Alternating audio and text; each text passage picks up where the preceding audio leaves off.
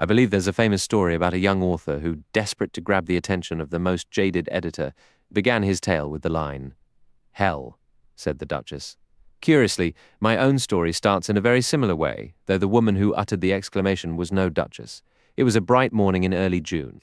Having concluded some affairs in Paris, I was on the morning train back to London, where I still shared lodgings with my old friend, the retired Belgian detective Hercule Poirot. The Calais Express was unusually quiet. My compartment contained just one other passenger. My departure from the hotel had been rather rushed, and I was preoccupied with checking that I had gathered all my belongings when the train pulled out. Until that moment, I had paid little attention to my travelling companion, but her actions now made her presence impossible to ignore. She sprang from her seat, lowered the window, thrust her head out, and pulled it back in a second later with that brief, forceful curse, "Hell." I confess to being somewhat traditional in my views. A woman, in my opinion, ought to be womanly. I have little tolerance for the modern, nervy sort of girl who dances incessantly, smokes like a factory chimney, and employs language that would embarrass a sailor. I glanced up, a slight frown on my face, and met a pair of lively, cheeky eyes beneath a jaunty little red hat. Thick, dark curls obscured her ears. She couldn't have been more than 17, yet her face was powdered and her lips painted a startling scarlet. Entirely unabashed, she met my look and made a most expressive face. "Oh dear, we've scandalized the nice gentleman," she announced to the empty air. "I do apologize for my language, most unladylike and all that, but good heavens, I have an excellent reason. Did you know I've lost my only sister?" "Have you really?" I replied with polite detachment. "How very unfortunate." "He disapproves," she declared. "He disapproves completely of me and of my sister, which is particularly unfair since he's never even laid eyes on her." I began to speak, but she cut me off. "Not another word. No one loves me. I shall go into the garden and eat worms. Boo-hoo. I'm utterly crushed." She then hid behind a large, humorous French newspaper. A moment later, I spotted her eyes peeking slyly over the top of the pages. Despite myself, I couldn't suppress a smile, and instantly she tossed the paper aside and burst into a merry, ringing laugh. "I knew you weren't as much of a dullard as you appeared," she cried. Her laughter was so contagious that I found myself joining in, though I wasn't terribly fond of the term dullard. "There, now we're friends," the imp declared. "Say you're sorry about my sister?" "I am desolated," I offered. "That's a good fellow." I was about to add that while I was certainly sorry to see her go, I could endure the separation well enough. I gave a slight, formal nod, yet this utterly unpredictable young woman scowled and waved a dismissive hand. "Stop that. I much prefer the stuffy disapproval routine." "Oh, your expression?" it practically shouted. "Not our kind. And you weren't wrong, though, honestly. It's getting difficult to tell these days. Not just anyone can spot the difference between a chorus girl and a countess. There, I've gone and shocked you all over again. You've been unearthed from some provincial backwater, haven't you? Not that I hold it against you. We could use a few more like you. I simply can't stand a man who gets too familiar. It makes my blood boil." She gave her head a firm shake. "And what do you like when your blood boils?" I asked, amused. An absolute terror. I stopped caring about what comes out of my mouth or what I do with my hands. I almost finished off a fellow once, truly, and he would have had it coming. "In that case," I pleaded, "please don't boil on my account." "I won't. I like you. I did from the second I saw you. But you looked so stern I never imagined we'd end up chatting like this. Yet here we are. Tell me about what you do." "I'm on the stage." "No, not the sort you're picturing. I've been performing since I was 6 years old. Acrobatics." "I'm sorry," I said, confused. "You've never seen a child tumbler in a vaudeville show?" "Oh, I see. I was born in the States, but I've lived most of my years in England. We've got a new act running now. My sister and me. It's a bit of song and dance, some comic talk, and a splash of the old physical routine. It's a novel idea, and it brings the house down every night. It's going to make a fortune." My new friend leaned in, speaking rapidly and with an enthusiasm that was catching, though many of her theatrical terms sailed right over my head. I found myself growing more and more intrigued by her. She was a strange blend of naivete and experience. While clearly street-smart and capable, as she put it, of handling herself, there was a refreshing directness in her approach to life and a fierce, wholehearted ambition to succeed. We rolled through Amiens. The name stirred a host of old memories. She seemed to sense the shift in my mood, thinking about the war. I nodded. You saw service, I take it? Quite a bit. I caught some shrapnel once, and after the Somme they sent me home for good. I'm a sort of personal assistant now to a congressman. Wow! That's intellectual work. Not really. There's surprisingly little to it. A few hours a day usually covers everything. It's tedious, to be honest. I don't know what I'd do if I didn't have a more interesting side project. Don't tell me you collect butterflies. No, I share an apartment in London with a fascinating man. He's Belgian, a former police inspector. He's opened his own private detective agency and is doing remarkably well. He's a truly remarkable little fellow. Time and again, he's been proven right where Scotland Yard has come up empty. My companion listened, her eyes growing wide. Now, isn't that something? I just love a good crime story. I see every mystery picture at the cinema. When there's a big murder in the papers, I devour every detail. Do you recall the Styles mystery? I inquired. Wait, was that the elderly woman who was poisoned, somewhere out in the country? I nodded. That was Poirot's first major case. Without a doubt, if it weren't for him, the killer would have gotten off completely free. It was a masterful piece of detection. Getting into the story, I outlined the main events, building up to the brilliant and surprising solution. The girl was utterly captivated. In fact, we were so absorbed that the train's arrival at the Calais station took us by surprise. I found 2 porters and we stepped onto the platform. She offered her hand. Goodbye, and I'll watch my tongue better next time. But you'll let me help you onto the ferry, surely. Might not be on the ferry. I have to track down whether my scatterbrained sister managed to get on the train at all. Thanks anyway. But we will see each other again, won't we? Aren't you going to tell me your name? I called out as she began to walk away. She glanced back over her shoulder, a playful smile on her lips. Cinderella, she replied with a light laugh. I had no idea then when or under what circumstances I would encounter Cinderella again. It was just after 9 o'clock the next morning when I walked into our shared sitting room for breakfast. My friend Poirot, ever punctual, was neatly tapping open his second egg. He greeted me with a cheerful smile. You slept well, I trust? You have recovered from the dreadful Channel crossing? It is a wonder you are nearly on time today. Forgive me, but your necktie is not aligned. Allow me to adjust it. I have described Hercule Poirot elsewhere. What a remarkable little man. Standing 5 feet 4 inches tall, he carried his egg-shaped head slightly tilted, his eyes gleaming a sharp green when intrigued, adorned with a precise military moustache and radiating immense dignity. He was always impeccably dressed, a true dandy. Neatness was an obsession for him. A crooked picture frame, a speck of dust or a minor wrinkle in one's clothing would cause him genuine distress until he could set it right. Order and method were his deities. He often expressed a certain contempt for physical clues like footprints or cigarette ash, arguing they were useless alone to solve a mystery. Then he would tap that egg-shaped head of his with amusing self-satisfaction and declare the real work, it is done from within. The little grey cells. Never forget the little grey cells, my friend. I took my seat and casually remarked in response to his greeting that the short sea voyage from Calais to Dover hardly deserved to be called dreadful. Anything of interest in the post, I asked. Poirot shook his head with a discontented sigh. I have not yet reviewed my letters, but nothing stimulating arrives these days. The master criminals, the artists of method, they have vanished. He looked so forlorn I couldn't help but laugh. Cheer up, Poirot. Fortune will change. Open your mail. For all you know, a major case might be waiting. Poirot offered a faint smile and picked up his slender letter opener. He sliced through the envelopes beside his plate. A bill. Another bill, it seems. I become extravagant in my later years. Ah! A note from Inspector Japp. Oh! I perked up at once. The Scotland Yard man had steered us toward intriguing puzzles before. He merely thanks me in his own blunt fashion for a minor clarification I provided on the Aberystwyth affair. I am pleased to have been of assistance. Poirot continued reading his correspondence calmly. An invitation to lecture to the local Boy Scout troop. The Countess of Forfenock requests I call upon her. Undoubtedly another missing lapdog. And now, the final letter. Ah. I looked up, immediately noting the shift in his tone. Poirot was studying the page intently. A moment later, he slid it across the table to me. This is unusual, my friend. Read it yourself. The letter was written on distinctive continental paper in a bold, assertive hand. Villa Geneviève, Merlinville-sur-Mer, France. Dear Sir, I require the services of a detective and, for reasons I will explain, I cannot involve the official police. Your reputation precedes you from several sources.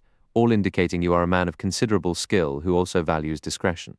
I dare not trust details to the mail, but due to a secret I hold, I live in daily fear for my life. I am certain the threat is immediate, and I implore you to come to France without delay. I will arrange for a car to meet you at Calais if you wire your time of arrival. You would oblige me greatly by setting aside any current engagements to focus entirely on my situation. I am ready to offer whatever payment is required. I expect to need your assistance for a significant length of time, as it might be essential for you to travel to Santiago, where I lived for many years. You may set your own price, I will agree to it. Let me reiterate that this situation is extremely pressing. Sincerely, P.T. Reynolds. Beneath the signature was a hastily scribbled addition, nearly unreadable. For God's sake, come. I returned the letter, my heart beating faster. Finally, I said, this is clearly out of the ordinary. Indeed it is, Poirot replied thoughtfully. You'll go, of course, I pressed. Poirot gave a slow nod, lost in deep concentration. After a moment, he appeared to reach a decision and checked the clock, his expression turning solemn. You see, my friend, we cannot afford to delay. The Continental Express departs from Victoria at 11. Do not distress yourself. We have ample time. We can spare 10 minutes for discussion. You will come with me, yes? Well?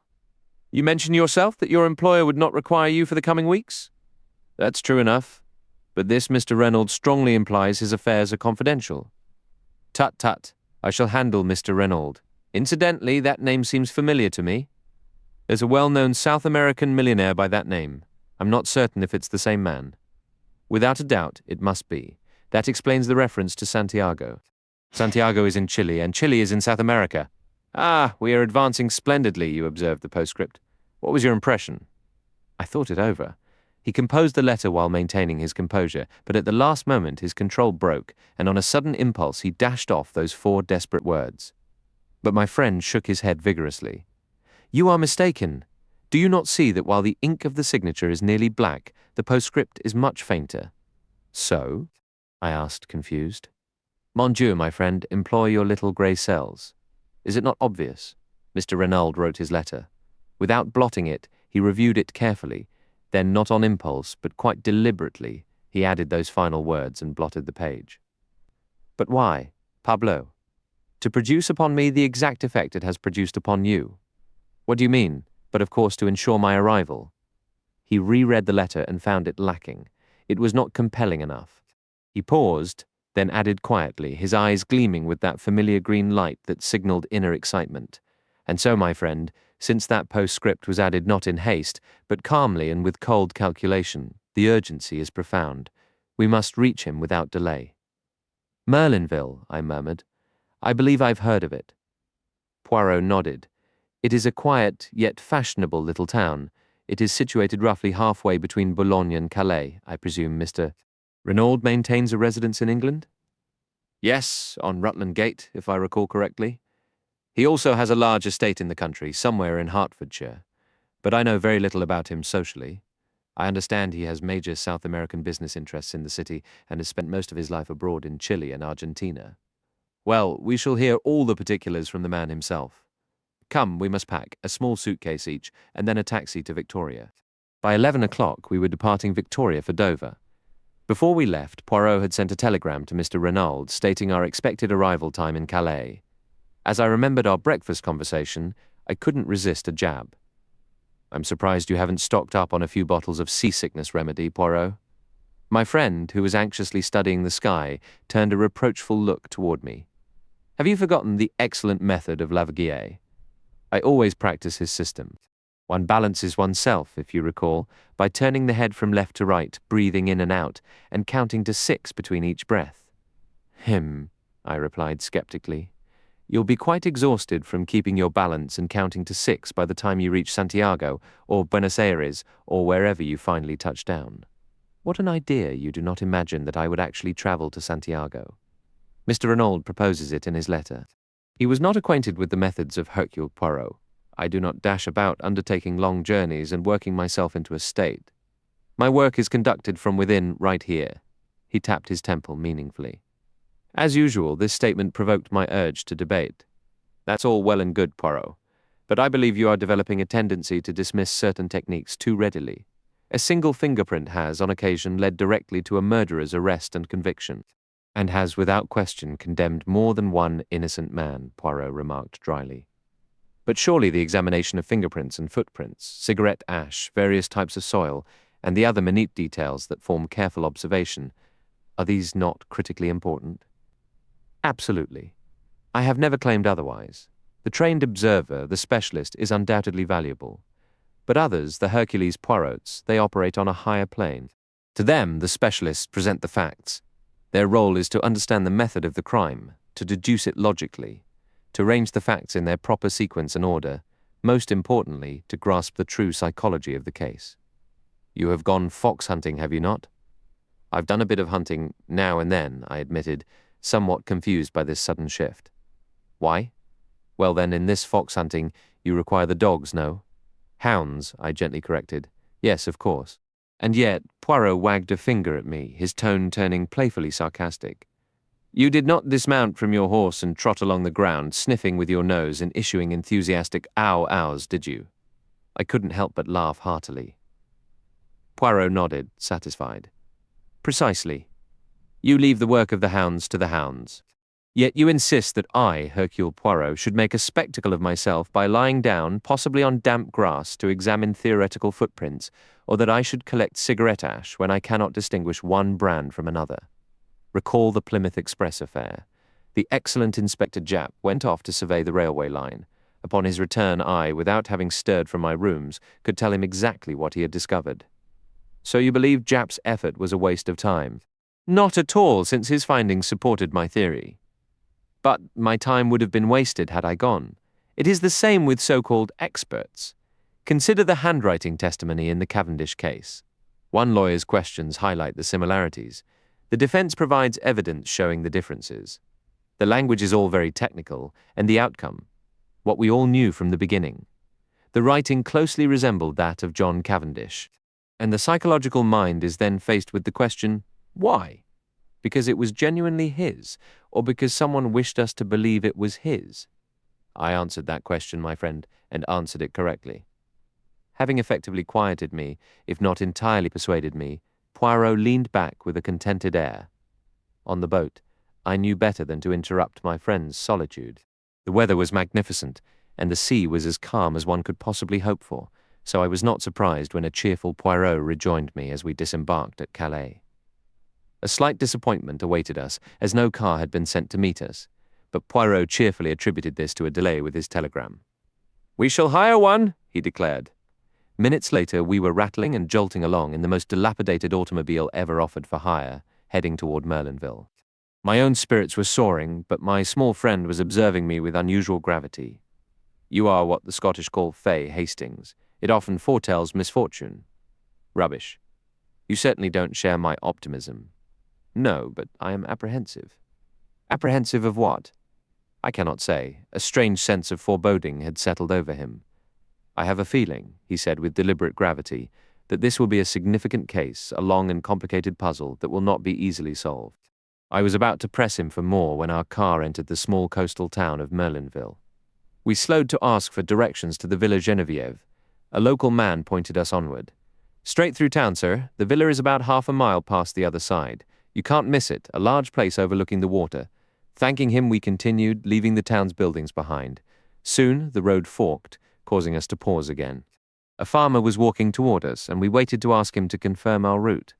Nearby stood a small, rather shabby cottage, clearly not our destination. As we idled, its gate opened and a young woman stepped out. The farmer reached us then, and our driver leaned out to inquire. "The Villa Geneviève? Just a short way up this road to the right, sir. You'd see it now if not for the bend." The driver thanked him and we moved on, but my attention was captured by the girl who remained by the gate, one hand resting on it, watching our departure. I have always appreciated beauty, and here was a vision no one could ignore. Exceptionally tall, with the graceful proportions of a classical statue, her uncovered golden hair seemed to catch and hold the sunlight. To myself, I declared she was among the most striking women I had ever seen. As our car jolted up the uneven road, I twisted in my seat to look back. "Good heavens, Poirot," I burst out, "did you see that absolute vision? Poirot merely lifted his eyebrows. "It begins," he murmured. "Already you are seeing visions. Well, wasn't she one? Perhaps." I did not remark upon it. "You must have noticed her. My friend, two people rarely observe the same scene. You, for instance, saw a vision." "I?" He paused. "Yes? I saw merely a young woman with eyes full of worry," Poirot stated soberly. But at that moment we pulled up before a large green gate, and we both exclaimed at once. Blocking the entrance stood an imposing police officer who raised a hand to stop us. "You cannot pass, gentlemen." "But we have an appointment to see Mr. Renaud," I protested. "This is his villa, is it not?" "Yes, sir, but—" Poirot leaned forward. "But what?" "Mr. Renaud was murdered earlier this morning, at the Villa Geneviève." In an instant, Poirot sprang from the car, his eyes alight with intense focus. "What did you say? Murdered? When? How?" The officer straightened formally. "I'm not at liberty to answer questions, sir." "Of course, I understand," Poirot considered briefly. "The examining magistrate, he is undoubtedly inside." "Yes, sir." Poirot produced a card and wrote a few words on it. "Here. Would you have the goodness to ensure this card is delivered to the magistrate immediately?" The man accepted it and, turning, whistled for a colleague who hurried over to take the message. After a wait of several minutes, a short, stout man with an impressive moustache bustled down to the gate. The officer saluted and stepped aside. "My dear Monsieur Poirot," the newcomer cried, "I am overjoyed to see you. Your timing is most fortunate." Poirot's face brightened in recognition. "Monsieur Bex? The pleasure is entirely mine." He turned to me. "This is my English associate, Captain Hastings, Monsieur Lucien Bex." The magistrate and I exchanged polite bows, and M. Bex addressed Poirot again. "My old friend, I have not seen you since that business in Ostend in 1909. Do you have information that may aid us? You may already be aware. Did you know I had been summoned?" "No." "By whom? By the deceased?" "It appears he knew an attempt would be made on his life. Regrettably, his summons reached me too late." "Good heavens!" the Frenchman exclaimed. "He had anticipated his own murder. That certainly throws a wrench into our working theories. Please come inside." He swung the gate wide, and we started up the path toward the house. Monsieur Bex kept talking as we walked. "The examining magistrate, Monsieur Hautet, must be informed of this immediately. He has just concluded his inspection of the crime scene and is preparing to begin the formal interviews." "When was the murder committed?" Poirot inquired. "The body was found around 9 this morning. The testimony of Madame Renaud and the medical assessment both point to the time of death being approximately 2 o'clock in the morning. But please, come in." We had reached the front steps of the villa. Inside the entry hall, another police sergeant was seated. He stood up promptly upon seeing the commissary. "Where is Monsieur Hautet at present?" Bex asked. "In the drawing-room, sir." Monsieur Bex opened a door to the left of the hall, and we entered. Monsieur Hautet and his clerk were seated at a large round table. They glanced up as we came in. After introductions and an explanation of our presence, I studied the magistrate. Monsieur Hautet was a tall, thin man with intense, dark eyes and a neatly trimmed grey beard, which he had a habit of stroking thoughtfully as he spoke. An older gentleman with slightly rounded shoulders stood by the fireplace. He was introduced as Dr. Durand. "Most remarkable," Monsieur Hautet commented once the commissary had finished. "You have this letter with you, monsieur?" Poirot passed it to him, and the magistrate read it carefully. He mentions a secret. A great pity he wasn't more specific. We are very grateful to you, Monsieur Poirot. I hope you will honor us by aiding in our investigation. Or are you required to return to London?" "Monsieur le Juge, I intend to stay. I did not arrive in time to save my client, but I feel a personal obligation, a matter of honor, to identify his killer." The magistrate gave a respectful nod. "Such sentiments are commendable. Also, without question, Madame Renaud will wish to retain your services. We are expecting Monsieur Giraud from the Sûreté in Paris at any moment. I am confident you and he will find ways to assist each other. In the interim, I would be honored if you would attend my interviews. Needless to say, any resources you require are at your disposal." "I thank you, monsieur. You understand that currently I am entirely in the dark. I know nothing at all." Monsieur Hautet gestured to the commissary, who resumed the narrative. "This morning the elderly maid, Françoise, came downstairs to begin her duties and found the front door slightly open.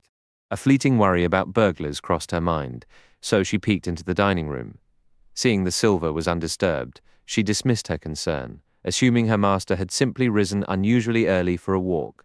"Forgive the interruption, monsieur," Poirot cut in, "but was that a customary habit of his?" "Not at all," Bex admitted. "But old Francoise holds the common, if misguided belief about the English, that they are eccentric and prone to inexplicable behavior at any hour. When the younger maid, Léonie, went as usual to wake her mistress, she was horrified to find the lady gagged and bound. Almost simultaneously, word arrived that Monsieur Renaud's body had been discovered, stabbed in the back." "Where was it found?" "That is one of the case's most bizarre aspects, Monsieur Poirot. The body was lying face down in a freshly dug grave." "A grave?" "Indeed. The pit was just outside the property line of the villa grounds, only a few yards away." "And the time of death?" Dr. Durand fielded this question. "I examined the body at 10 o'clock this morning. Death occurred at least 7 and possibly as many as 10 hours prior. So that places it between midnight and 3 in the morning." "Precisely. Madame Renaud's account narrows it further to some time after 2 o'clock. The death was clearly immediate and could not have been self-inflicted." Poirot gave a slow nod, and the commissary continued. The horrified servants quickly freed Madame Renaud from the cords. She was in a dreadful state, weak, and nearly unconscious from the pain of her bonds. According to the servants, 2 masked men had entered the bedroom, gagged and bound her, then forcibly took her husband. Upon hearing the tragic news, she fell into a state of severe agitation. Dr. Durand arrived promptly and administered a sedative, so we have not yet been able to question her. She will undoubtedly be calmer upon waking and better able to handle an interrogation." The commissary paused. "And the others in the house?" "There is the elderly housekeeper, Francoise. She served the villa's previous owners for many years. Then there are 2 young sisters, Denise and Léonie Aulard, from a very respectable Merlinville family. The chauffeur, whom Mr. Renaud brought from England, is currently away on holiday. Finally, there is Madame Renaud and her son, Mr. Jack Renaud, who is also away at present." Poirot inclined his head. M. Hotet called out, "Marchaud." The police sergeant appeared. "Bring in the woman, Francoise."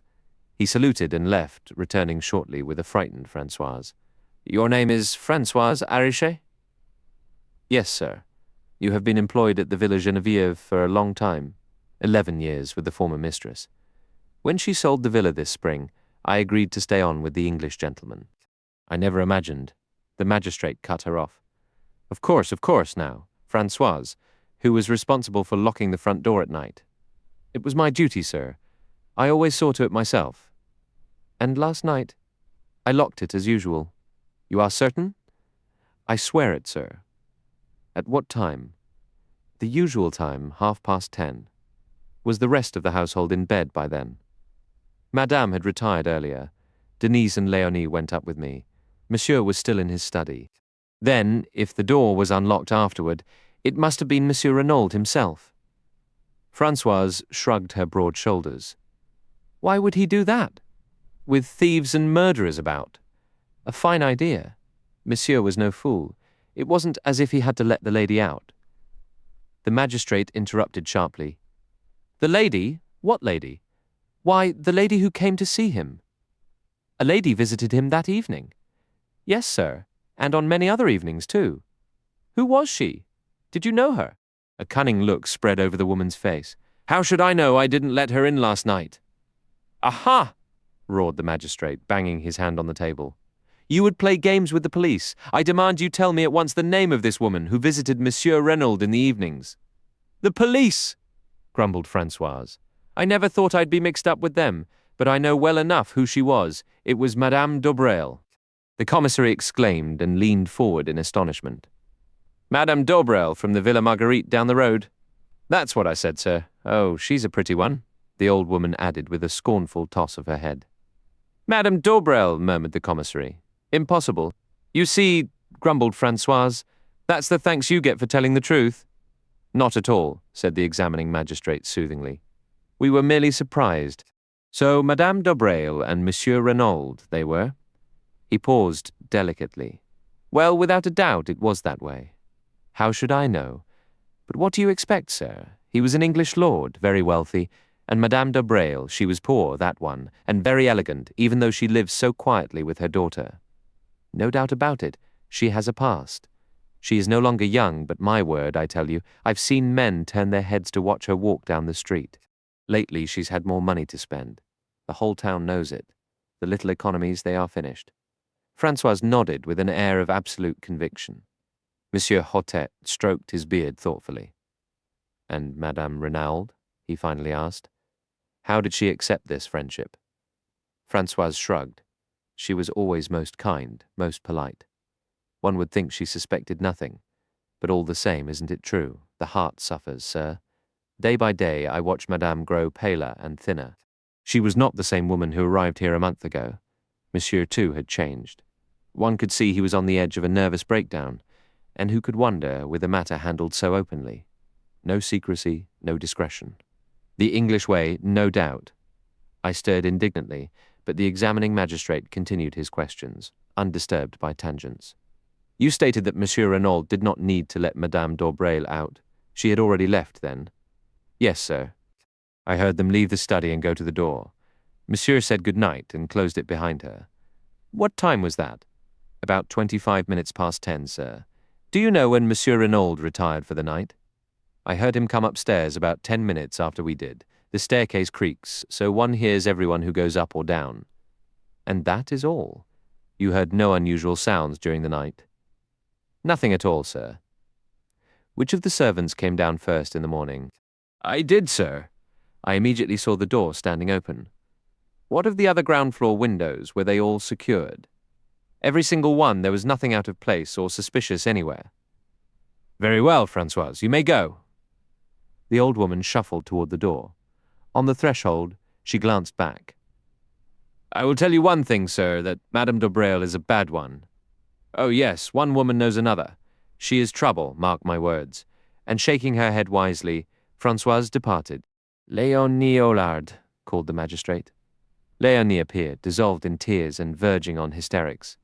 Monsieur Hautet handled her skillfully. Her testimony focused mainly on discovering her mistress bound and gagged, an account she delivered with considerable exaggeration.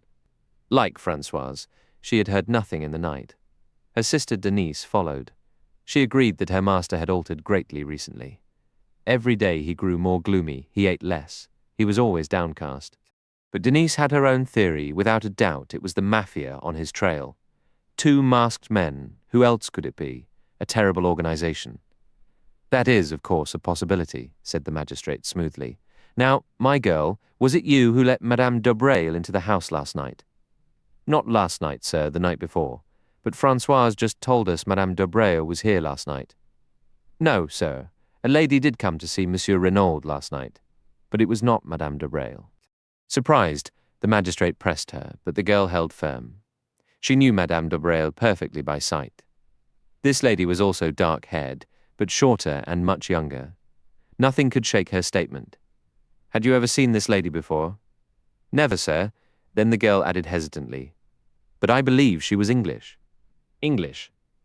Yes, sir, she asked for Monsieur Renaud in quite good French, but the accent, however slight. One can always tell. Furthermore, they were conversing in English as they left the study. Did you catch what they said? Could you understand it? I speak English quite well, Denise replied with evident pride. The lady spoke too quickly for me to follow, but I heard the master's final words as he held the door for her. She paused, concentrating, then repeated with effort, Yes, yes, but for God's sake go now. Yes, yes, but for God's sake go now, echoed the magistrate thoughtfully. After dismissing Denise and taking a moment to consider, he called Françoise back. He questioned whether she might have mistaken the night of Madame d'Aubreuil's visit. Yet Françoise remained unexpectedly stubborn. It was definitely last night. Without question, it was her. Denise, she insisted, simply wanted to make herself seem important. That was all. So she invented this story about a mysterious stranger, showing off her bit of English, too. The master likely never said any such thing in English, and even if he had, it proved nothing, since Madame d'Aubreuil spoke English perfectly and usually chose that language when speaking with Monsieur and Madame Renaud. You understand, Monsieur Jacques? Their son was often here, and his French was rather poor. The magistrate did not press further. Instead, he asked about the chauffeur and learned that just yesterday Monsieur Renaud had announced he wouldn't need the car and that Masters could take a day off. A puzzled crease began to form on Poirot's brow. "What is it?" I whispered. He shook his head irritably and posed a question. "Forgive me, Monsieur Bex, but surely Monsieur Renaud could drive the car himself." The commissary glanced toward Françoise, and the old woman answered promptly. "No, Monsieur did not drive." Poirot's frown deepened. "I wish you would tell me what's troubling you," I said, growing impatient. "Can you not see?" In his letter, Monsieur Renaud mentions sending the car for me to Calais. Perhaps he meant a hired car, I offered. Undoubtedly, that must be it. But why hire a car when you possess your own? And why choose yesterday of all days to suddenly give the chauffeur a holiday on such short notice? Was it because, for some reason, he wanted the man gone before we arrived? The letter signed Bella. Françoise had departed. The magistrate tapped his fingers thoughtfully on the table. "Monsieur Bex," he said after a while, "here we have directly opposing accounts. Whom are we to believe, Françoise or Denise?" "Denise," the commissary stated firmly. "She was the one who admitted the visitor. Françoise is old and set in her ways. She's clearly taken a dislike to Madame de Breil. Besides, what we already suspect supports the idea that Renaud was involved with another woman." "Ah!" exclaimed Imhotep. "We have neglected to inform Monsieur Poirot of that detail." He shuffled through the papers on the table and finally handed one to my friend. "This letter, Monsieur Poirot, was discovered in the pocket of the deceased's overcoat." Poirot took it and unfolded the worn, creased paper. It was written in English in a somewhat unsteady hand. "My dearest, why have you not written for so long? You do still love me, don't you? Lately your letters have felt so different, cold and distant, and now this long silence. It frightens me. If you were to stop loving me, but that's impossible. What a silly girl I am, always imagining things. Yet if you did cease to care, I don't know what I would do, perhaps end my life. I couldn't go on without you. Sometimes I imagine another woman has come between us. Let her beware. And you as well. I would sooner see you dead than let her have you. I mean every word. But there, I'm writing dramatic nonsense. You love me, and I love you. Yes, I love you, love you, love you, your own adoring, Bella." The letter bore no address or date. Poirot returned it with a solemn expression. The raw desperation in the words seemed to hang in the air, a stark contrast to the orderly procedure of the investigation, and for a moment the room felt charged with a tension that had nothing to do with legal formalities. And what is the theory, then? The magistrate gave a slight shrug. "It seems clear Monsieur Renaud was involved with this Englishwoman, Bella. He comes here, meets Madame de Breil, and begins an affair. His interest in the other woman cools, and she immediately becomes suspicious. This letter carries a definite warning. Monsieur Poirot, on the surface, the case appeared straightforward, a crime of passion. The fact that Monsieur Renaud was stabbed in the back strongly suggested a woman's hand. Poirot nodded in agreement. The stab in the back, certainly, but not the grave. That was strenuous labor, hard work. No woman dug that grave, monsieur. That was the work of a man." The commissary reacted with sudden excitement. "Yes, you are absolutely correct. We overlooked that detail." "Initially," Imhotep continued, "the situation seemed simple, but the masked intruders and the letter you received from Monsieur Renaud introduced complications. Here we appear to have an entirely separate set of circumstances, seemingly unconnected to the first. Concerning the letter addressed to you, do you believe it could relate in any way to this Bella and her threats?" Poirot shook his head. "Unlikely. A man of Monsieur Renaud's experience, who lived an adventurous life in remote corners of the world, would not be the type to seek protection from a woman." The examining magistrate nodded vigorously. "My thoughts precisely. Therefore we must search for the meaning behind that letter." "In Santiago," the commissary concluded. "I will send a cable immediately to the authorities there, requesting complete details of the victim's life overseas, his romantic entanglements, his business dealings, his friendships, and any enemies he may have made. It would be remarkable if after that we do not uncover a lead to this baffling murder." The commissary looked around for agreement. "Splendid," said Poirot with appreciation. "Did you discover any other letters from this Bella among Monsieur Renaud's possessions?" Poirot inquired. "None. Naturally, one of our first steps was to examine his private papers in the study. We found nothing of interest, however. Everything appeared proper and straightforward. The only slightly unusual item was his will. Here it is." Poirot scanned the document quickly. I see a bequest of £1,000 to a Mr. Stoner, who is he, incidentally? Monsieur Renaud's personal secretary. He remained in England, but visited here occasionally for a weekend. And the entire remaining estate is left unconditionally to his beloved wife, Eloise, a simple but legally sound document, witnessed by the two servants, Denise and Francoise. Nothing particularly extraordinary about that. He handed it back. Perhaps, Bex began, you did not observe. The date? Poirot's eyes twinkled. But of course I noticed it, dated just 2 weeks ago. Possibly it marks his first awareness of a threat. Many wealthy men die without a will, never contemplating their own mortality, yet it is perilous to jump to conclusions. It does, however, suggest a genuine affection for his wife, despite his romantic dalliances. Yes, said Mhotep, sounding uncertain, though it is perhaps somewhat unfair to his son, as it leaves him completely dependent on his mother. Should she remarry and a second husband gain influence over her, the boy might never see a cent of his father's fortune. Poirot offered a philosophical shrug. Man is a vain creature. No doubt Monsieur Renaud imagined his widow would never take another husband. As for the son, placing the money in his mother's care might have been a prudent safeguard. The sons of rich men are notoriously reckless. Perhaps you are right now, Monsieur Poirot. You will undoubtedly wish to examine the scene of the crime. I regret the body has been removed, but photographs have been taken from every possible angle and will be made available to you as soon as they are ready. I thank you, monsieur, for your considerable courtesy. The commissary stood to leave. Gentlemen, if you would follow me. He opened the door and gestured with a formal bow for Poirot to go first. Poirot, with matching courtesy, stepped back and returned the gesture to the commissary. After you, sir. No, I insist, came the reply. After a brief, polite standoff, they finally made their way into the hallway. Poirot paused, his gaze fixed on the door opposite. That room there, that is the study, is it not? It is. Would you care to see it? The commissary pushed the door open as he spoke, and we entered. The room M. Renaud had claimed as his personal sanctuary was compact, yet arranged with undeniable taste and comfort. A practical writing desk, fitted with numerous compartments, stood before the window. 2 substantial armchairs, upholstered in deep leather, were positioned facing the fireplace, with a round table between them littered with the newest periodicals and books. Poirot took a moment to absorb the atmosphere before moving forward. He ran a light hand over the chair backs, selected a magazine from the table, and delicately traced a finger across the polished surface of an oak sideboard. His expression was one of total satisfaction. Not a speck of dust? I inquired, smiling at his familiar fastidiousness. He beamed at me, appreciating my recognition of his quirks. Not a single particle, my friend, and for once, perhaps, that is an unfortunate thing. His sharp, darting eyes scanned every corner. Ah! He exclaimed suddenly, with a note of distinct relief. The hearthrug is not aligned.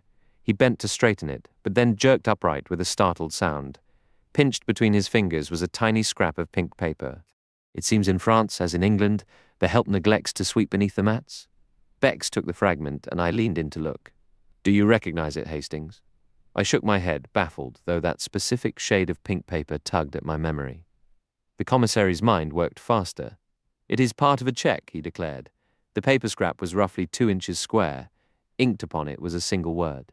Duveen. Good, said Bex. So, this cheque was either made out to or signed by someone called Duveen. The former, I believe? Poirot offered. For unless I am mistaken, the handwriting belongs to Monsieur Renaud himself. A quick comparison with a notepad from the desk confirmed it. Dear me, the commissary murmured, his face falling. I truly cannot conceive how I missed this. Poirot gave a soft laugh. The lesson is to always look under the mats. My friend Hastings will attest that anything even slightly askew is a personal torment to me. The moment I saw that crooked rug, I thought to myself, aha, the chair legs snagged it when pushed back. Perhaps there is something beneath it that the diligent Francoise missed. Francoise? Or Denise? Or Léonie, whichever soul attended to this room.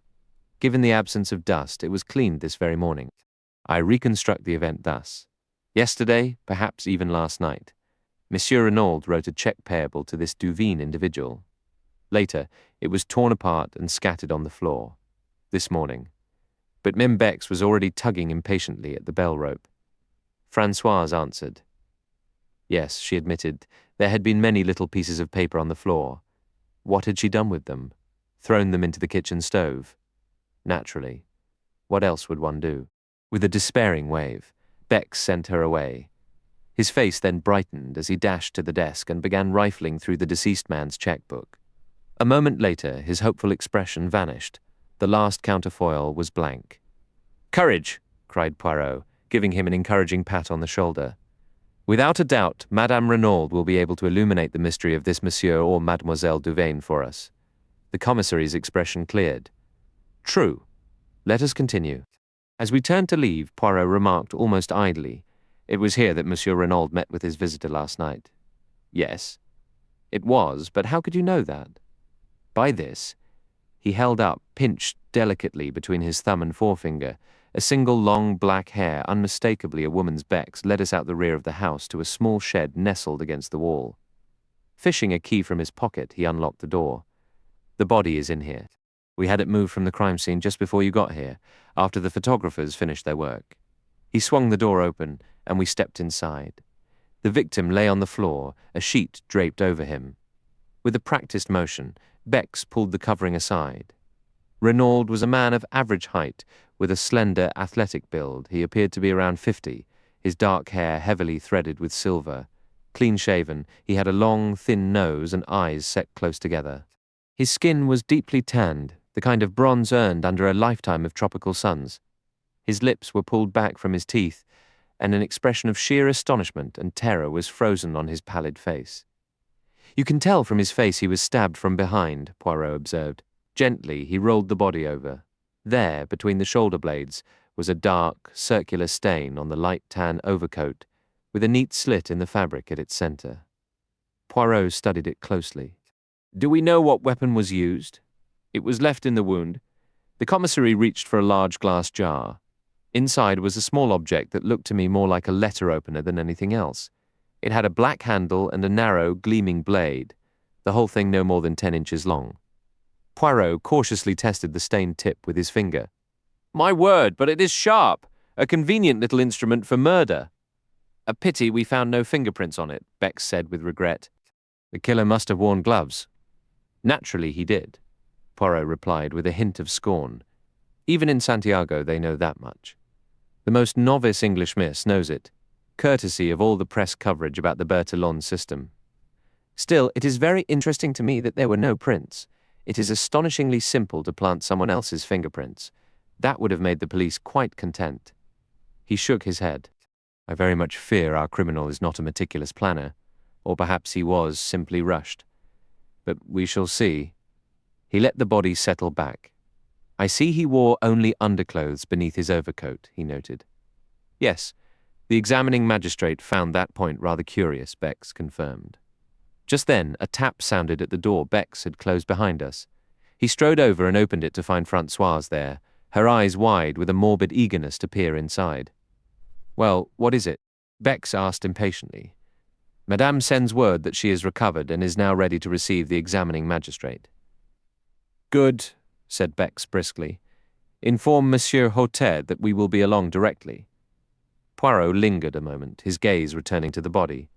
For a second I thought he might launch into a dramatic vow to hunt down the killer without rest. Instead, when he spoke, his tone was oddly flat and his remark absurdly out of place given the gravity of the moment. "He wore his overcoat rather long," he said, almost awkwardly. "We found M. Hautet waiting for us in the hall, and together we went upstairs, Françoise leading the way." Poirot ascended in a peculiar zigzag pattern that confused me until he whispered with a grimace, "No wonder the servants heard M. Renaud coming up. There isn't a board here that doesn't creak loudly enough to wake the dead." At the top of the stairs, a short passage led off to one side. "The servants' quarters," Bex explained. We continued down a corridor, and Françoise knocked softly on the last door to the right. A faint voice invited us in, and we entered a large, sun-filled room with a view of the sparkling blue sea about a quarter of a mile away. Reclining on a sofa, supported by pillows and with Dr. Durand at her side, was a woman of commanding presence. Though middle-aged, with hair that had turned from dark to a striking silver, her energy and force of character were palpable. One immediately sensed she was a woman of formidable will. She acknowledged us with a graceful nod. "Please, gentlemen, sit down." We took our seats, and the clerk settled himself at a round table. "Madame," Mess Hautet began, I hope recounting the events of last night will not be too painful for you. Not at all. I understand the urgency if these villains are to be caught. Very well. To spare your strength, I will ask questions, and you may simply answer them. At what hour did you retire? I went to bed at 9:30. I was exhausted. And your husband? Perhaps an hour later, I believe. Did he appear troubled or unusual in any way? No more than was typical for him. What happened next? We slept. I was roused by a hand clamped over my mouth. I tried to scream, but it was useless. There were two masked men in the room. Can you describe them? One was exceptionally tall with a long black beard. The other was shorter and stockier with a reddish beard. Both wore hats low over their eyes. The magistrate mused. I suspect a bit too much facial hair. You think they were false? Quite likely. Please continue. The shorter one was holding me. He shoved a gag into my mouth and tied my hands and feet. The taller man stood over my husband. He had snatched up the small ornamental dagger from my dressing table and held its point against my husband's chest. Once the stout man finished with me, he joined his companion, and they forced my husband to rise and go into the adjoining dressing room. I was nearly insensible with fear, yet I strained to listen. They spoke too quietly for me to catch words, but I recognized the language, a rough, colloquial Spanish like that spoken in parts of South America. They seemed to be demanding something from my husband. Their tones grew heated, voices rising slightly. I believe the tall man said, "You know what we are after? The secret. Where is it?" I did not hear my husband's reply, but the other retorted angrily, "You are lying. We know you have it. Where are your keys?" Then I heard drawers being opened. There is a wall safe in that room where my husband keeps a sum of cash. Leonie told me it was emptied, but clearly that wasn't their true objective, for soon I heard the tall man curse and order my husband to get dressed. A moment later, some noise in the house must have startled them, because they rushed my husband back into my bedroom only partially clothed. "Forgive the interruption," Poirot interjected, "but is there no other exit from the dressing room?" "None, monsieur. Only the door into this room." They pushed him through, the shorter man leading and the tall one behind, still holding the dagger. My husband tried to pull away toward me. I saw the agony in his eyes. He turned to his captors. "I must speak to her," he insisted. Then he came to the bedside. "Do not be afraid, Eloise," he said, his voice straining for calm. "I will be back before morning." But despite his effort, the terror in his gaze was unmistakable. Then they forced him out, the tall man warning, "One sound and you are a dead man. Remember that." After that, Mrs. Renaud concluded, I must have lost consciousness. My next memory is of Leonie massaging my wrists and offering me brandy. "Madame Renaud," the magistrate continued, "did you have any notion what the intruders were looking for?" "None at all, sir." "Were you aware your husband was afraid of something?" "Yes. I had observed the alteration in his demeanor." "How long ago did you first notice this?" Mrs. Renaud thought for a moment. "Perhaps 10 days." "Not before that, it's possible. I only became conscious of it then." "Did you ever ask him directly about the cause?" "I tried once." He dismissed my concern vaguely. Still, I was certain he was burdened by a profound anxiety. Since he clearly wished to keep it from me, I made an effort to act as though I hadn't perceived a thing. She paused, a flicker of old frustration crossing her features. It was maddening, this polite marital dance around a truth he refused to share. "Were you aware he had engaged a detective?" "A detective?" Mrs. Renaud's surprise seemed genuine. "Yes, this gentleman, Monsieur Hercule Poirot." Poirot gave a slight bow. "He arrived today in answer to a summons from your husband." The magistrate produced the letter from his pocket and handed it to her. She read it with evident astonishment. "I knew nothing of this. It appears he was fully aware of the threat. Now, madame, I must ask for your complete frankness. Is there any incident from your husband's past life in South America that might illuminate his murder?" Mrs. Renaud considered deeply before shaking her head. "I can recall none. Certainly my husband had rivals, individuals he had outmaneuvered in business, but no single standout case comes to mind. I don't say such an incident doesn't exist, only that I am unaware of it." The magistrate stroked his beard, a gesture of frustration. "And you are certain of the time this attack occurred?" "Yes, I distinctly heard the clock on the mantel strike 2. She indicated a leather-cased travelling clock centered on the chimney-piece. Poirot stood, examined the clock closely, and gave a satisfied nod. "And here as well," exclaimed Commissary Bex, "is a wristwatch undoubtedly knocked from the dressing table by the assailants and shattered." Little did they suspect it would become a witness against them. Carefully he picked apart the fragments of glass. Suddenly his expression shifted to one of pure bewilderment. "Good heavens," he cried. "What is it? The hands on the watch are pointing to 7 o'clock. What?" The magistrate exclaimed, astonished. But Poirot, with his customary deftness, took the broken timepiece from the startled commissary and held it to his ear. A smile touched his lips. "The crystal is broken, yes, but the mechanism is still functioning." The simple explanation was met with relieved smiles, yet the magistrate seized on another detail. "But it is certainly not 7 o'clock now." "No," Poirot said gently. "It is a few minutes past 5. Possibly the watch runs fast." "Is that correct, madam?" Mrs. Renaud frowned in confusion. "It does gain time," she admitted, "but I've never known it to gain quite so much with an impatient gesture." The magistrate set aside the matter of the watch and resumed his questions. "Madame, the front door was found unlatched. It appears almost certain the murderers entered that way, yet it shows no signs of being forced. Can you offer any explanation? It's possible my husband went out for a final stroll and neglected to lock it upon his return." "Is that a habitual oversight of his?" "Quite. My husband could be remarkably absent-minded." A slight telling frown appeared on her brow as she spoke, as if this very trait had been a persistent minor irritation in their life together. "There is one conclusion we might tentatively draw," interjected the commissary. "Since the men insisted Monsieur Renaud dress himself, it suggests the place they were taking him to, where this secret was hidden, was some distance away." The magistrate nodded in agreement. "Yes, it's a distance, but not an impossible one if he planned to return by morning," she replied. Poirot considered this. "What time does the final train depart from Merlinville Station?" he inquired. "There is an 11:50 in one direction and a 12:17 in the other," the magistrate answered. "However, it is far more likely they had an automobile waiting." "Indeed, that is probable," Poirot conceded, his expression momentarily downcast. "That very point could aid our search," the magistrate continued, his spirits lifting. "A motor car carrying 2 foreigners would surely attract attention." "A fine observation, Monsieur Bex." He allowed himself a brief, satisfied smile before his demeanor turned serious once more. Addressing Mrs. Renaud, he asked, "Do you know anyone by the name of Duveen?" "Duveen?" Mrs. Renaud repeated, thinking carefully. "No, I don't believe I do. Your husband never mentioned that name to you?" "Never. Are you acquainted with anyone called Bella?" He watched her closely for any flicker of recognition or distress, but she merely shook her head with apparent naturalness. He pressed on. "Were you aware your husband had a visitor last night?" A faint blush colored her cheeks, yet her voice remained composed. "No, I was not." "Who was it?" "A lady." "Indeed." For the moment, the magistrate chose not to elaborate. It seemed improbable that Madame d'Aubrail was connected to the crime, and he wished to avoid further distressing Mrs. Renaud.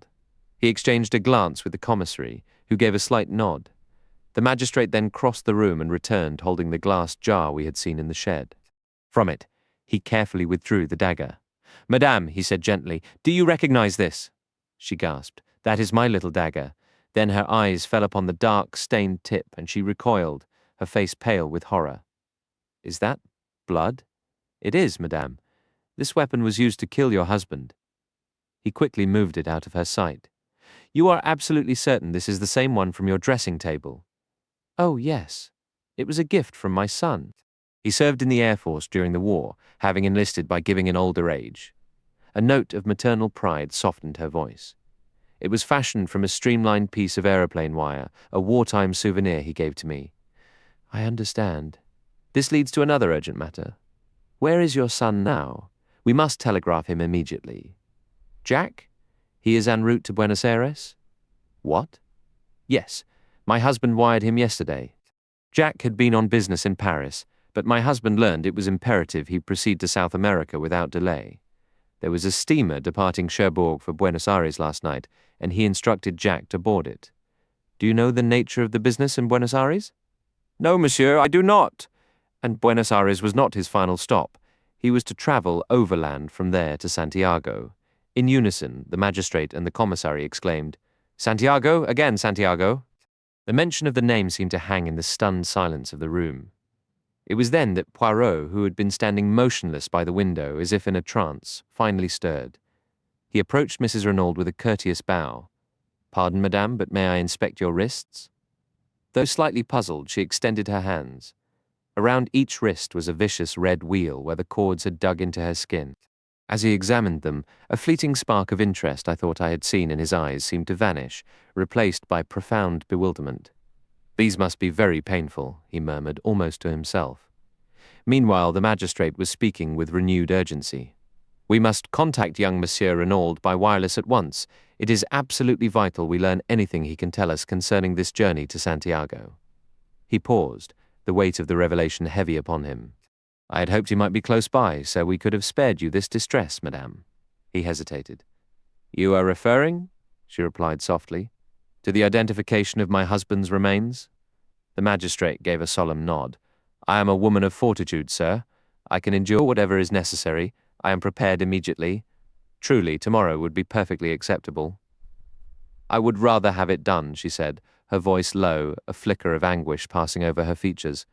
"Doctor, might I lean on your arm?" The doctor quickly stepped forward.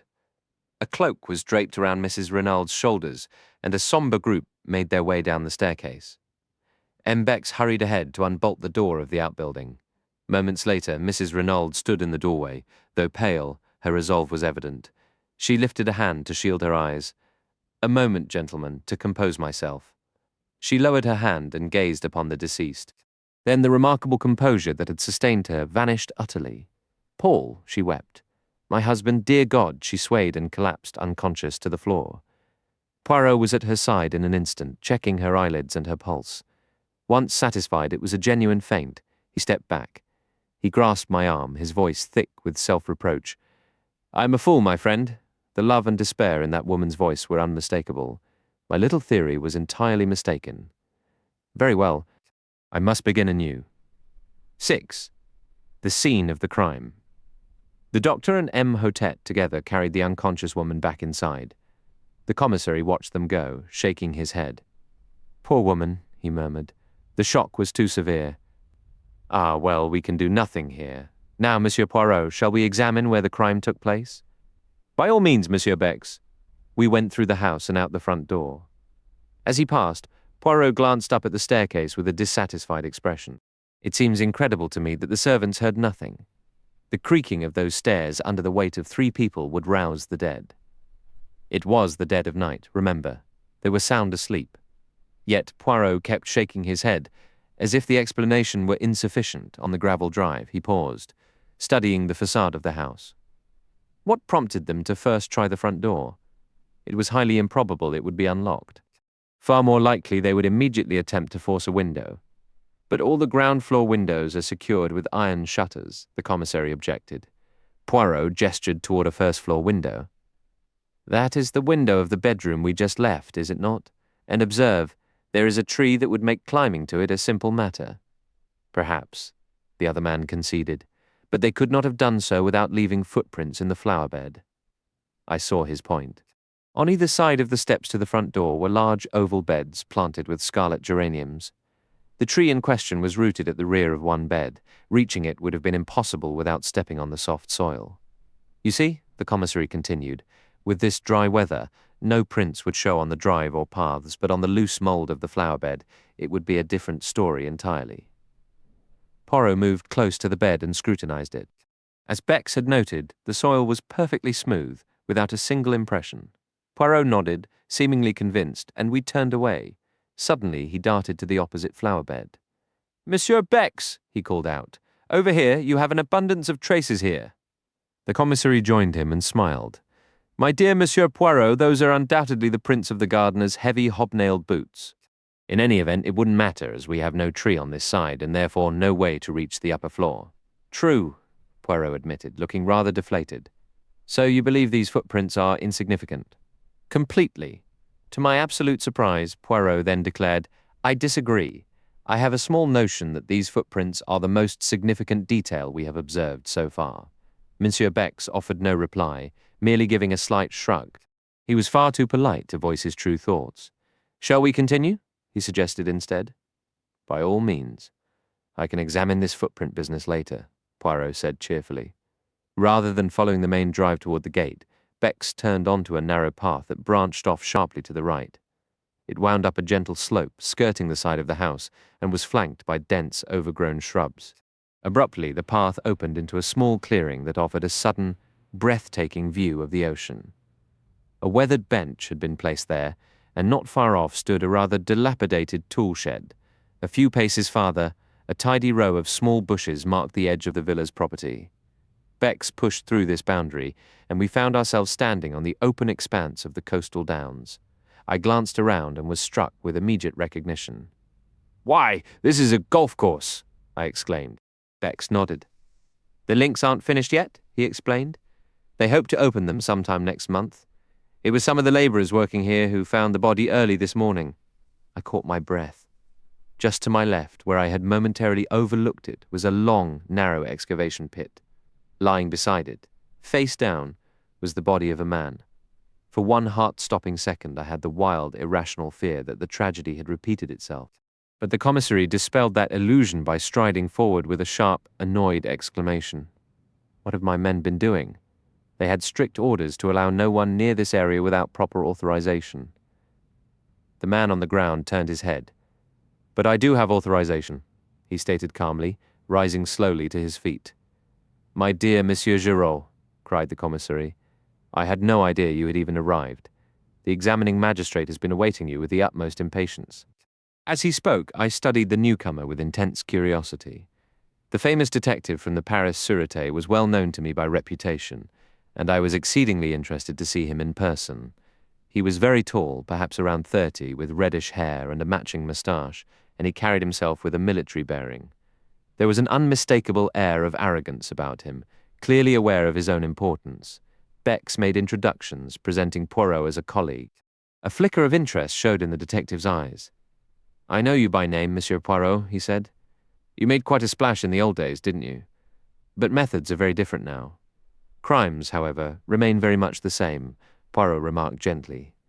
I perceived at once that Giraud was inclined to be hostile. He resented having the other man associated with the investigation, and I felt certain that if he discovered any crucial clue, he would be more than likely to keep it entirely to himself. "The examining magistrate," Bex began again, but Giraud cut him off rudely. "The magistrate can wait. The light is what matters. For all practical purposes, it will be gone in another half hour. I am fully briefed on the case, and the people at the house will keep until tomorrow. But if we're going to find a clue to the murderers, this is the place we'll find it. Are these your policemen who have been trampling everything? I thought they knew better these days." "Certainly they do. The marks you were complaining about were made by the workmen who discovered the body."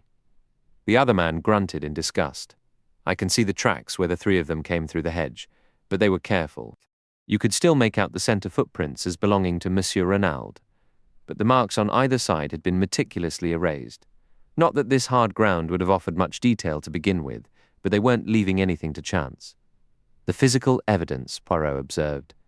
"That is your primary focus, is it not?" The other detective fixed him with a stare. Naturally, a very slight smile touched Poirot's lips. He seemed on the verge of saying something, then appeared to think better of it. Instead, he bent to examine a spade lying nearby. "That's the tool used to dig the grave, no question," stated Giraud. "But you won't find anything on it. It was Renaud's own spade, and the user wore gloves. There they are." He nudged a pair of dirt-stained gloves with his foot. "And they're Renaud's as well, or rather his gardener's. I tell you, the people behind this crime were meticulous. The victim was stabbed with his own dagger and would have been buried with his own spade. They planned to leave no trail, but I'll outsmart them. There's always a slip, and I intend to find it." Poirot, however, seemed suddenly captivated by something else entirely, a short, discoloured piece of lead pipe lying near the spade. He tapped it lightly with a finger. "And does this too belong to the unfortunate Monsieur Renaud?" he inquired, and I fancied I detected a thread of irony in his tone. Giraud gave an indifferent shrug, as if to say the question was beneath him. "Could have been lying here for months. In any case, it holds no interest for me. I, on the other hand, find it quite fascinating," Poirot replied pleasantly. I suspected he was merely trying to irritate the detective from Paris, and if that was his goal, he succeeded admirably. Giraud turned away brusquely, muttering that he had no time to waste, and bent once more to his painstaking examination of the earth. Poirot, as if struck by a new thought, stepped back across the whitewashed boundary line and tested the door of a small shed. "It's locked," Giraud called over his shoulder without looking up. "It's just where the gardener keeps odds and ends." The spade came from the proper tool shed up by the house, not from there. "Remarkable," Mbex whispered to me, his voice full of admiration. "He has been here barely 30 minutes and he knows everything. What a man." Truly, Giraud is the foremost detective of our time.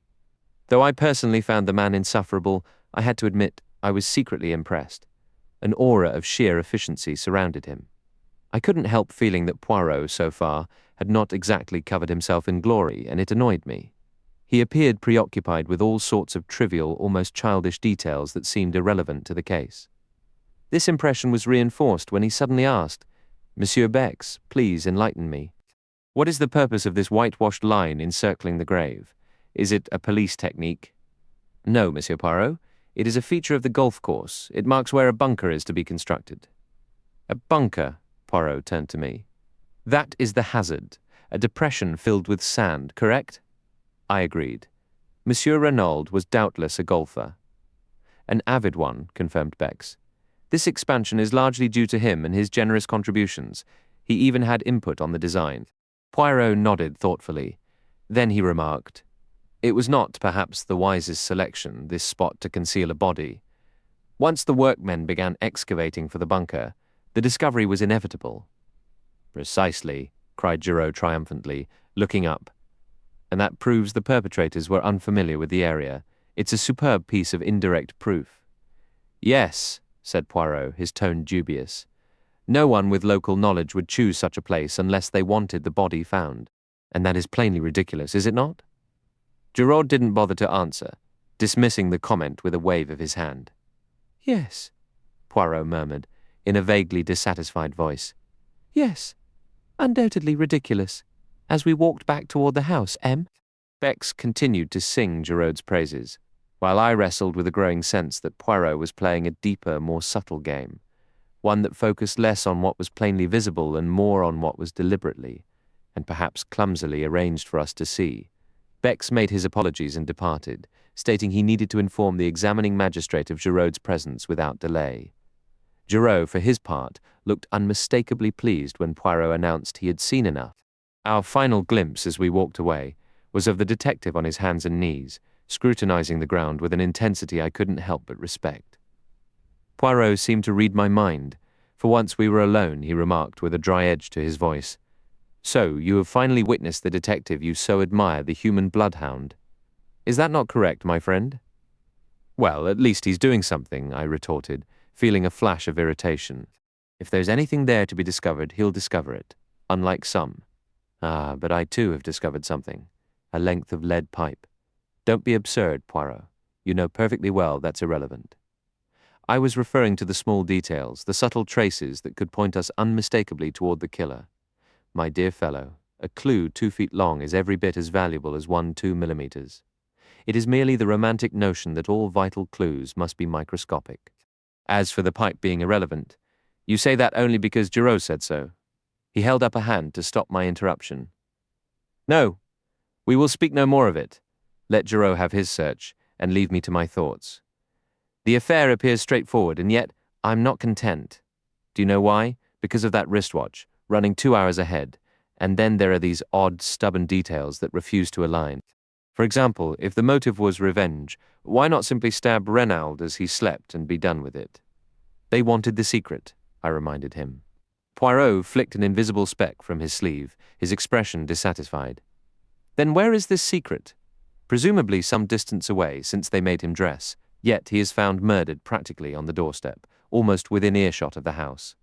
And another thing, it is sheer coincidence that a weapon like that dagger was lying about, readily available."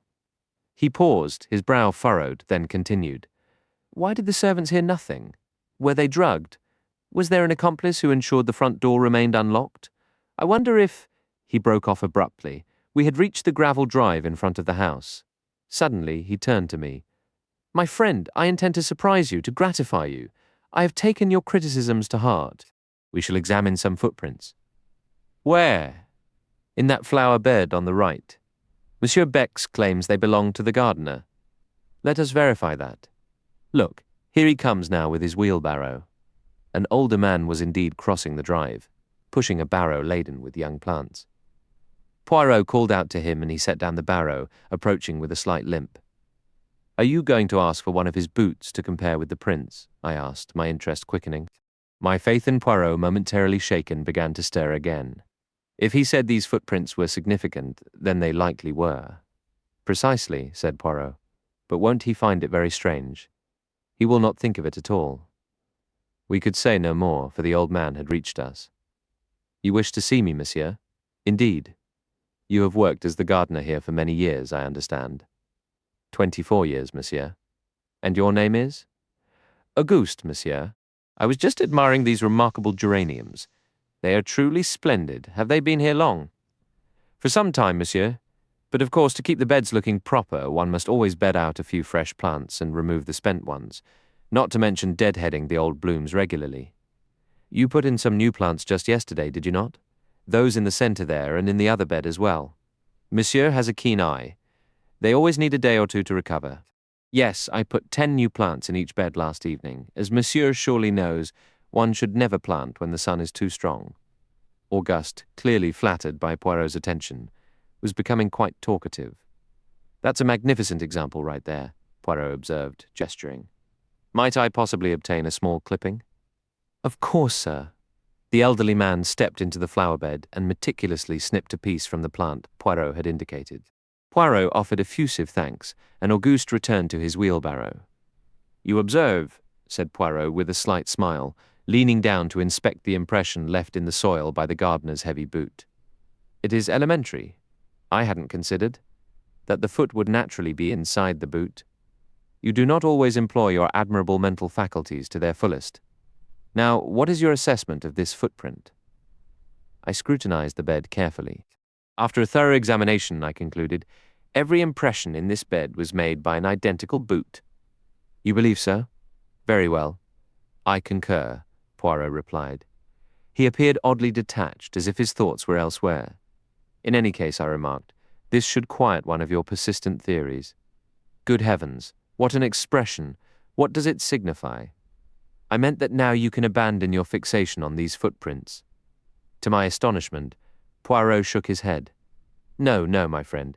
I'm finally on the correct path. I remain in the shadows, but, as I suggested earlier to Monsieur Bex, these footprints are the most significant and intriguing elements of this entire affair. That poor Giraud, I would not be at all surprised if he paid them no mind whatsoever." Just then the front door opened, and Monsieur Hotet and the commissary descended the steps. "Ah, Monsieur Poirot, we were just coming to find you," said the magistrate. "The hour grows late, but I wish to call upon Madame d'Aubrail. Undoubtedly she will be deeply distressed by Monsieur Renaud's death, and we might be fortunate enough to glean a clue from her. The secret he withheld from his wife, it is possible he shared it with the woman whose affection held him captive. We understand where even our strongest men have their vulnerabilities, do we not?" We proceeded without further discussion, falling into step. Poirot walked alongside the examining magistrate, while the commissary and I followed a short distance behind. "There is little doubt that François's account is essentially accurate," he confided to me in a low tone. "I have been in communication with headquarters. It appears that on 3 separate occasions in the last 6 weeks, coinciding precisely with Monsieur Renaud's arrival in Merlinville, Madame d'Aubrail has deposited substantial sums in banknotes into her account. The total amounts to 200,000 francs. "Good Lord," I said, calculating quickly, "that must be nearly 4,000 pounds. "Exactly. Yes, there can be no question of his complete infatuation. Yet it remains to be seen whether he entrusted his secret to her.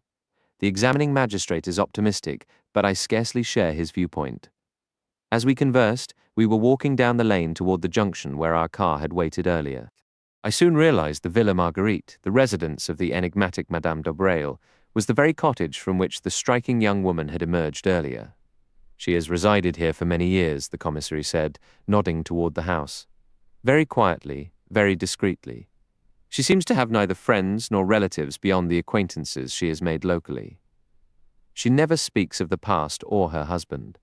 One does not even know if the man is living or dead." There is an aura of mystery about her, you understand. I nodded, my curiosity mounting. And the daughter? I ventured. A genuinely beautiful young woman, modest, devout, everything one would hope. One feels for her because even if she is ignorant of the past, any suitor would naturally make inquiries, and then the commissary gave a cynical shrug. But it would hardly be her fault, I exclaimed, my indignation rising. Of course not. But what can one do? A man is often particular about his wife's background. Our arrival at the door halted further debate. Monsieur Hotet rang the bell. Several moments passed before we heard movement inside, followed by the sound of the door being unlatched. There, framed in the doorway, stood the same young woman I had seen earlier that day. At the sight of us, the colour drained from her face, leaving her pale, and her eyes widened with unmistakable alarm. She was clearly frightened. "Miss Dobrale," began Monsieur Hotet, removing his hat, "we deeply regret intruding, but the demands of the investigation leave us no choice. My compliments to your mother. Might she spare a few moments to speak with us?" For a heartbeat, the young woman remained perfectly still, her left hand pressed against her side as if to steady a sudden, overwhelming agitation. Then, regaining her composure, she replied softly, "I will see if she is available. Please, come in." She disappeared into a room to the left of the hallway, and we caught the faint murmur of her voice. Another voice, similar in tone, but with a harder edge beneath its smooth cadence, responded, "Of course. Show them in." A moment later, we were standing before the enigmatic Madame Dobrale. She was considerably shorter than her daughter, her figure possessing the graceful curves of maturity. Unlike her daughter's fair hair, hers was dark, parted neatly in the middle. Her blue eyes, partly veiled by heavy lids, regarded us coolly. Though well preserved, she was undeniably past her youth, yet her allure seemed ageless. "You wish to speak with me, monsieur?" she inquired. "Yes, madame," Hotet began, clearing his throat. "We are investigating the death of Mr. Renaud. You have heard, I assume?" She inclined her head slightly, her expression unreadable. "We were hoping you might be able to shed some light on the circumstances," he continued. "I?" Her tone conveyed perfect surprise. "Yes, madame. We have reason to believe you were in the habit of visiting the deceased at his villa during the evenings. Is that correct?" A faint blush tinged the lady's pale cheeks, but her reply was measured. "I question your right to ask me such a thing. Madam, this is a murder inquiry, and what of it?" "I had no part in it. We are not suggesting you did, but you knew the man well. Did he ever confide in you about any threats to his safety?" "Never." "Did he ever speak of his past in Santiago, or of enemies he might have made there?" "No." "So you can offer us no assistance?" "I'm afraid not. I fail to see why you have come to me." "Can his wife not tell you what you need to know?" A subtle thread of irony laced her words. "Mrs. Renaud has told us everything she can." "Ah," said Madame Dobrale. "I wonder." "You wonder what, madame?" "Nothing." The magistrate studied her. He knew he was engaged in a duel with a formidable opponent. "You maintain that Mr. Renaud told you nothing. Why would you assume he would confide in me?" "Because, madame," Monsieur Hotet stated with deliberate bluntness, "a man often tells his mistress what he keeps from his wife." "Ah!" She surged forward, her eyes blazing. "Sir, you insult me, and in front of my daughter. I have nothing to tell you. You will kindly leave my house." The victory, without question, was hers. We departed the Villa Marguerite like a group of chastened schoolboys. The magistrate muttered irritably to himself, while Poirot appeared lost in thought. Abruptly, Poirot seemed to shake himself from his reverie and asked Hotet if there was a decent hotel nearby. "There's a modest place called the Hôtel des Bains, just a few hundred yards down the road toward town. It should suit your needs. We shall see you in the morning, I expect." "Yes, thank you, Monsieur Hotet." After an exchange of polite farewells, we parted ways. Poirot and I turned toward Merlinville, while the others headed back to the Villa Geneviève. "The French police system is truly remarkable," Poirot observed, watching the officers depart. "Their files contain the most intimate details of a person's life, down to the most mundane habits. Though Monsieur Renaud had only been in town for about 6 weeks, they knew his daily routines and interests perfectly. In an instant, they could provide the exact figures from Madame Dobrale's bank statements and recent deposits. The dossier is without question a formidable institution." He paused abruptly, turning. Someone was running toward us without a hat. It was Martha d'Aubrail. "Forgive me," she gasped, catching up.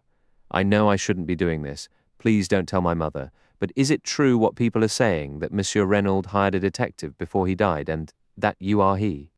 "Yes, mademoiselle, that is correct," Poirot replied softly. "But how did you come by this information?" Françoise told our maid. "Amélie," Martha admitted, her cheeks colouring. Poirot made a face. "Secrecy is quite impossible in matters like this. Not that it signifies. So, mademoiselle, what is it you wish to know?" The girl hesitated, caught between a desire to speak and a fear of doing so. Finally, her voice barely above a whisper, she asked, "Is anyone under suspicion?" Poirot studied her intently before giving an indirect answer. "Suspicion hangs in the air at the moment, mademoiselle." "I understand, but anyone specific?" "Why do you ask?" The question seemed to startle her. I suddenly recalled Poirot's earlier description of her as the girl with the anxious eyes. "Monsieur Renaud was always very kind to me," she said after a moment. "It's only natural I would be concerned." "I see," said Poirot. "Well, at present, suspicion circles two individuals." "Two?" I could have sworn I heard a note of surprise and relief in her voice. "Their names are not known, but they are believed to be Chileans from Santiago. And now, mademoiselle, you see the power of youth and beauty. I have divulged professional secrets for you." The girl laughed brightly, thanked him with a shy smile, and then said, "I must hurry back now. Maman will wonder where I am." She turned and ran back up the road with an athletic grace. I stood staring after her. "My friend," said Poirot, his voice gently mocking, "are we to take root here all evening, simply because you have seen a pretty face and your thoughts are in a tumult?" I laughed and apologized. "But she is beautiful, Poirot. Anyone could be forgiven for being captivated." To my surprise, Poirot shook his head with great seriousness. "Ah, my friend, do not fix your heart on Martha d'Aubrail. She is not for you, that one. Take the advice of Papa Poirot." "Why?" I exclaimed. "The commissary himself assured me she was as virtuous as she is lovely, a perfect angel." "Some of the most formidable criminals I have known possess the faces of angels," Poirot remarked cheerfully. "A malformation of the little grey cells can coexist quite comfortably with the countenance of a Madonna." "Poirot!" I cried, horrified. "You cannot mean you suspect an innocent girl like that?" "Gently, gently. Do not agitate yourself. I did not say I suspected her. But you must admit her eagerness for information about the case is somewhat pronounced. For once, I believe I see more clearly than you," I said. "Her anxiety isn't for herself, it's for her mother." "My friend," said Poirot, "as usual, you perceive nothing. Madame d'Aubrail is perfectly capable of looking after her own interest without her daughter's fretting." "I confess I was teasing you a moment ago, but I repeat my counsel. Do not set your heart on that girl. I, Hercule Poirot, know it. Sacré, if only I could recall where I have seen that face before." "What face?" I asked, puzzled. "The daughter's? No, the mother's." Seeing my astonishment, he nodded emphatically. "It is exactly as I say. It was a long time ago when I was still with the police force in Belgium. The memory is a ghost at the edge of my mind, a detail from a case I thought concluded." He fell silent for a moment, his brow furrowed, as if trying to grasp a shadow from his past. I had never laid eyes on the woman in person, but her face was familiar from a photograph, and it was linked to some investigation. "I have a feeling. Go on." "I could be wrong, but I believe it was a murder case." 8. A surprise encounter. We arrived at the villa early the following morning. The guard at the gate didn't stop us this time. Instead, he gave a respectful nod, and we continued up to the house. The maid, Leonie, was just coming down the staircase and seemed more than willing to chat.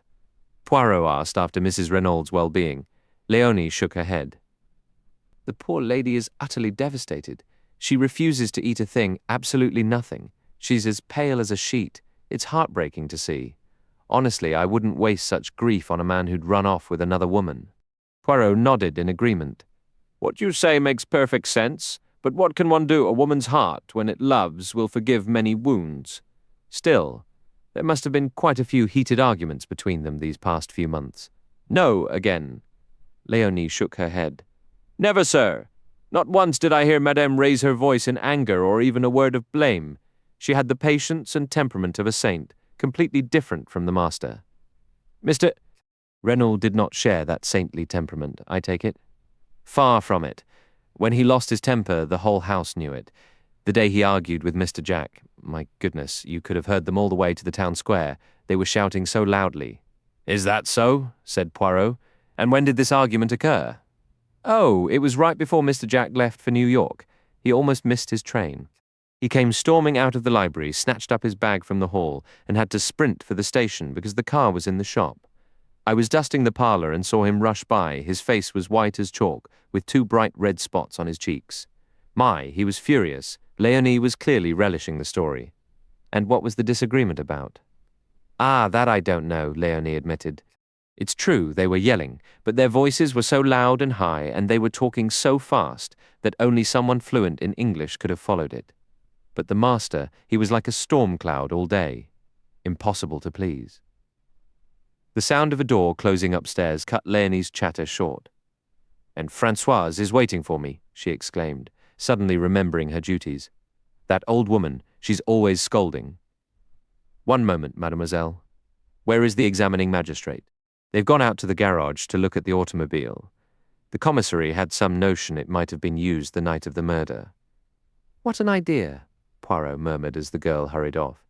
"Will you go and join them?" "No, I shall wait for their return in the salon. It is pleasantly cool there on such a warm morning." This leisurely approach didn't quite sit right with me. "If you don't mind," I began, then hesitated. "Not at all. You wish to do some investigating on your own, eh?" "Well, I'd rather like to see what Gerard is up to if he's around." "The human bloodhound," Poirot murmured, leaning back in a comfortable chair and closing his eyes.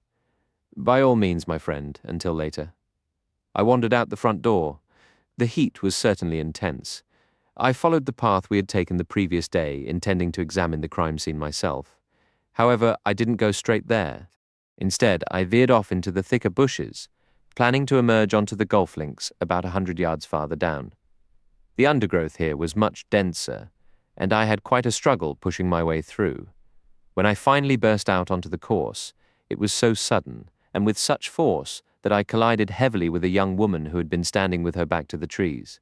She, quite understandably, let out a muffled scream, but I also exclaimed in surprise, for it was my acquaintance from the train, Cinderella herself. Our shock mirrored each other perfectly. "You?" we blurted out at the same instant. The young woman regained her composure first. "Good heavens!" she cried. "What on earth are you doing here?" "I could ask you the very same thing," I shot back. "When we last met, just the other day, you were dutifully heading back to England like a perfectly behaved young man. And when I last saw you, I countered, you were dutifully departing with your sister like a perfectly proper young lady. Speaking of which, how is your sister?" A bright, amused smile was my reward. "How thoughtful of you to inquire." "She's quite well, thank you." "Is she here with you?" "She stayed in the city," the young woman replied with an air of mock seriousness. I couldn't help but laugh. "I don't believe for a second you have a sister. If you do, her name is probably something like Smith." "Do you recall mine?" she asked, her smile lingering. "Cinderella, but you were going to tell me your real one now, weren't you?" She gave a playful shake of her head. "Not even why you're visiting this place?" "Oh, that I imagine you're familiar with people in my line of work taking a break at a pricey French resort. Perfectly affordable if you know the right spots. I studied her closely. Even so, you had no plans to come here when we spoke 2 days ago, did you?" "Everyone encounters the occasional change of plans," Miss Cinderella stated with exaggerated wisdom. "There I've shared quite enough for your own good. Curious little boys shouldn't ask so many questions. You still haven't told me what brings you here. You recall me mentioning that my closest friend is a detective?" "I do. And perhaps you've heard about this incident at the Villa Geneviève?" She stared at me, her breath catching. Her eyes widened in genuine astonishment. "You can't possibly mean you're involved in that?" I gave a confirming nod. It was clear I had made a significant impression. Her reaction as she looked at me was unmistakably intense. For several seconds she was silent, simply staring. Then she nodded decisively. "Well, if that doesn't take the cake, you have to give me the tour. I want to see every gruesome detail." "What are you talking about?" "Exactly what I said. Good grief, didn't I tell you I have a fascination with criminal cases? I've been poking around for ages. Running into you like this is a fantastic stroke of luck. Come on, show me everything." "Now, hold on. Wait, just a minute. I can't do that. No one is permitted inside. They're extremely strict about it. Aren't you and your associates the important people on the scene? I was reluctant to surrender my moment of authority. Why are you so interested? I asked, my resolve weakening. And what exactly do you want to see? Oh, everything. The scene, the potential weapon, the victim, any fingerprints or clues, anything intriguing. I've never had the chance to be this close to a real murder before. It's a once-in-a-lifetime experience. I turned away, feeling a wave of disgust. What was happening to modern women? Her morbid enthusiasm was sickening. Get off your high horse, the lady said abruptly, and stop putting on airs. When you were assigned to this case, did you turn up your nose and declare it was too unpleasant to be involved with? No, but that's... If you were here on vacation, wouldn't you be snooping around just like I am? Of course you would. I'm a man, you're a woman. Your notion of a woman is someone who climbs on a chair and screams at the sight of a mouse. That thinking is positively ancient. But you will show me around, won't you? You see, it could be very important for me. How so? They're barring all the journalists. I might secure a major exclusive with one of the papers. You have no idea what they'll pay for genuine inside information. I hesitated. She slipped a small, soft hand into mine. Please, be a dear, I surrendered. Privately, I knew I would rather enjoy playing the role of guide. We made our way first to the location where the body had been found. A guard was posted there who saluted respectfully upon recognizing me and raised no objection to my companion, presumably assuming she was with my approval. I explained to Cinderella precisely how the discovery had unfolded, and she listened with keen attention, occasionally posing a sharp, intelligent question. Afterward, we headed in the direction of the villa itself. I moved carefully, honestly not eager to run into anyone. I led the girl through the garden shrubs toward the back of the house where the small shed stood. I remembered that the previous evening, after locking the door again, Monsieur Bex had left the key with the officer on duty Marchot, saying it was in case the detective from the Sûreté needed it while they were upstairs. It seemed likely the investigator had given it back to Marchot after using it. Leaving the girl hidden among the shrubs, I went inside. Marchot was stationed outside the drawing room. Muffled voices drifted from within. Are you looking for Monsieur Hotet? He is inside. He is questioning Françoise again. No, I said quickly. I don't need him, but I would appreciate having the key to the outside shed if it's permitted. Of course, sir. He handed it over. Here you are. Monsieur Hotet instructed that you should have every facility. Just return it when you're finished. Naturally. I felt a flicker of pride realizing that, at least in Marchaud's view, I held the same standing as Poirot. The girl was waiting. She let out a happy sound when she saw the key. You have it? Obviously, I replied calmly. Even so, you understand this is highly irregular. You've been an absolute darling, and I won't forget it. Let's go. They can't see us from the house, can they? Hold on. I stopped her eager movement. I won't prevent you if you truly want to go inside. But do you? You've seen the grave and the grounds, and you've heard all the details. Isn't that enough? This will be grim, you know, and deeply unpleasant. She studied me a moment with an expression I couldn't quite read. Then she laughed, a bit too brightly. I'm here for the full experience. Let's go. We reached the shed door in silence. I unlocked it and we stepped inside.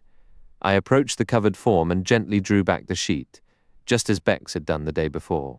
A small, choked gasp escaped the girl's lips. I turned to look at her. All her earlier breezy confidence had vanished, replaced by raw horror. She had ignored my warning, and now she was facing the consequences. I felt unexpectedly stern. She would see this through. I turned the body over carefully. You see, I said quietly. He was stabbed in the back. Her voice was barely a whisper. With what? I gestured toward the glass container. That dagger. Suddenly, her legs gave way and she crumpled to the floor. I rushed to her side. You've fainted.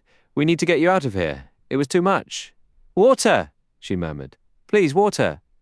I left her and hurried back to the house.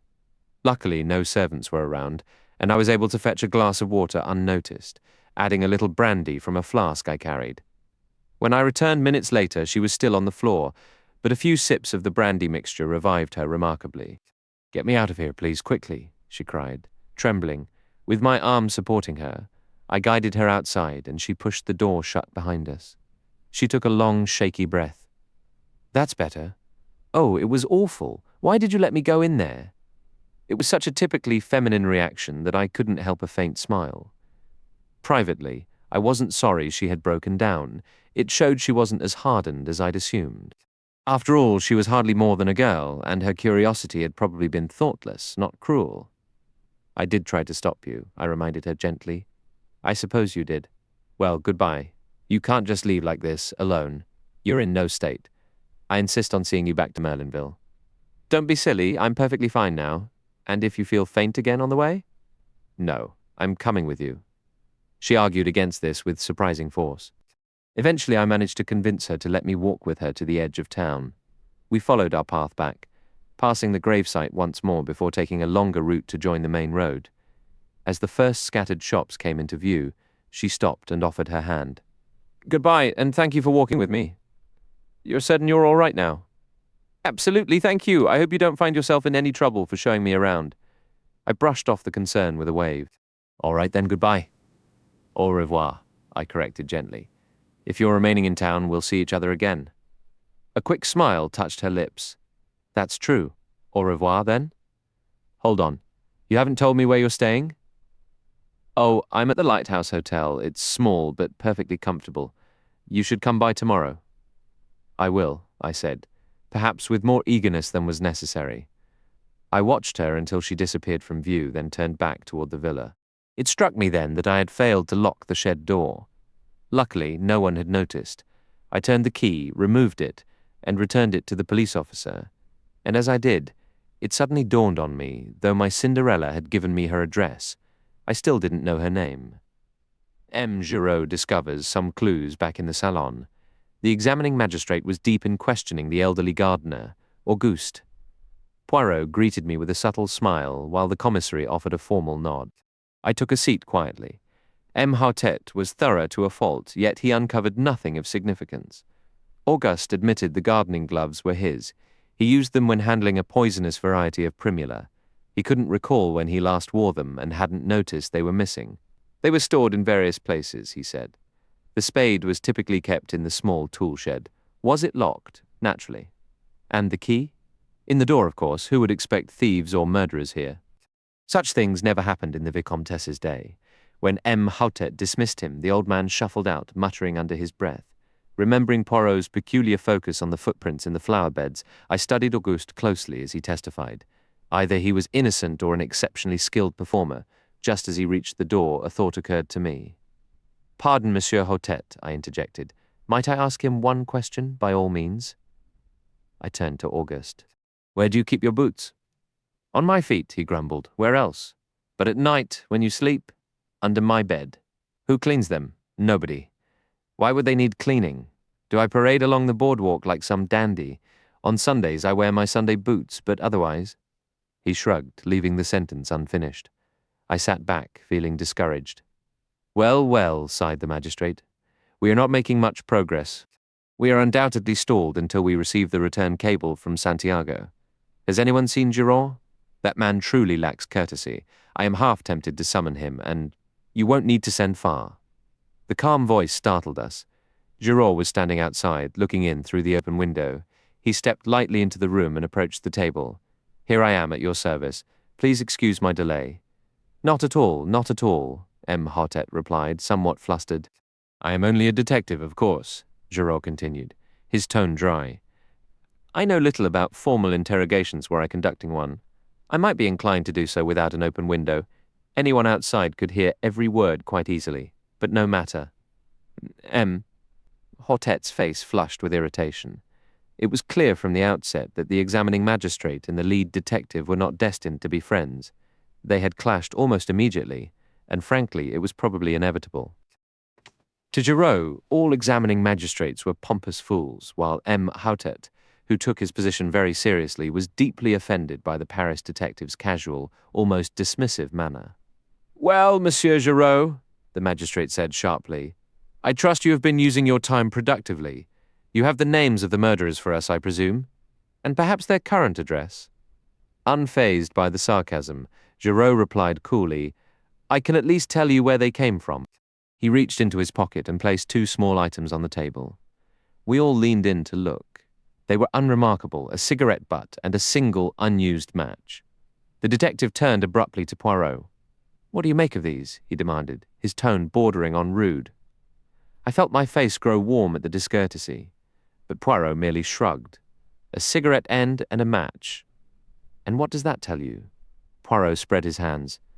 "It tells me precisely nothing." "Ah," Giraud said, a note of satisfaction in his voice. "You see, you haven't made a study of such things. That is no ordinary match, not in this country. They're common in South America. It's a good thing it wasn't lit, or I might not have recognized it."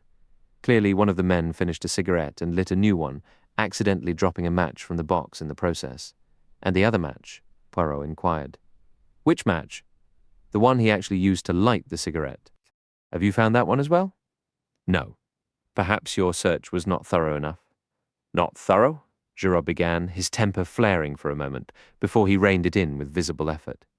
"You enjoy a joke, Monsieur Poirot, I see. But match or no match, the cigarette end is evidence enough. It is a South American brand, rolled in licorice pectoral paper." Poirot gave a slight bow. The commissary, however, interjected. "That cigarette and match could have belonged to Monsieur Renaud himself. Do not forget, he only returned from South America 2 years ago." "Impossible," Giraud stated with confidence. "I have already examined Monsieur Renaud's personal effects. The cigarettes he smoked and the matches he used were entirely different." Poirot then posed a question, his head tilted. "Do you not find it odd that these supposed strangers arrived without a weapon, without gloves, without a spade, and yet conveniently found all these items waiting for them?" Giraud offered a superior smile. "Undoubtedly it is strange. In fact, without the theory I am developing, it would be inexplicable." "Aha!" exclaimed Imhotep. "An accomplice within the house!" "Or outside it," Giraud said, with a peculiar twist of his lips. "But someone had to let them in. We can't seriously believe that by an unprecedented stroke of luck. They just found the door standing open for them, can we?" "The door was open for them, certainly," Giraud conceded. "But it could just as easily have been opened from the outside, by someone who had a key, and who would possess a key." Giraud shrugged. "Naturally, anyone who has one isn't going to admit it. But several people could have. Monsieur Jacques Renaud, the son, for instance. He is en route to South America, yes, but he could have lost a key or had it stolen. The gardener has been here for years. A young maid might have a sweetheart. It is simple to take an impression of a key and have a copy made." "The possibilities are numerous, then," he added, his voice dropping slightly. "There is another person who, in my judgment, is exceedingly likely to have such a thing." "Who is that?" "Madame d'Aubrail," the detective stated. Eh, chuckled the magistrate. "So you've heard about that, have you?" "I make it my business to hear everything," Giraud replied, utterly unperturbed. "There is one thing I would wager you have not heard," Imhotep countered, a glint of challenge in his eye. Hotep, visibly pleased to have information to share, eagerly recounted the tale of the mysterious caller from the previous night. He mentioned the check issued to Duveen, and then passed the letter signed Bella over to Giraud. "Fascinating details, certainly," Giraud remarked with a dismissive wave. "However, they do nothing to alter my central hypothesis. And what precisely is that hypothesis?" Poirot inquired abruptly. "For the time being, I choose to keep my own counsel," Giraud replied. "My investigation is still in its earliest stages." "Permit me one question, Monsieur Giraud," Poirot interjected. "Your theory accounts for the door being opened. It does not, however, explain why it was deliberately left open. Would it not have been the most natural action in the world for them to shut it upon their departure? Consider, had a patrol officer happened upon the villa, as they occasionally do to ensure all is secure, the criminals could have been apprehended almost immediately." "Pah, a simple oversight, an error," Giraud conceded with a shrug. "It happens." To my astonishment, Poirot then echoed the very argument he had presented to Bex the evening prior. "I must disagree that open door was the result of either deliberate intention or unavoidable circumstance. Any theory which fails to acknowledge this fundamental fact is doomed to be fruitless." We all stared at the little man, somewhat taken aback. His earlier admission of ignorance over the matchstick had, I assumed, wounded his pride, yet here he stood, as self-assured as ever, delivering a lecture to the detective without a hint of hesitation. Giraud twisted the end of his moustache, eyeing my friend with open amusement. "You disagree, do you? Very well. What, in your esteemed opinion, is the most striking aspect of this case? Enlighten us?" "One detail presents itself to me as profoundly significant. Poirot said, his eyes gleaming. Tell me, Monsieur Giraud, does nothing about this affair strike you as familiar? Does it not remind you of something? Familiar? Remind me? Giraud scoffed. Not off the top of my head, I think not. You are mistaken, Poirot stated calmly. A crime almost identical in its particulars has been committed before. When and where? Ah, that, Poirot sighed, is the unfortunate part. I cannot recall it at this precise moment, but I shall. I had rather hoped you might be able to assist my memory. Giraud snorted in disbelief. There have been countless cases involving masked intruders. I cannot be expected to remember the minutiae of everyone. Crimes of this nature tend to blur together. But there is such a thing as the individual touch, the signature of the criminal mind, Poirot declared, suddenly adopting his professorial tone and addressing us all. I speak to you now of criminal psychology. Monsieur Giraud is well aware that every offender has his own particular modus operandi. When the police investigate a burglary, for instance, they can often make an educated guess as to the perpetrator simply by the unique methods employed. Man is an unoriginal creature. He is unoriginal within the bounds of the law in his daily, respectable life, and he is equally unoriginal outside of it. If a man commits one crime, any subsequent crime he commits will bear a strong resemblance to the first. Consider the English murderer who disposed of successive wives by drowning them in their bathtubs. Had he varied his technique, he might never have been caught, but he obeyed the common dictates of human nature, reasoning that what succeeded once would succeed again, and he paid the ultimate price for his lack of imagination. And the point of this little lecture? Giraud sneered. The point is this, Poirot said, his voice dropping to a more intense pitch. When you encounter two crimes precisely similar in design and execution, you find the same intelligence behind them both. I am searching for that particular mind, Monsieur Giraud, and I will find it here. We have a genuine clue, a psychological clue. You may know everything there is to know about cigarette ends and matchsticks, Monsieur Giraud, but I, Hercule Poirot, know the mind of man. Giraud remained utterly unimpressed, his expression one of bored tolerance. Poirot, undeterred, pressed on. For your further guidance, I will also mention a fact which may have escaped your notice. On the day following the tragedy, the wristwatch of Madame Renaud was discovered to be running 2 hours fast. This finally gave Giraud pause, and he stared at Poirot, his earlier smirk fading. Perhaps it was accustomed to winning? Poirot inquired. In truth, I have heard it did, came the reply. Very well then. Even so, 2 hours is a considerable span, Poirot murmured. Then we have the subject of the footprints in the flower bed. He gestured toward the open window. Giraud took 2 quick steps and peered out. I see no footprints, precisely, said Poirot, carefully adjusting a small stack of books on a nearby table. There are none. For an instant, a look of pure fury darkened Giraud's features. He moved toward Poirot, but at that moment the salon door opened, and Marchaud announced, Mr. Stoner, the secretary, has just arrived from England. May he come in? The man who entered was an imposing presence. Exceptionally tall, with an athletic build, and a face deeply tanned by the sun, he commanded the room. Even the energetic Giraud seemed pale in comparison. I would later learn that Gabriel Stoner was a man of remarkable experience. English by birth, he had traveled the globe, hunting big game in Africa, exploring Korea, ranching in California, and trading in the South Seas. His keen eyes immediately found M. Houtet. You are the magistrate in charge? A pleasure, sir. This is a dreadful affair. How is Mrs. Renaud holding up? It must have been a horrific shock for her. Dreadful indeed, M. Houtet agreed. Allow me to present Monsieur Bex, our commissary of police, Monsieur Giraud of the Sûreté, and this is Monsieur Hercule Poirot. Mr. Renaud had sent for him, though he arrived, unfortunately, too late to prevent the tragedy. And this is Captain Hastings, a friend of Monsieur Poirot's. Stoner regarded Poirot with curiosity. He sent for you, did he? You were unaware, then, that Monsieur Renaud had considered engaging a detective? M. Bex interjected. No, I was not. But it doesn't surprise me in the least. Why is that? Because the old man was deeply unsettled. I never learned the reason. He didn't confide in me. Ours was not that sort of relationship. But he was rattled, and badly so. I see, said M. Houtet. And you have no idea what troubled him. That is what I said, sir. You will forgive the formalities, Mr. Stoner, but we must begin with a few questions. Your full name? Gabriel Stoner? How long have you served as Monsieur Renaud's secretary? For about 2 years since he first arrived from South America. A mutual friend introduced us, and he offered me the position. He was an excellent employer. Did he speak often of his life in South America? Yes, quite often. Do you know if he ever spent time in Santiago? I believe he visited on several occasions. Did he ever mention any particular incident from there, anything that might have inspired a vendetta against him? Never. Did he refer to any secret he might have acquired during his time there? Not that I recall. Yet there was always an air of mystery about him. He never spoke of his childhood, for example, or of anything before his South American years.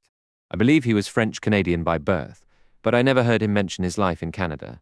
He could become as silent as a locked vault when he chose. So, to your knowledge, he had no enemies, and you can provide no clue regarding a secret someone might have killed to obtain. That is correct, Mr. Stornor. Have you ever heard the name Duveen in connection with Monsieur Renaud? Duveen. Duveen, he repeated the name thoughtfully. I don't believe I have, and yet it sounds faintly familiar. Do you know a lady, a friend of Monsieur Renaud's, whose first name is Bella? Again, Stornor shook his head. Bella Duveen, is that the full name? It's odd. I feel certain I know it, but I cannot at this moment recall the context. The magistrate cleared his throat. You understand, Mr. Stornor? The situation is thus. There must be no withholding of information. You might perhaps feel a certain consideration for Madame Renaud, for whom I understand you hold a great deal of esteem and affection. You might, in fact— Hotet stumbled slightly over his words. There must be no holding back whatsoever. Stornor looked at him, a flicker of understanding beginning to show. I'm not sure I follow, he said calmly. What does Mrs. Renaud have to do with this? I have the highest respect and affection for her. She's a remarkable woman, truly one of a kind. But I fail to see how anything I might or might not say could possibly impact her. What if this Bella Duveen was something more than a mere friend to her husband? Ah, Stornor replied. Now I see where you're headed, but I'd stake everything I own that you're mistaken. The old man never glanced at another woman. He worshipped his wife. They were the most devoted pair you could ever meet. Hotet gave a slow, regretful shake of his head. Monsieur Stornor, we possess concrete proof. A passionate letter from this Bella to Monsieur Renaud, reproaching him for growing tired of her.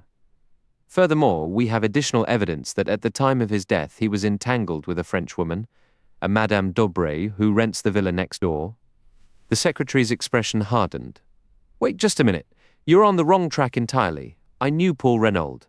What you're suggesting is utterly impossible. There has to be another explanation. The magistrate merely shrugged. What other explanation could there possibly be?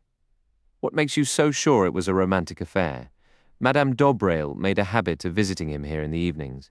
Additionally, since Monsieur Renaud arrived at the Villa Geneviève, Madame d'Aubray has deposited substantial sums of cash into her bank account. In total, the amount comes to £4,000. That part is correct, Stornor admitted quietly. I delivered those sums to him in cash, as he requested, but it wasn't an affair. Then what was it? Blackmail, Stornor declared sharply, bringing his hand down on the table. That's what it was. Ah! The magistrate exclaimed, visibly startled despite himself. Blackmail, Stornor repeated. The old man was being squeezed, and at a steep price. 4,000 in just a couple of months. Good grief, I mentioned earlier there was a mystery surrounding Renaud. Clearly, this Madame d'Aubray knew enough about it to turn the screws. It is possible, the commissary interjected excitedly. Decidedly, it is possible. Possible, Stornor nearly roared. It's a certainty. Tell me, have you even asked Mrs. Renaud about this supposed love affair of yours? No, monsieur. We wish to spare her any unnecessary distress, if it could be avoided. Distress? Why, she'd laugh right in your face. I'm telling you, she and Renaud were a match made in heaven, 1 in 100. That reminds me of another matter, said Hotet, shifting gears. Did Monsieur Renaud confide in you regarding the provisions of his will? I know all about it. I took it to his lawyers for him after he drafted it. I can give you their details if you wish to see it. It's quite straightforward. Half in a trust for his wife during her lifetime, the other half to his son. A few smaller legacies. I believe he left me 1,000. When was this will prepared? Oh, roughly a year and a half ago. Would it astonish you, Monsieur Stornor, to learn that Monsieur Renaud made a new will less than 2 weeks ago. Stoner was clearly taken aback. I had no idea. What are its terms? His entire fortune is left outright to his wife. There is no mention whatsoever of his son. Mr. Stoner let out a long, low whistle. That's rather harsh on the boy. His mother adores him, of course, but to the outside world it looks like a distinct lack of paternal confidence. It'll be a blow to his pride, still. If anything, it proves my point. Renaud and his wife were on the best of terms. Quite so, M'Hotep murmured. It appears we may need to revise our thinking on several points. We have naturally sent a cable to Santiago and await their reply at any moment. In all likelihood, that will clarify the entire matter and set us on a straightforward path. However, should your theory of blackmail prove accurate, Madame d'Aubray could provide us with crucial insight. Poirot offered a question. Monsieur Stoner, the English chauffeur, Masters, how long was he employed by Monsieur Renaud? Just over a year. Can you say with any certainty whether he has ever visited South America? I am positive he has not. Prior to his service with M. Renaud, he spent many years with a family in Gloucestershire whom I know personally. Then you would vouch for his character without reservation. Without a doubt. Poirot appeared somewhat disappointed. Meanwhile, the magistrate sent for Marchaud. Please convey my compliments to Madame Renaud. I would be grateful for a brief word with her. Ask her not to trouble herself. I will come upstairs. Marchaud acknowledged the instruction and left. After several minutes of waiting, the door opened unexpectedly. Mrs. Renaud entered the room, her face as pale as the heavy mourning clothes she wore. M'Hotep hurriedly offered a chair with earnest apologies, which she accepted with a faint, weary smile. Stoner took one of her hands in his silent sympathy more expressive than any words. She turned her attention to the magistrate. You wish to speak with me? If you are willing, madame. I understand your husband was French-Canadian by birth. Can you share anything of his early life or upbringing? She shook her head slowly. My husband was a very private man regarding his past, monsieur. I know he was from the Northwest, but I believe his childhood was unhappy, as he never wished to speak of it. Our life together was focused entirely on the present and the future. Was there any element of mystery in his earlier years? A slight, sad smile touched her lips. Nothing so dramatic, I am certain, monsieur. M'Hotep returned the smile. Quite right. We must avoid melodrama. There is one further point. He hesitated. Stoner interrupted impulsively. They've gotten a rather wild idea into their heads, Mrs. Renaud. They actually suspect Mr. Renaud was involved with a Madame d'Aubray, the woman who lives next door. A vivid scarlet flush instantly stained Mrs. Renaud's cheeks. She drew her head back sharply, then pressed her lips together, her entire face trembling with emotion. Stoner stared at her in utter confusion, but M. Bex leaned forward, his tone gentle. We deeply regret causing you distress, madame, but do you have any reason to believe Madame d'Aubray was your husband's mistress? A choked sob escaped her as Mrs. Renaud covered her face with her hands, her shoulders shaking. Finally she looked up, her voice fractured with pain. It is possible she was... I have never witnessed an expression of such pure, stunned bewilderment as that which froze on Stoner's face in that moment. He was completely and utterly blindsided. What might have followed in the conversation is impossible to know, for the door was suddenly flung open with force. A tall young man strode into the room. For a single, eerie second, I felt a chill. It was as if the dead man had returned to life. Then I saw this dark head bore no trace of grey, and realized it was merely a youth who had burst in upon us with such disregard for formality. He went directly to Mrs. Renaud, his urgency ignoring everyone else in the room.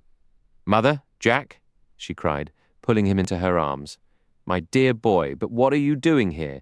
You were to sail on the Anzora from Cherbourg 2 days ago. Suddenly remembering the others, she turned with regained composure. Gentlemen, my son.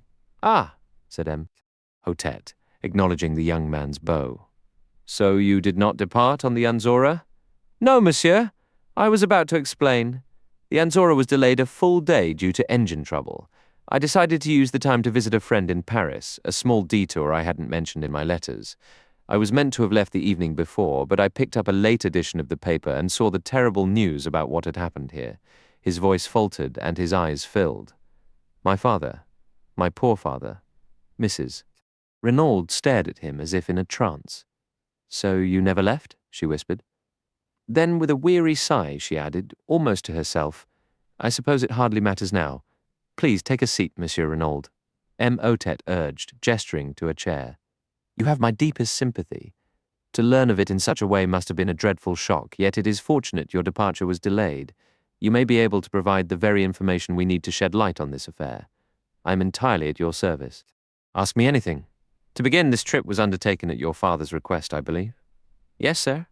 I received a wire instructing me to go at once to Cherbourg, board the Anzora for Buenos Aires, then travel over the Andes to Valparaiso and on to Santiago. I see. And the purpose of this journey? I have no idea. None. None at all. Here is the telegram. The magistrate took it and read aloud, proceed immediately Cherbourg, embark Anzora, sailing tonight Buenos Aires. Ultimate destination Santiago. Further instructions will await you Buenos Aires. Do not fail. Matter is of utmost importance. Renaud. And there was no prior correspondence about this. Jack Renaud shook his head. That was the first and only word. I knew my father had many business interests in South America, of course, having lived there so long, but he had never mentioned sending me out before. You have spent some time in South America yourself, Monsieur Renaud. I was there as a boy, but I was educated in England, and most of my holidays were spent there, so I actually know far less of the continent than people might assume. The war began when I was 17. You served in the British Flying Corps, did you not? Yes, sir. Mhotep gave a nod and continued his questions along the now familiar lines. Jack Renaud stated firmly that he knew of no enemies his father might have had in Santiago or elsewhere in South America, that he had noticed no recent change in his father's demeanor, and that he had never heard him speak of a secret. He had assumed the South American trip was purely a business matter. As Mhotep paused, the calm voice of Giraud interjected. If I may, Monsieur le Juge, I should like to ask a few questions of my own. By all means, Monsieur Giraud, said the magistrate coolly. Giraud shifted his chair slightly closer to the table. Were you on good terms with your father, Monsieur Renaud? Of course I was, the young man replied stiffly. You state that positively? Yes, no disagreements then, not even small ones. Jack gave a slight shrug. Everyone has a difference of opinion now and then. Naturally. But if someone were to claim that you had a fierce quarrel with your father on the day you left for Paris, that person would undoubtedly be lying. I had to admire Giraud's cunning. His earlier boast about knowing everything was clearly no empty claim. Jack Renaud was visibly unsettled by the question. We did have a disagreement, he conceded. A disagreement during that exchange. Did you say, when you're dead, I can do as I like? I might have, the other muttered. I don't recall. And in reply, did your father say, but I am not dead yet? To which you answered, I wish you were. The young man said nothing. His hands moved restlessly among the objects on the table before him. I must insist on an answer, please, Monsieur Renaud, Giraud said sharply, with a sharp cry of frustration. The young man sent a heavy letter opener clattering to the floorboards. What difference does it make now? Fine, you might as well hear it all. Yes, I argued with my father. I probably said every terrible thing you've heard. I was in such a blind rage I can hardly recall my own words. I was furious enough in that moment to, well, you can imagine. He slumped back into his chair, his face flushed with defiance. Giraud offered a thin smile before shifting his own chair and deferring to the magistrate. Indeed, that will be all from me, Giraud said. The questioning is yours to continue, Monsieur Otet. Ah, yes, precisely, Otet replied, turning his attention back. Now, what was the precise cause of this argument? That I refused to say? The magistrate drew himself up, his voice deepening with authority. Monsieur Renaud, you will not treat the law with such disregard. I demand to know the subject of your quarrel. Jack Renaud remained stubbornly silent, a sullen shadow crossing his youthful features. It was then that another voice cut through the tension, calm and unshakable, the voice of Hercule Poirot. I can provide that information, if you wish, monsieur. You're aware of it? Most assuredly. The quarrel concerned Mademoiselle Martha Dobrale. Renaud whirled around, startled. The magistrate leaned forward intently. Is this true, monsieur? Jack Renaud gave a curt nod. It is, he admitted. I am in love with Mademoiselle Dobrale and wish to marry her. When I told my father, he flew into an immediate and violent rage. I could not, of course, stand by and listen to the girl I love be insulted, and I lost my temper as well. Mhotep glanced toward Mrs. Renaud. Were you aware of this attachment, madame? I had my suspicions, she answered quietly. Mother, the boy cried out. Not you too. Marthy is as kind as she is, lovely. What possible objection could you have? My objection is not with Mademoiselle Dobrel herself, Mrs. Renaud replied, a trace of old bitterness colouring her tone. But I would have far preferred you to choose an English girl, or at the very least a French woman whose mother does not carry such a clouded history. Her lingering resentment toward the older Madame Dobrel was palpable, and it was easy to see how her son's infatuation would feel like a fresh betrayal. She turned back to address the magistrate directly. In hindsight, I perhaps should have spoken to my husband about it sooner. I had hoped it was merely a youthful flirtation that would fade if ignored. I blame myself now for saying nothing, but my husband had been so unusually anxious and preoccupied lately, so unlike his normal self, that my chief concern was to avoid adding to his burdens. M.O.T. gave a thoughtful nod. When you declared your intentions to your father, he pressed on. Was he taken by surprise? He was utterly stunned, Jack said. Then he flatly ordered me to abandon the idea entirely. He would never consent to the marriage. Angered, I demanded to know what he held against Marthy. He couldn't give a proper reason, only made vague, disparaging remarks about the mystery surrounding her and her mother's past. I retorted that I was marrying Marthy. Not her family history, but he shouted me down, refusing to discuss it further. The whole affair, he said, was to be dropped. The sheer injustice and high-handedness of it drove me mad, especially since he was always the one going out of his way to be polite to them, always suggesting we invite them over. I lost all control, and we had a furious row. My father reminded me I was entirely dependent on him, and it was likely in response to that I made the awful remark about doing as I pleased once he was gone. Poirot interjected with a swift question. You were familiar, then, with the terms of your father's will? I knew he had left half his estate to me directly, the young man confirmed, with the other half held in trust for my mother to come to me upon her passing. The magistrate gestured for him to continue. After that, we just kept shouting at each other in pure anger until I suddenly realized I was about to miss my train to Paris. I raced for the station, my anger still burning white-hot. Once I was a good distance away, however, my temper cooled. I wrote to Marthy, detailing the entire confrontation, and her response brought me even greater comfort. She reminded me that if we remained resolute, any resistance would eventually crumble. Our love needed to be tested and proven genuine. Once my parents saw this was no fleeting teenage crush, they would surely soften their stance. Naturally, I had omitted my father's main objection to the relationship in my letter to her. It quickly became clear that losing my temper would only hurt my case.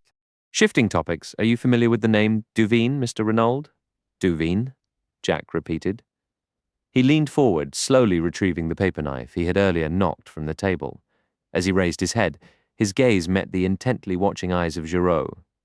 Duveen? No, I don't believe I know that name. Please read this letter, Mr. Renaud.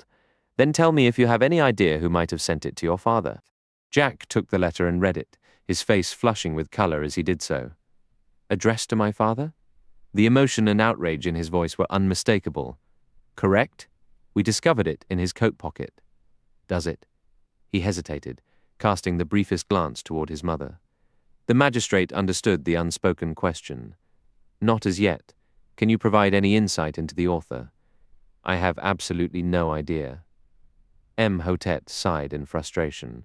A profoundly baffling case. Well, I suppose we can set the letter aside for now. Where were we? Ah, yes, the weapon. I fear this will be painful, Mr. Renaud. I understand it was a gift from you to your mother. This is very tragic, deeply upsetting. Jack Renaud leaned forward. His face, which had been flushed moments before, was now deathly pale. Are you telling me my father was killed with that little aeroplane wire letter opener? That's impossible. Such a small, insignificant thing. Unfortunately, Mr. Renaud, it is all too true. A horribly efficient little tool, I'm afraid. Sharp and easily concealed. Where is it? Can I see it? Is it still in the body? Oh, no, it has been removed. You wish to see it for confirmation. That is perhaps wise, though Madame has already identified it. Still, Monsieur Bex, would you be so kind? Of course, I'll fetch it at once. Would it not be more practical to take Mr. Renaud to the shed? Giraud suggested smoothly, a hint of a challenge in his tone. Undoubtedly he would wish to see his father. The young man shuddered and shook his head. The magistrate, always eager to oppose Giraud when he could, replied, "No, not now. Monsieur Bex will be good enough to bring it here." The commissary left the room. Stono crossed to Jack and gripped his hand in a firm, silent show of support. Poirot had stood up and was meticulously straightening a pair of candlesticks that offended his sense of order. The magistrate was poring over the mysterious love letter one final time, clinging desperately to his initial theory of a jealous attack from behind. Suddenly, the door flew open and the commissary rushed back in, breathless. "Monsieur le juge! Monsieur le juge! Yes, what is it? The dagger, it's gone. What gone?" "Vanished, disappeared. The glass jar that held it is completely empty." "What?" I exclaimed before I could stop myself. "That's impossible. Why, I saw it just this morning." The words died on my lips as I realized my mistake. The attention of everyone in the room snapped toward me. "What did you say?" cried the commissary. "This morning. I saw it there this morning," I admitted slowly. "To be precise, about an hour and a half ago." "You went to the shed? How did you obtain the key?" "I requested it from the sergeant on duty." "And you went inside? For what purpose?" I hesitated, knowing I was cornered, but finally decided the only course was a full confession. "Monsieur Hotet?" I began, my voice low with regret. "I must confess to a serious error in judgment, for which I must ask your forgiveness." "Continue, monsieur." "The truth is," I said, feeling profoundly uncomfortable, "I encountered a young lady of my acquaintance. She expressed a most intense curiosity to view the scene, and the short of it is I used the key to allow her to see the body." "Ah!" the magistrate exclaimed with clear disapproval. "That is a significant breach of protocol, Captain Hastings. It is highly irregular. You should never have allowed such a foolish impulse." "I am fully aware," I replied humbly. "No reprimand from you could be too severe, monsieur." "You did not, I trust, invite this lady to the premises?" "Absolutely not. Our meeting was entirely by chance. She is an English visitor presently staying in Merlinville, a fact I was unaware of until I happened upon her." "Well, well," said Monsieur Hotet, his tone softening somewhat.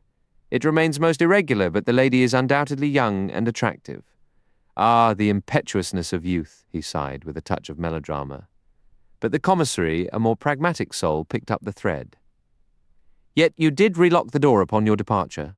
"That is precisely the heart of my failing," I admitted slowly, the weight of it pressing on me. My companion was deeply shaken by the sight. She nearly lost consciousness. I procured some brandy for her, and afterward felt compelled to escort her back to town. In the distress of the moment, it completely slipped my mind to secure the door. I only remembered to lock it upon my return to the villa. "Which means for a period of at least 20 minutes, the commissary said slowly, letting the implication hang. "Precisely," I confirmed. 20 minutes? The commissary mused aloud. "It is deplorable," declared M. Hotet, his stern demeanor returning in full force. "Utterly without precedent." Suddenly, another voice cut through the tension. "You find it deplorable?" inquired Giraud. "Most certainly I do." "I find it admirable," he stated coolly, without a flicker of emotion. This unexpected endorsement left me utterly bewildered. "Admirable, Monsieur Giraud?" asked the magistrate, eyeing him with cautious sidelong scrutiny. "Precisely. And why is that?" "Because we now know the assassin or an accomplice was in the vicinity of this villa barely an hour ago. It would be remarkable if, armed with that knowledge, we do not apprehend him very shortly." A distinct note of threat underscored his words. He went on, "He took a considerable risk to retrieve that dagger. Perhaps he was concerned about fingerprints being discovered upon it." Poirot turned to Bex. "You stated there were none to be found?" Giraud offered a slight shrug. "Perhaps he could not be certain." Poirot regarded him steadily. "You are mistaken, Monsieur Giraud. The assassin wore gloves. Therefore, he must have been sure." "I did not specify it was the assassin personally. It may have been an accomplice unaware of that detail." The magistrate's clerk was collecting the papers from the table. M. Hotet addressed our small assembly. "Our work here is concluded. Monsieur Renaud, you will now hear your official statement read back to you. I have deliberately kept these proceedings informal. Some have called my methods unorthodox, but I maintain there is considerable merit in a fresh approach. The case now rests in the capable hands of the celebrated Monsieur Giraud. He will undoubtedly distinguish himself. In fact, I am somewhat surprised he has not already apprehended the culprits." Madame, please accept once more my most sincere condolences. Gentlemen, I bid you good day. Accompanied by his clerk and the commissary, he took his leave. Poirot produced his large, turnip-shaped watch and noted the hour. Let us return to the hotel for lunch, my friend, he suggested, and you shall provide me with a complete account of this morning's indiscretions. No one is paying us any mind. We can depart without formal farewells. We exited the room quietly. Outside, the magistrate's automobile was just pulling away from the curb. I was descending the stairs when Poirot's voice stopped me. A moment, my friend. With deft precision, he produced his tape measure and, with an air of great solemnity, proceeded to measure the length of an overcoat hanging in the hallway. I hadn't noticed it there earlier and assumed it belonged to either Mr. Stoner or Jack Renaud. After a soft, satisfied sound, he returned the tape to his pocket and joined me outside. We began a slow walk along the sun-baked road. Why measure that coat? I asked, my curiosity piqued. To determine its length, naturally, he replied, utterly unflappable. I felt a familiar irritation. Poirot's relentless tendency to cloak the mundane in mystery always grated on me.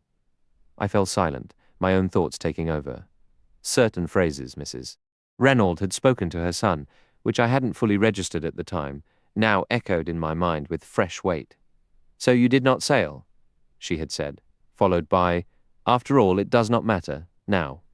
What could she have meant? The words were puzzling and loaded. Did she possess knowledge we hadn't accounted for? She had denied any awareness of the secret task her husband intended for their son. Yet, was her ignorance merely an act? Could she shed light on this if she wished? And was her silence part of a deliberate, premeditated scheme? The longer I pondered, the more certain I became. Mrs. Renaud was withholding information. In her shock at seeing Jack, she had briefly revealed a crack in her composure. I grew convinced she knew, if not the identity of the murderer, then certainly the motive behind the killing. But some powerful reason must be compelling her silence. "You're thinking very deeply, my friend," Poirot observed, interrupting my reflections. "What has captured your attention so completely?" I shared my theory, confident in its logic, yet braced for his mockery. To my astonishment, he nodded gravely. "You're correct, Hastings. From the outset, I have been certain she was concealing something. Initially, I suspected her, if not of planning the crime, then of being complicit in it." "You suspected her?" I exclaimed. "But of course, she gains tremendously indeed. Under the new will, she is the sole beneficiary. Therefore, she immediately warranted scrutiny. You may recall I seized an early chance to examine her wrists. I wished to see if she could have possibly bound and gagged herself. Well, I saw immediately there was no deception. The cords had been tied so tightly they cut into the skin. That eliminated the possibility of her acting alone.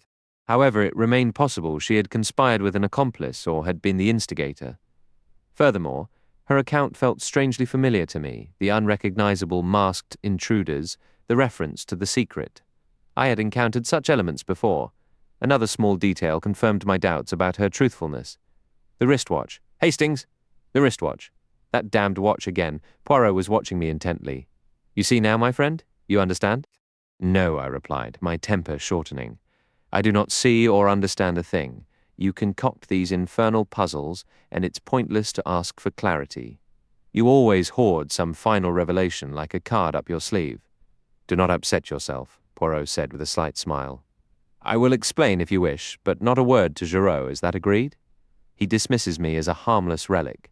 We shall see about that. In simple fairness, I gave him a clue.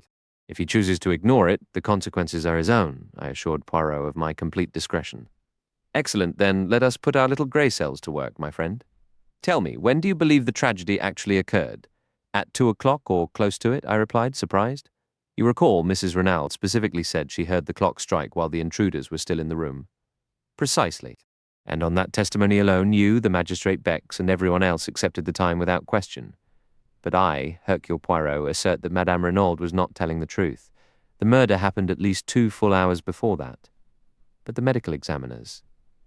"They stated the body had been dead between 7 and 10 hours when they examined it, my friend. It was critically important for someone that the crime appear to have happened later than it truly did." "You have heard of a watch smashed to stop at the moment of a murder?" "Here, someone deliberately turned the hands of that wristwatch to 2 o'clock and then violently threw it down. Ironically, this clever move backfired.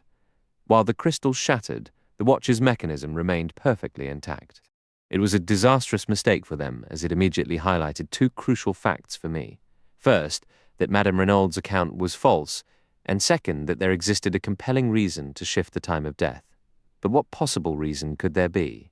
Ah, that is the very heart of the mystery. I cannot yet fully explain it. Only one idea suggests itself to me as having a potential connection. Which is? The final train from Merlinville departed at 12:17. I worked through the implications slowly. So, if the crime seemed to occur around 2 o'clock, anyone who left on that last train would have a perfect, unshakable alibi. Exactly, Hastings. You grasp it. I jumped to my feet. Then we must inquire at the station immediately. They couldn't possibly have failed to notice two foreigners boarding that train. We should go at once. Do you truly think so, Hastings? Absolutely. Let's go now. Poirot gently placed a hand on my arm to calm my enthusiasm. Go by all means if you wish, mon ami. But if you do go, I would not advise asking about two foreigners. I stared at him, bewildered, and he continued with a hint of impatience. Come now, you don't actually believe all that theatrical nonsense, do you? The masked men and the rest of that elaborate story. His words left me speechless. He went on calmly. You heard me say to Giraud that every detail of this crime was familiar to me. Well, that suggests one of two possibilities. Either the same mind that conceived the first crime planned this one, or else our killer had read of a famous case and those details lingered unconsciously, shaping this performance. I will be able to say which after he paused. My own thoughts were churning. But Mr. Renaud's letter, it clearly mentions a secret in Santiago. Undoubtedly there was a secret in Monsieur Renaud's life of that. There can be no doubt. However, the word Santiago, in my opinion, is a distraction, a red herring repeatedly dragged across the trail to mislead us. It is even possible the same tactic was used on Monsieur Renaud himself to prevent his suspicions from turning to a threat much closer to home. Oh, believe me, Hastings, the danger that confronted him was not waiting in Santiago. It was right here in France. He spoke with such grave certainty that I was convinced. Yet I offered one last objection. And the match and the cigarette end found near the body. What of them? A spark of pure delight illuminated Poirot's face, planted, deliberately placed there for Giraud, or one of his eager bloodhounds to discover. Ah, he is clever, that Giraud. He can perform his tricks. Just like a well-trained retriever, he comes in so terribly pleased with himself after hours of crawling on his stomach. See what I have found, he says. He turned to me once more. What do you observe here? I answered, with complete honesty. Nothing at all. And Gerard, the celebrated Gerard, he laughed to himself, thinking, what a fool this old man is. But we shall see. My thoughts, however, snapped back to the central facts. So the entire account of the masked intruders is a fabrication? What actually occurred? Poirot gave a slight shrug. One person could tell us, Madame Renaud. Yet she refuses to speak. Neither threats nor pleas would sway her. She is a remarkable woman, Hastings. I perceived from our first meeting that I was dealing with a person of extraordinary fortitude. Initially, as I mentioned, I was inclined to suspect her involvement in the crime. Later, I revised that opinion. What caused you to change your mind?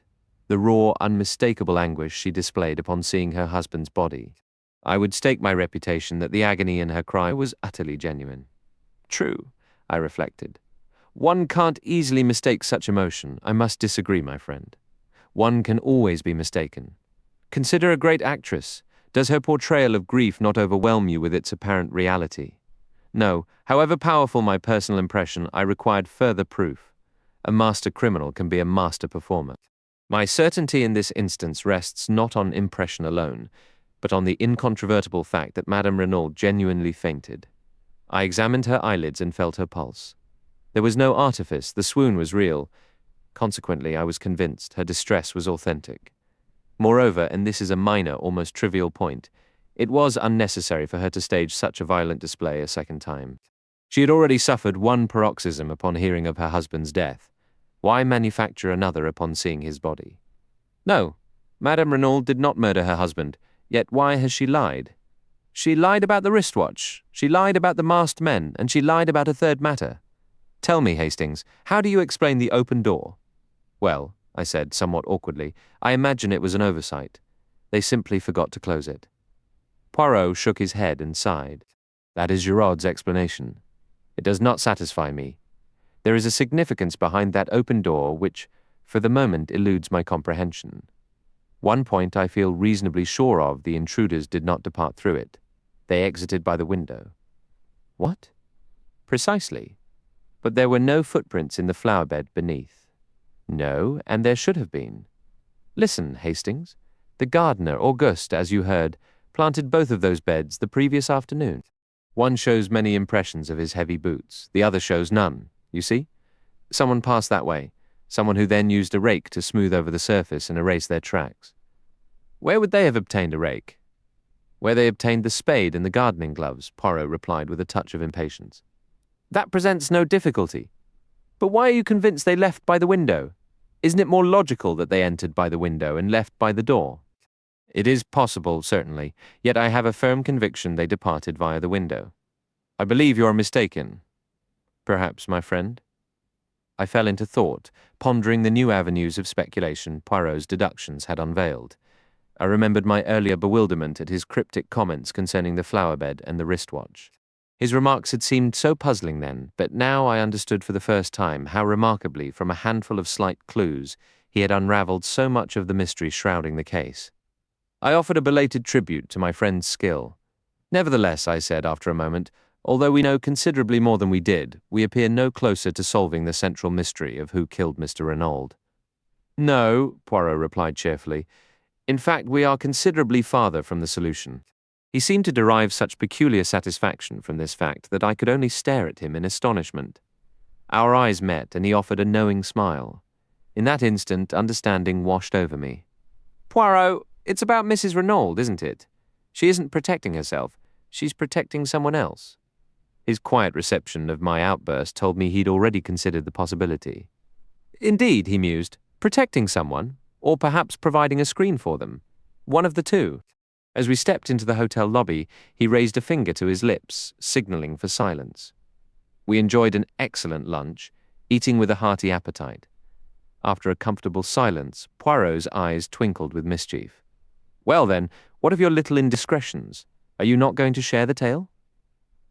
I felt my cheeks grow warm. Oh, you mean this morning? I tried to sound utterly casual, but I was hopelessly outmatched.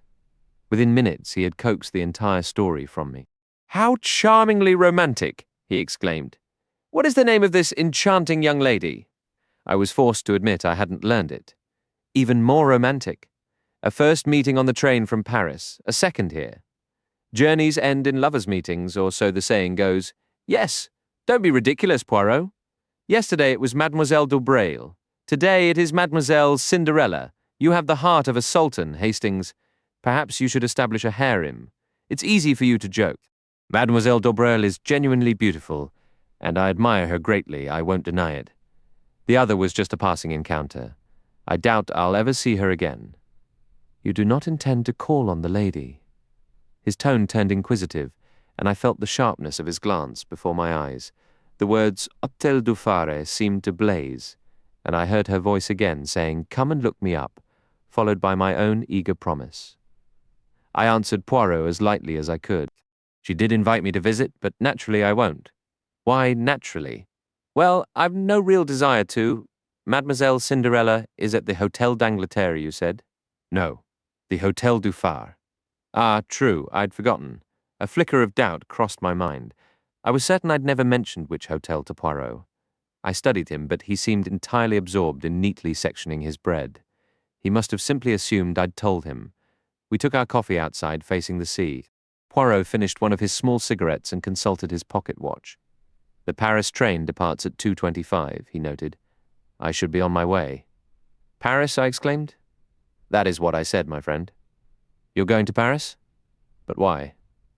His expression turned solemn. To search for the murderer of Monsieur Renauld. You believe he's in Paris? I am quite sure he is not, yet. It is there I must look.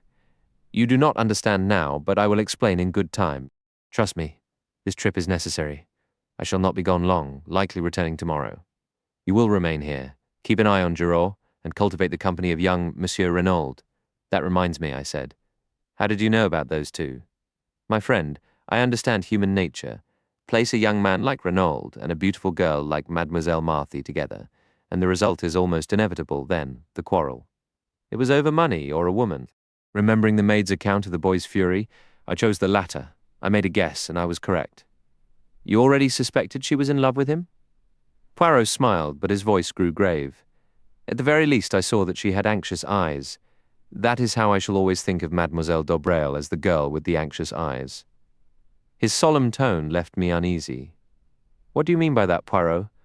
I have a feeling, my friend, that we shall understand before long. But now I must depart. I'll come to the station with you, I said, standing. You will do nothing of the sort. I absolutely forbid it.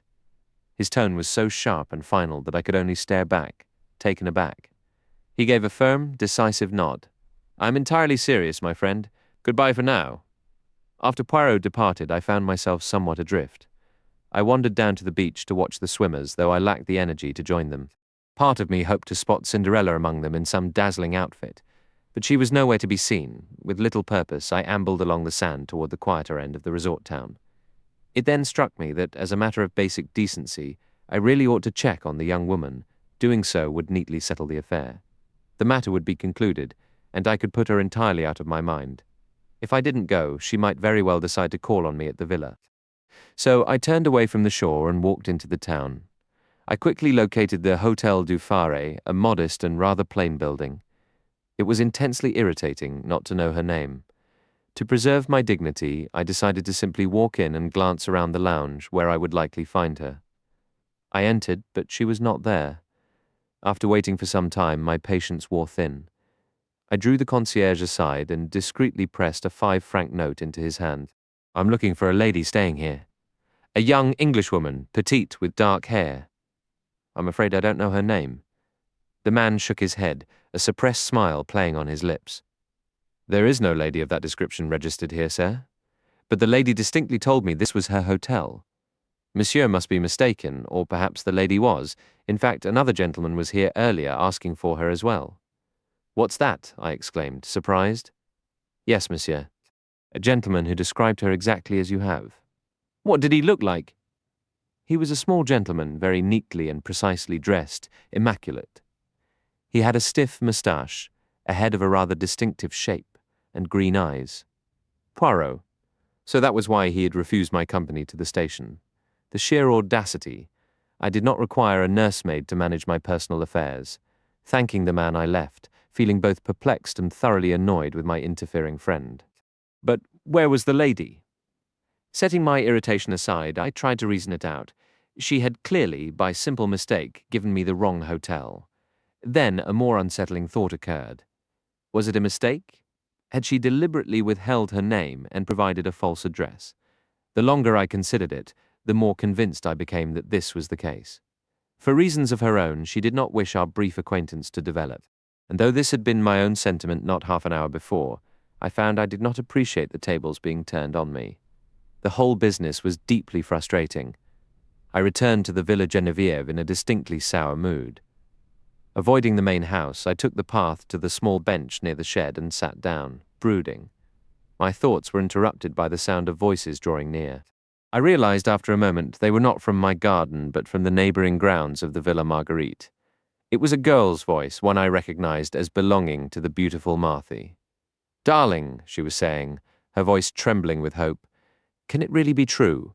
Are all our troubles finally over?" "You know they are, Marthy," Jack Renauld replied. His voice was fervent. "Nothing can separate us now, my love. The last barrier between us is gone. Nothing will ever take you from me." "Nothing?" she murmured, a note of fear still lingering. "Oh, Jack, I'm so afraid." I made to leave, embarrassed at overhearing such a private moment. As I stood, I glimpsed them through a break in the hedge. They stood together, facing my direction, his arm around her, his eyes locked with hers. They made a striking pair, the dark, athletic young man and the fair, goddess-like girl. A sudden, sharp memory of my own youthful heartache flashed through my mind, a bittersweet pang I thought long buried, making their scene feel both beautifully romantic and faintly, foolishly tragic. They stood together as if they were two halves of a perfect whole, finding joy despite the dark cloud hanging over their youth. Yet a shadow of worry lingered on the girl's face, and Jack Renauld, drawing her nearer, seemed to sense it. "What is it, my love?" he whispered. "What could possibly frighten you now?" In her eyes, I caught that fleeting expression Poirot had described, a silent dread that seemed to shape the words she murmured almost too softly to catch. "I'm afraid for you." I missed Jack's reply, distracted by something peculiar farther along the hedgerow. What looked like a clump of dead leaves seemed oddly out of place so early in the season. Moving closer to inspect, the brown mass suddenly shifted back and revealed itself a man with a finger pressed to his lips. It was Giraud. Signaling for silence, he drew me around the side of the shed, out of hearing range. "What were you doing back there?" I demanded. "The same as you," he replied flatly. "Listening. I wasn't there intentionally," I protested. "Ah," said Giraud, unimpressed. But I was. As usual, I felt that grudging respect for him, mixed with a strong dose of dislike. He gave me a slow, dismissive once-over. "Your blundering in didn't help. Another moment and I might have heard something useful. Where's your antique detective friend?" "Monsieur Poirot has gone to Paris," I said coolly. Giraud snapped his fingers with a scoff.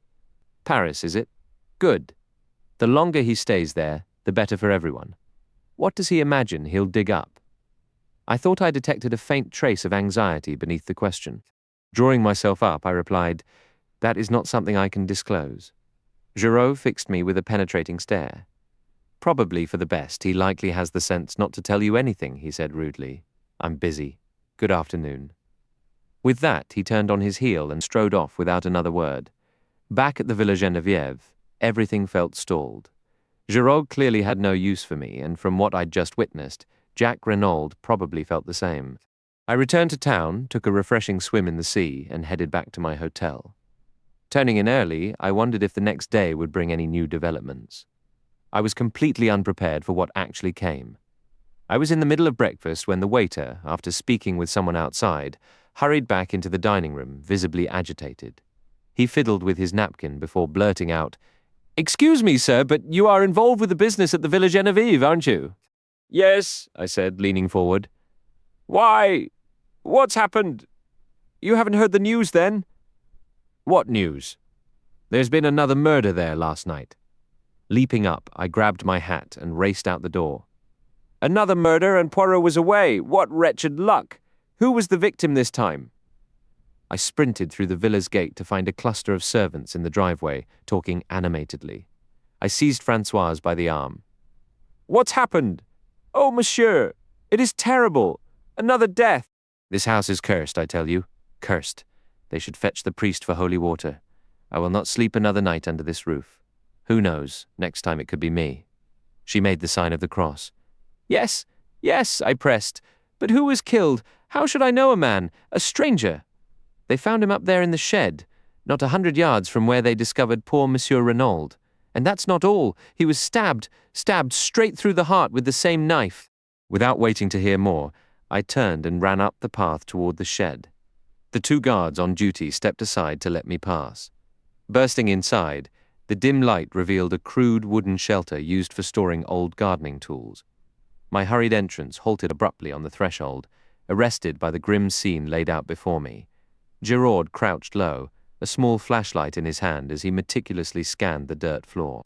He glanced up at my arrival, his expression tightening into a frown before softening into a look of amused disdain. "Over there," he directed, aiming the beam toward the far wall. I moved closer. The body lay on its back, a man of average height with a dark complexion, likely in his 50s. His attire was a finely tailored, though not new, dark blue suit. His face was twisted in agony, and protruding from his left side, just above the heart, was the black, gleaming hilt of a dagger. I knew that dagger. It was the very one I had seen displayed in a glass jar the morning before. "The doctor should be here shortly," Giraud remarked. "Not that we really need him. Cause of death is obvious, a stab to the heart. Death would have been immediate. Did it happen last night?" Giraud shook his head. "Unlikely. I'm no medical expert, but he's been dead for well over 12 hours. When did you last see that dagger?" "Around 10 yesterday morning." Then I'd placed the time of the crime not long after that. But people were in and out of this shed all day. Giraud gave a harsh laugh. "You're jumping to conclusions. Who said he was killed here? Look at him. Does someone stabbed in the heart collapse so neatly, feet together, arms at his sides? Of course not. And would a man just lie down and allow himself to be stabbed without a struggle? It's ridiculous. But look here and here. He swept the flashlight over the ground, revealing strange, uneven marks in the soft soil. He was dragged here after death. Partly dragged, partly carried by two people. Their tracks vanish on the hard ground outside, and they tried to obscure them here, but one of the two was a woman, my friend. A woman? Yes. But if the tracks are obscured, how can you tell? Because, even blurred, the imprint of a woman's shoe is clear, and also by this. He leaned forward and carefully plucked something from the dagger's handle, holding it up for me to see. It was a long black strand of hair, identical to the one Poirot had retrieved from the library armchair. With a faint, sarcastic smile, he wound it back around the hilt. "We'll disturb things as little as possible," he explained. "It keeps the examining magistrate happy. Now, notice anything else?" I had to admit I did not. Look at his hands. I examined them. The nails were broken, stained, and the skin was calloused. It wasn't as revealing as I had hoped. I looked back at Gerard. "Those are not a gentleman's hands," he said, answering my unspoken question. "Yet his clothes are expensive. Curious, isn't it?" "Very," I agreed. "And there are no labels on any of his clothing. What does that tell us? This man was pretending to be someone he wasn't. He was in disguise. Why? Was he afraid? Trying to hide? We don't know yet, but one thing is certain. He wanted to hide his identity as much as we want to uncover it." He looked down at the body again. Just like before, no fingerprints on the dagger. The murderer wore gloves again. "So you believe it's the same killer in both cases?" I asked eagerly. Giraud's face became unreadable. "Never mind what I believe. We'll see, Marchand." The police sergeant appeared at the doorway. "Sir? Where is Madame Renaud?" "I sent for her 15 minutes ago." "She is on the path now, sir, and her son is with her." "Good, but I'll see them one at a time." Marchand saluted and left. A moment later he returned with Mrs. Renaud. "Madame is here." Giraud stepped forward with a brief, stiff bow. "This way, please." He guided her across the shed and then moved aside abruptly. "Look at this man. Do you know him?" His eyes, sharp as drill bits, fixed on her face, probing for any flicker of thought, scrutinizing every shift in her demeanor. Yet Mrs. Renaud remained utterly composed. Too composed, I thought. She glanced down at the body with an air of detached curiosity, showing no trace of distress or recognition. "No," she stated. "I have never seen this man before in my life. He is a complete stranger to me." "You are certain?" "Absolutely certain. Could he have been one of the men who attacked you?" "No." She paused, as if the suggestion gave her a moment's pause. "No, I don't believe so. They wore beards, false ones according to the magistrate, but even so, no." Her voice firmed with decision. "I am sure neither of them was this person." "Very well, madame, that will be all." She walked out, head held high, the sunlight catching the silver strands in her hair. Jack Renaud followed. His failure to identify the dead man seemed just as effortless and genuine. Giraud only grunted in response, his satisfaction or frustration impossible to read. He called to Marchand. "You have the other one there?" "Yes, sir." "Bring her in, then." The other was Madame de Breil. She entered in a state of high indignation, her protest sharp and vehement. "I object to this. It is an outrage. What possible connection do I have with any of this?" Madame Giraud said bluntly, "I'm investigating not one murder, but two. For all I know, you could be responsible for both." "How dare you?" she cried, her face flushing with anger. "How dare you hurl such a wild, insulting accusation at me?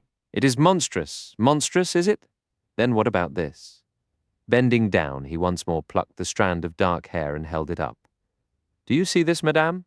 He took a step toward her. "Will you permit me to check if it matches your own?" With a stifled gasp, she recoiled, the color draining from her cheeks. "It's a lie, I swear it. I know nothing about this crime, or any other. Whoever says otherwise is lying." "Oh my God, what am I to do?" "Compose yourself, madame," Giraud said coolly.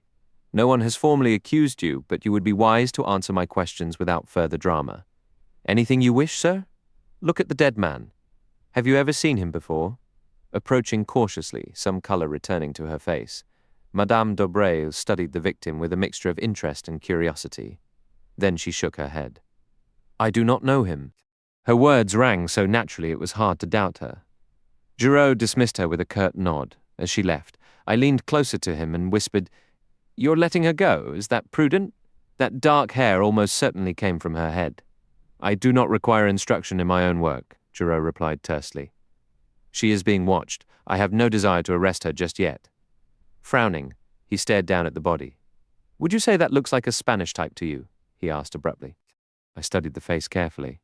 No, I said after a moment. I would definitely say he's French. Giraud gave a dissatisfied grunt. My thought exactly. He stood silently for a while, then with an impatient wave he motioned me back and dropped to his hands and knees once more, resuming his meticulous search of the shed's floor. His thoroughness was remarkable. Nothing escaped his notice. He combed every inch, lifting pots, inspecting old sacks. He seized a bundle near the door, but it was only a ragged coat and trousers, which he tossed aside with a sound of disgust. 2 pairs of worn gloves caught his attention, but after careful examination he set them down, shaking his head. Methodically, he returned to the pots, turning each one over. Finally, he stood up, rubbing his chin thoughtfully. He appeared both baffled and irritated, seemingly having forgotten I was there. Just then, a commotion arose outside, and our old acquaintance, the examining magistrate, bustled in accompanied by his clerk, M. Bex, and the doctor trailing behind them. "This is truly remarkable, Monsieur Giraud," exclaimed Monsieur Hotet. "Another murder. It's clear we haven't unravelled the full mystery. There is a profound secret at the heart of this affair. But who is the victim now?" "That is precisely what remains unknown, monsieur. He has not been identified." "Where is the body?" inquired the doctor. Giraud stepped aside. "Over there in the corner, stabbed through the heart, as you can see, and with the very dagger stolen yesterday morning. I suspect the murder followed the theft almost immediately, though that is for you to determine. You may handle the weapon. There are no fingerprints." The doctor knelt beside the deceased, and Giraud turned to the magistrate. "A charming little puzzle, isn't it? But I will solve it. And so no one recognizes him," the magistrate pondered. "Could he be one of the killers? Perhaps they had a falling out." Giraud shook his head. "The man is French. I would stake my reputation on it." They were interrupted by the doctor, who sat back with a baffled look. "You claim he was killed yesterday morning?" "I base that on the theft of the dagger," Giraud explained. "He might, of course, have been killed later in the day." "Later? Nonsense. This man has been dead for at least 48 hours, probably longer." We exchanged stunned glances. The doctor's statement was so astonishing, it left us all momentarily speechless. Here was a man stabbed with a weapon we knew had been stolen only a day before, yet Dr. Durand insisted he had been dead for 2 full days. The situation was utterly bewildering. As we were still reeling from this revelation, a telegram was delivered to me, sent up from the hotel. I tore it open. It was from Poirot announcing his return on the train arriving at Merlinville at 12:28. Checking my watch, I saw I had just enough time to reach the station comfortably to meet him. It felt critically important that he learn immediately of these startling new developments. Clearly, Poirot had found what he sought in Paris with remarkable speed. His quick return proved that. I wondered how he would react to the dramatic news I carried. The train was delayed a few minutes, so I paced the platform. To pass the time, I decided to ask a few questions about who had left Merlinville on the last train the evening of the murder. I approached the chief porter, a sharp-looking man who readily launched into the subject. It was a disgrace to the police, he declared heatedly, that such criminals should roam free. I suggested the assassins might have departed on the midnight train, but he dismissed the idea firmly. He would have certainly noticed 2 foreigners. Only about 20 people had left, and he could not have missed them. I'm not sure what prompted the thought. Perhaps it was the deep, concealed worry I had sensed in Martha Dobrale's voice. But I suddenly asked, "Young Monsieur Renaud, he didn't leave on that train, did he?" "Ah, no, monsieur. To arrive and then turn around and leave within half an hour? That would hardly be worth the trip." I stared at him, the meaning of his words slowly dawning on me. "You mean," I said, my pulse quickening, "that Monsieur Jacques Renaud arrived in Merlinville that evening?" "But yes, monsieur. On the last inbound train, the 11:40. My mind spun. So that was the source of Martha's intense anxiety. Jacques Renaud had been in Merlinville on the night of the crime. The question now was, why had he kept it a secret? Why then had he deliberately let us think he stayed in Cherbourg? Looking back at his open, boyish face, I found it hard to picture him involved in something so dark. But if he was innocent, why keep silent about something so important? One fact was clear. Marthy had known the truth all along. That explained her nervousness, her pointed questions to Poirot about whether anyone was under suspicion. My thoughts were cut short by the train pulling in, and a moment later I was shaking Poirot's hand. The little man was practically glowing. He beamed, chatted excitedly, and casting aside all English reserve, pulled me into an enthusiastic embrace right there on the platform. My dear friend, I have triumphed. Truly triumphed. Have you? I'm glad to hear it. But wait, do you know what's happened here? How could I? There have been developments, yes. That confident Giraud has made an arrest. Perhaps even several. But I shall make him appear the fool. Now where are we going? Should we not stop at the hotel first? My moustache is a disaster from the journey, limp with this heat, and my coat is dusty, my tie is all askew. I didn't let him finish. Never mind all that, Poirot. We must go straight to the villa. There has been another murder. I've never seen anyone so utterly stunned. His jaw went slack. All his cheerful energy vanished. He stared at me, speechless. What are you saying? Another murder? Then I am completely mistaken. I have failed. Giraud may laugh at me, and he will have every right. You didn't expect this? Not in the slightest. It destroys my theory. It ruins everything, unless— no. He stopped abruptly, striking his chest. It cannot be. I cannot be wrong. When the facts are arranged methodically in their proper order, they permit only one conclusion. I must be right. I am right. But in that case, he cut me off. Wait, I beg you. I am right, therefore, this new murder is impossible unless— give me a moment. Do not speak. He fell silent briefly, then resumed in his usual calm, assured tone. The victim is a middle-aged man. His body was discovered in the locked shed near the crime scene, and he has been dead at least 2 days. He was most likely stabbed in a manner similar to Mr. Renaud, though not necessarily in the back. Now it was my turn to stare in disbelief. In all my time with Poirot, he had never done anything so astonishing. A flicker of doubt crossed my mind. "Poirot," I exclaimed, "you're having me on? You've already heard everything." He fixed me with a reproachful look. Would I jest about such things? I assure you I have heard nothing at all. Did you not see how your news shocked me? Then how on earth could you know all that? I was correct, of course I knew, the little grey cells, my friend. They told me. This was the only way a second death could have occurred. Now, tell me everything. If we turn left here, we can take a shortcut across the golf course. It will bring us to the back of the Villa Geneviève much faster. As we walked the path he suggested, I relayed everything I knew. Poirot listened closely. The dagger was left in the wound, you say? That is curious. You are certain it was the same one? Absolutely certain. That's what makes the whole thing so baffling. Nothing is impossible. There may have been 2 daggers. I raised my eyebrows skeptically. Isn't that extremely unlikely? What an extraordinary coincidence that would be. You speak, as usual, without thinking, Hastings. In many cases, 2 identical weapons would be improbable, but not here. This weapon was a war souvenir made to Jack Renaud's specifications. When you consider it, is it not far more unlikely that he would have commissioned only one? It's quite likely he kept a spare for himself, Poirot suggested. But no one has said anything about that, I argued. A touch of the professor entered his voice. My dear friend, when investigating, one does not consider only what is spoken aloud. Many significant details are never mentioned, sometimes for good reason. You may decide the motive for that silence.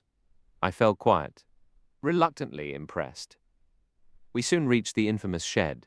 Our companions were all present, and after brief pleasantries, Poirot began his examination. Having observed Giraud's methods earlier, I watched with keen interest. Poirot gave the surroundings only a fleeting look, his attention fixed on the worn coat and trousers near the entrance. A faint, scornful smile touched Giraud's lips, and Poirot, seeming to notice, tossed the bundle aside. Old gardening clothes, I presume? Precisely, Giraud replied. Poirot knelt beside the body. His movements were swift yet systematic. He inspected the fabric of the garments, finding no notable marks. The boots and the grimy, broken fingernails received particular scrutiny. While examining the nails, he fired a quick question at Giraud. You observed these? I did, the other answered, his expression unreadable. Suddenly Poirot became rigid. Dr. Durand? Yes. The doctor stepped forward. There is foam upon the lips. Did you note it? I must confess I did not. But you see it now? Most certainly, Poirot turned another sharp glance toward Giraud. You undoubtedly noticed it? The detective offered no reply. Poirot continued. The dagger had been removed from the wound and now rested in a glass jar beside the body. After studying the blade, Poirot leaned close to inspect the injury itself. When he looked up, his eyes held that familiar, excited gleam. A most peculiar wound. It has not bled. The clothing is unstained. The dagger's blade is only slightly tarnished. What is your opinion, Doctor? I can only state it is highly unusual. Not unusual in the least. It is perfectly straightforward. The man was stabbed after death. With a wave of his hand to quiet the outburst that followed, Poirot turned to Giraud. Monsieur Giraud concurs with me. Do you not? Whatever Giraud truly thought, he accepted the conclusion without a flicker of emotion. Calmly, almost dismissively, he responded. Naturally, I agree. A fresh murmur of astonishment rippled through the group. But what a notion, exclaimed Emohotate. To stab a corpse, barbaric, unprecedented. Perhaps some insatiable hatred. No, said Poirot. I should imagine it was done quite dispassionately to manufacture an impression. What impression? The impression it very nearly succeeded in creating, Poirot replied cryptically. M. Bex had been pondering. Then how was the man killed? He was not killed. He died. He died. Unless I am greatly mistaken, from an epileptic seizure. This declaration from Poirot stirred another wave of excitement. Dr. Durand knelt once more, conducting a thorough re-examination. Finally he rose. Monsieur Poirot, I am inclined to believe your assertion is correct. I was initially misled. The undeniable fact of the stabbing diverted my attention from other signs. Poirot was now the man of the hour. The examining magistrate showered him with praise. Poirot accepted gracefully, then begged leave, citing that neither of us had lunched and he wished to recover from the journey's fatigue. As we prepared to depart the shed, Giraud approached. His voice was smooth and faintly mocking. One more detail, Monsieur Poirot. We found this coiled around the dagger's handle, a woman's hair. Indeed, said Poirot. A woman's hair? I wonder whose. I wonder the same, said Giraud. With a slight bow, he left us. He was quite persistent, that Giraud, Poirot mused as we strolled back to the hotel. I wonder what false trail he hopes I will follow. A single strand of hair. Interesting. We enjoyed a hearty lunch, though I noticed Poirot seemed distracted and distant. Afterward, we retired to our suite, where I pressed him for details about his secretive trip to Paris. Gladly, my friend. I went to Paris to obtain this. From his pocket, he produced a small, worn clipping from a newspaper.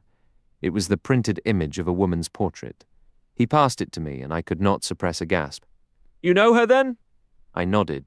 Despite the photograph's obvious age and the outdated style of her hair, the resemblance was undeniable. Madame d'Aubrail, I cried. Poirot gave a slight smile and shook his head. Not entirely accurate, my friend. That was not the name she used in those days. This is a portrait of the infamous Madame Beroldi. Madame Beroldi!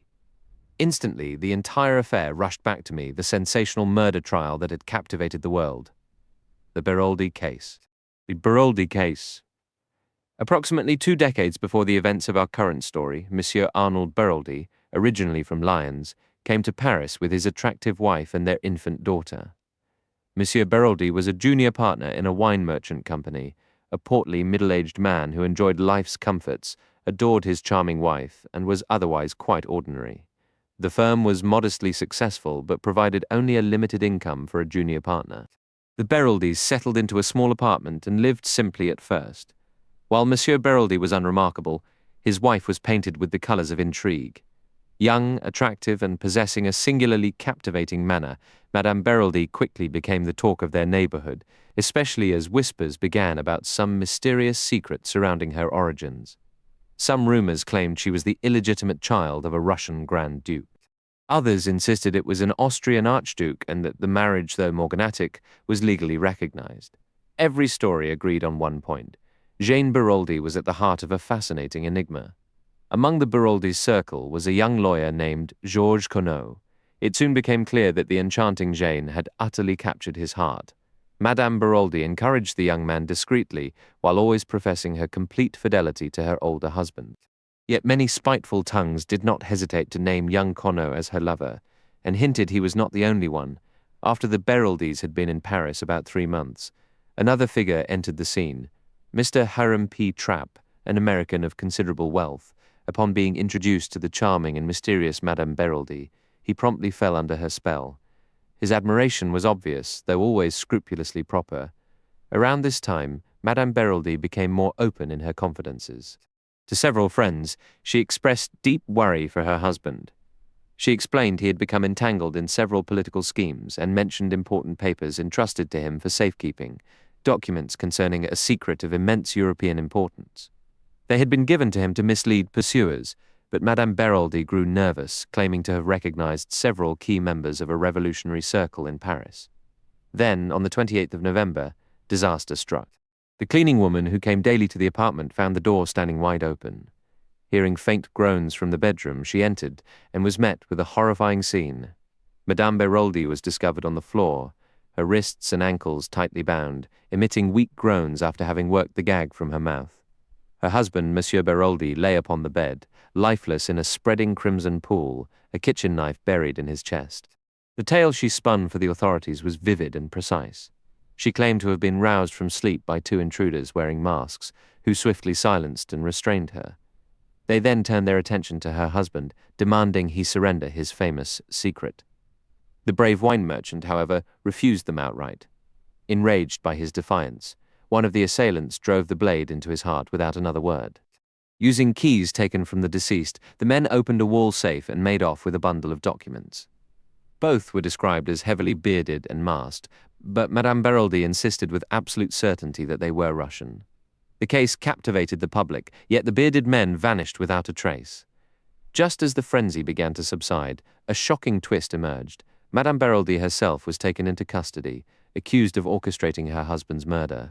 Her trial became a spectacle, fueled by her youth, striking beauty, and the enigmatic past she claimed. Investigators, however, meticulously dismantled her fairy tale. They revealed her parents were perfectly ordinary fruit sellers from the outskirts of Lyon, a far cry from royal intrigue. Every story of grand dukes and political schemes was traced directly back to the defendant's own imagination. The true motive was uncovered in the person of Mr. Hiram P. Trapp, a wealthy American who, under relentless questioning, confessed his love for Gina Beraldy and his intention to marry her if she were free. The fact that their relationship had remained chaste only made the case against her more damning. Barred by the man's honorable nature from becoming his mistress, she allegedly devised a monstrous plan to eliminate her unremarkable older husband and secure the American's fortune instead.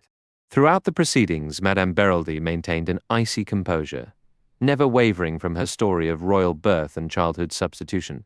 A narrative so absurd and unsubstantiated it somehow convinced a portion of the public. The prosecution was merciless, branding the masked Russians a fiction and asserting the crime was committed by Madame Beraldy and her lover, a man named Georges Queneau. A warrant was issued, but Queneau had already fled.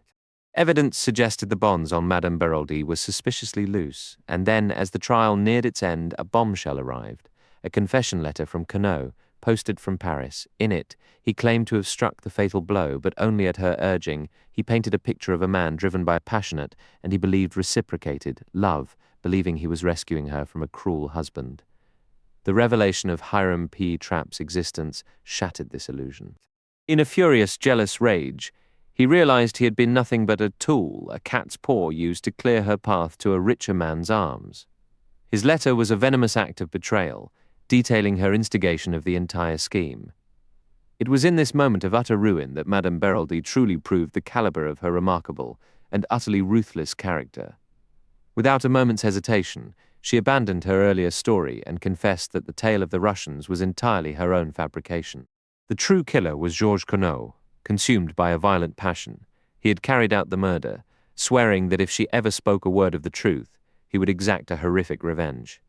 Paralyzed by his threats, she had agreed to the deception, partly out of fear, and partly from a dread that if she told the authorities the truth, she herself might be accused of conspiring in the crime.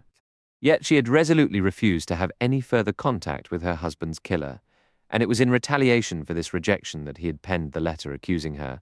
She swore a solemn oath that she had played no part in planning the dreadful act, that she had awoken on that fateful night to find Georges Queneau looming over her, the knife still wet with blood in his hand. It was a perilously thin story, hardly believable. But her final appeal to the jury was nothing short of a masterpiece. With tears streaming down her face, she spoke of her child, of a woman's honor, of her desperate desire to keep her reputation unstained for her daughter's future.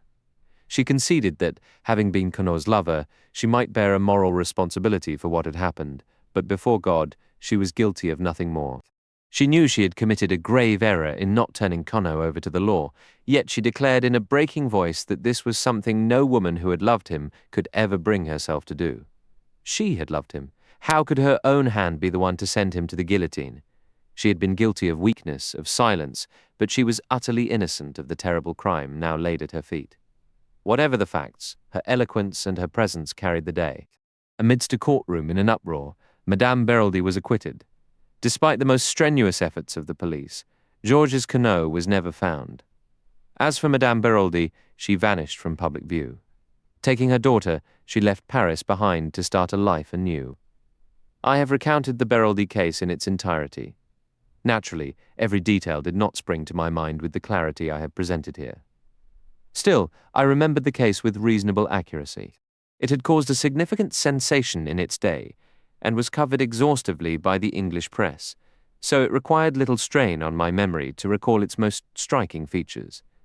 In my excitement, it seemed for a moment to illuminate our entire present situation. I admit to being impulsive. Poirot often laments my habit of leaping to conclusions, but I believe I had some justification this time. The remarkable manner in which this discovery vindicated Poirot's earlier reasoning struck me immediately. "Poirot," I said, "I must congratulate you. Now I see the whole picture." Poirot lit one of his tiny cigarettes with his customary exactness. Then he looked up. "And since you see the whole picture, my friend, tell me precisely what it is you see." "Why, that it was Madame d'Aubrail, the woman who was once Beraldy, who murdered Mr. Renauld. The parallel between the two cases proves it beyond any doubt." "So you believe Madame Beraldy was wrongly acquitted? That she was, in fact, guilty of conspiring in her husband's murder?" I stared at him, astonished. "Naturally, don't you?" Poirot walked to the far end of the room, absently straightened a chair, and then said thoughtfully, "Yes, that is also my view, but there is no naturally about it, my friend. In the strict legal sense, Madame Beraldy was found innocent. Of that particular crime, perhaps? But not of this one." Poirot sat down again and studied me, his pensive expression more pronounced than ever. "So it is your definite opinion, Hastings, that Madame d'Aubrail murdered Monsieur Renauld?" "Yes. Why?" He fired the question at me with such abruptness that I was momentarily speechless. "Why?" I faltered. "Why?" "Well, because," I came to an abrupt halt. Poirot gave a knowing nod. "You see, you encounter an obstacle immediately. Why on earth would Madame d'Aubrail, for clarity's sake, let us keep calling her that, why would she murder Monsieur Renauld? We cannot find even a trace of a motive. She gains nothing from his death.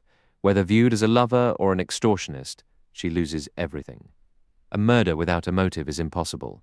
The first crime was distinct there. We had a wealthy suitor ready to take her husband's place. Money isn't the only reason someone might kill, I argued. Correct. Poirot agreed calmly. Two other motives exist. One is the crime of passion. The other, far rarer, is murder for an idea, which suggests a degree of mental disturbance in the killer.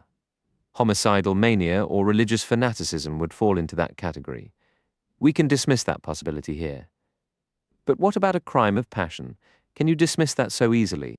If Madame d'Aubrail was Renaud's mistress and she felt his affection waning, or if something sparked her jealousy, couldn't she have killed him in a sudden fit of rage? Poirot shook his head. If, and I stress, if Madame d'Aubrail was Renaud's mistress, he hadn't had time to grow tired of her. More importantly, you misjudge her character. She is a woman capable of portraying intense emotion. She is a superb actress. Yet, if we examine her life dispassionately, her actions betray her. Throughout, she has been cold and calculating in her motives. She did not conspire to kill her husband out of a desire to be with a younger lover. Her target was the rich American, for whom she likely cared nothing. If she were to commit a crime, it would always be for material gain. Here, there is no gain. Furthermore, how do you explain the digging of the grave? That was a man's task. She might have had an accomplice, I suggested, reluctant to abandon my theory. Poirot moved to another point. Consider another objection. You mentioned the similarity between the two crimes. Where exactly does that similarity lie, my friend? I stared at him, baffled. Why, Poirot, it was you who pointed it out. The story of the masked intruders, the secret, the stolen papers. A slight smile touched Poirot's lips. Do not be so affronted, I implore you. I retract nothing. The resemblance between the two narratives inevitably links the cases. But now reflect on something very peculiar. It is not Madame d'Aubreuil who tells us this tale. If it were, everything would be straightforward. It is Madame Renaud, is she? Then, in league with the other woman? I find that hard to believe, I said slowly. If she is, she must be the most accomplished actress the world has ever seen. Ta! Ta! Ta! Poirot exclaimed with impatience. Once more, sentiment overrules logic. If the situation requires the criminal to be a masterful actress, then by all means assume she is one. But is it necessary? I do not believe Mrs. Renaud is conspiring with Madame d'Aubreuil for several reasons, some of which I have already listed. The others are obvious. Therefore, with that possibility eliminated, we draw very close to the truth, which is, as usual, both curious and fascinating. Poirot, I cried, what else do you know? My friend, you must form your own conclusions. You have access to the facts. Engage your little grey cells. Reason not like the methodical Giraud, but like Hercule Poirot. But are you certain, my friend? In many respects I have been a fool. But now, at last, my vision is clear. You know everything? I have discovered what Monsieur Renaud summoned me to discover. And you know the murderer. I know one murderer. What do you mean by that? We are speaking at cross purposes. Here we have not one crime, but two. The first I have solved, the second. Well, I confess, I am not entirely sure. But Poirot, I thought you said the man in the shed died of natural causes? Ta-ta-ta. Poirot made his familiar sound of exasperation. You still do not grasp it. One can have a crime without a murderer, but for two crimes it is absolutely essential to have two bodies. His statement struck me as so peculiarly unclear that I looked at him with concern. He appeared perfectly composed. Abruptly, he stood and walked to the window. Ah, here he is now, he observed. Who is it? Mr. Jack Renaud. I sent a message to the villa asking him to come here. That shifted my thoughts entirely. I asked Poirot whether he was aware Jack Renaud had been in Merlinville on the night of the murder. I had hoped to catch my clever friend off guard, but as always he knew everything. He too had checked at the station. And undoubtedly we are not the first with this idea, Hastings. The excellent Giraud has likely made his own inquiries. You don't suppose— I began, then stopped myself. No, that would be too dreadful. Poirot gave me a questioning look, but I said nothing more. A chilling thought had just struck me. While there were 7 women connected to the case in various ways, Mrs. Renaud, Madame d'Aubreuil and her daughter, the mysterious stranger, and the 3 maids, there was really only one man involved aside from old Auguste, who hardly counted. That man was Jack Renaud, and a man must have dug that grave. I had no time to dwell on this horrifying idea, for Jack Renaud was shown into the room. Poirot greeted him with brisk efficiency. Sit down, please. I am terribly sorry to disturb you, but you can understand the atmosphere at the villa is not very agreeable for me. Monsieur Giraud and I disagree on several points. His courtesy toward me has been notably absent, and you will appreciate that I do not intend any small discoveries I might make to be of assistance to him. Absolutely, Monsieur Poirot, the young man replied. That Giraud is an ill-mannered brute. I would be delighted to see someone get the better of him. Then, may I ask a small favor, of course? Please go to the railway station and take a train to the next stop along the line, Abilac. Inquire at the baggage room whether 2 foreigners left a suitcase there on the night of the crime. It is a small station. They will almost certainly remember. Will you do this? Naturally, said the boy, puzzled but willing. My friend and I, you understand, have business elsewhere, Poirot explained. There is a train in 15 minutes. I must ask you not to return to the villa afterward, as I do not wish Giraud to get any hint of your errand. Very well, I'll go straight to the station. He stood to leave, but Poirot's voice halted him. One moment, Monsieur Renaud. There is one small point that puzzles me. Why did you not inform Monsieur Autet this morning that you were in Merlinville on the night of the crime? Jack Renaud's face flushed crimson. With visible effort, he steadied himself. You are mistaken. I was in Cherbourg, as I told the magistrate this morning. Poirot studied him, his eyes narrowing to feline slits, showing only a glint of green. Then it is a curious mistake I have made, and one shared by the station staff. They say you arrived on the 11:40 train. Jack Renaud hesitated briefly before his resolve hardened. And what if I did? I assume you are not accusing me of having a hand in my father's murder. He posed the question defiantly, his head held high. I would like an explanation for why I came here. That is simple enough. I came to see my fiancée, Mademoiselle d'Aubreuil. I was about to embark on a long journey, uncertain when I might return. I wanted to see her before leaving, to reassure her of my steadfast devotion. And did you see her? Poirot's gaze never wavered from the young man's face. There was a noticeable pause before Renaud answered. Yes. And afterward? I realized I had missed the last train. I walked to St. Beauvais, where I roused a garage attendant and hired a car to take me back to Cherbourg. St. Beauvais? That is 15 kilometers. A considerable walk, Monsieur Renaud. I felt like walking. Poirot gave a slight nod, as if accepting the explanation. Jack Renaud took his hat and cane and left. Instantly, Poirot sprang to his feet. Quickly, Hastings, we'll track him, Poirot declared. Maintaining a careful gap, we trailed our target through the streets of Merlinville. However, upon seeing him turn toward the train station, Poirot halted with a satisfied air. Excellent. The bait has been taken. He will proceed to Abalec to inquire about the non-existent suitcase left by those fictitious travellers. Yes, my friend. That was a small fabrication of my own design. You intended to get him out of the way, I cried. Your perception is remarkable, Hastings. Now, if you will accompany me, we shall proceed to the Villa Geneviève. Giraud takes action. Upon reaching the villa, Poirot directed us not into the shed where the second victim was found, but to a wooden bench situated several yards from it. He studied the bench thoughtfully, then meticulously paced the distance from it to the hedge marking the border with the Villa Marguerite. Nodding to himself, he retraced his steps. Returning to the hedge, he gently pushed the foliage aside. With a little luck, he said, glancing back at me. Mademoiselle Marthy might be in her garden. I wish to speak with her, and I would prefer not to make an official call. Ah, good, there she is. Piste, mademoiselle, a moment, if you please. I joined him just as Martha d'Aubreuil, appearing somewhat startled, hurried to the hedge. Might I have a brief word, mademoiselle? Of course, Monsieur Poirot. Though she agreed, her eyes were clouded with worry and fear. Mademoiselle, you recall running after me on the road the day I visited your home with the magistrate? You asked me if anyone was suspected of the crime. You told me it was 2 Chileans, she said, her voice tense, her hand moving unconsciously to her chest. Ask me that same question again now. What do you mean, this? If you were to repeat that question today, my answer would be different. Someone is suspected, but it is not a Chilean. Who? The word was a faint whisper. Monsieur Jack Renaud. What? It was a sharp cry. Jack? That's impossible. Who dares suspect him? Giraud. Giraud. Her face went pale. I fear that man. He is ruthless. He will. She stopped, and a new resolve hardened her features. I saw then that she possessed a fighter's spirit. Poirot watched her closely. You are aware, of course, that he was here on the night of the murder? He asked. Yes, she answered mechanically. He told me. It was unwise to have hidden that fact, Poirot ventured. Yes, she replied impatiently. But we have no time for regrets. We must find a way to save him. He is innocent, naturally, but that will mean nothing to a man like Giraud, who is concerned with his own reputation. He must make an arrest, and that arrest will be Jack.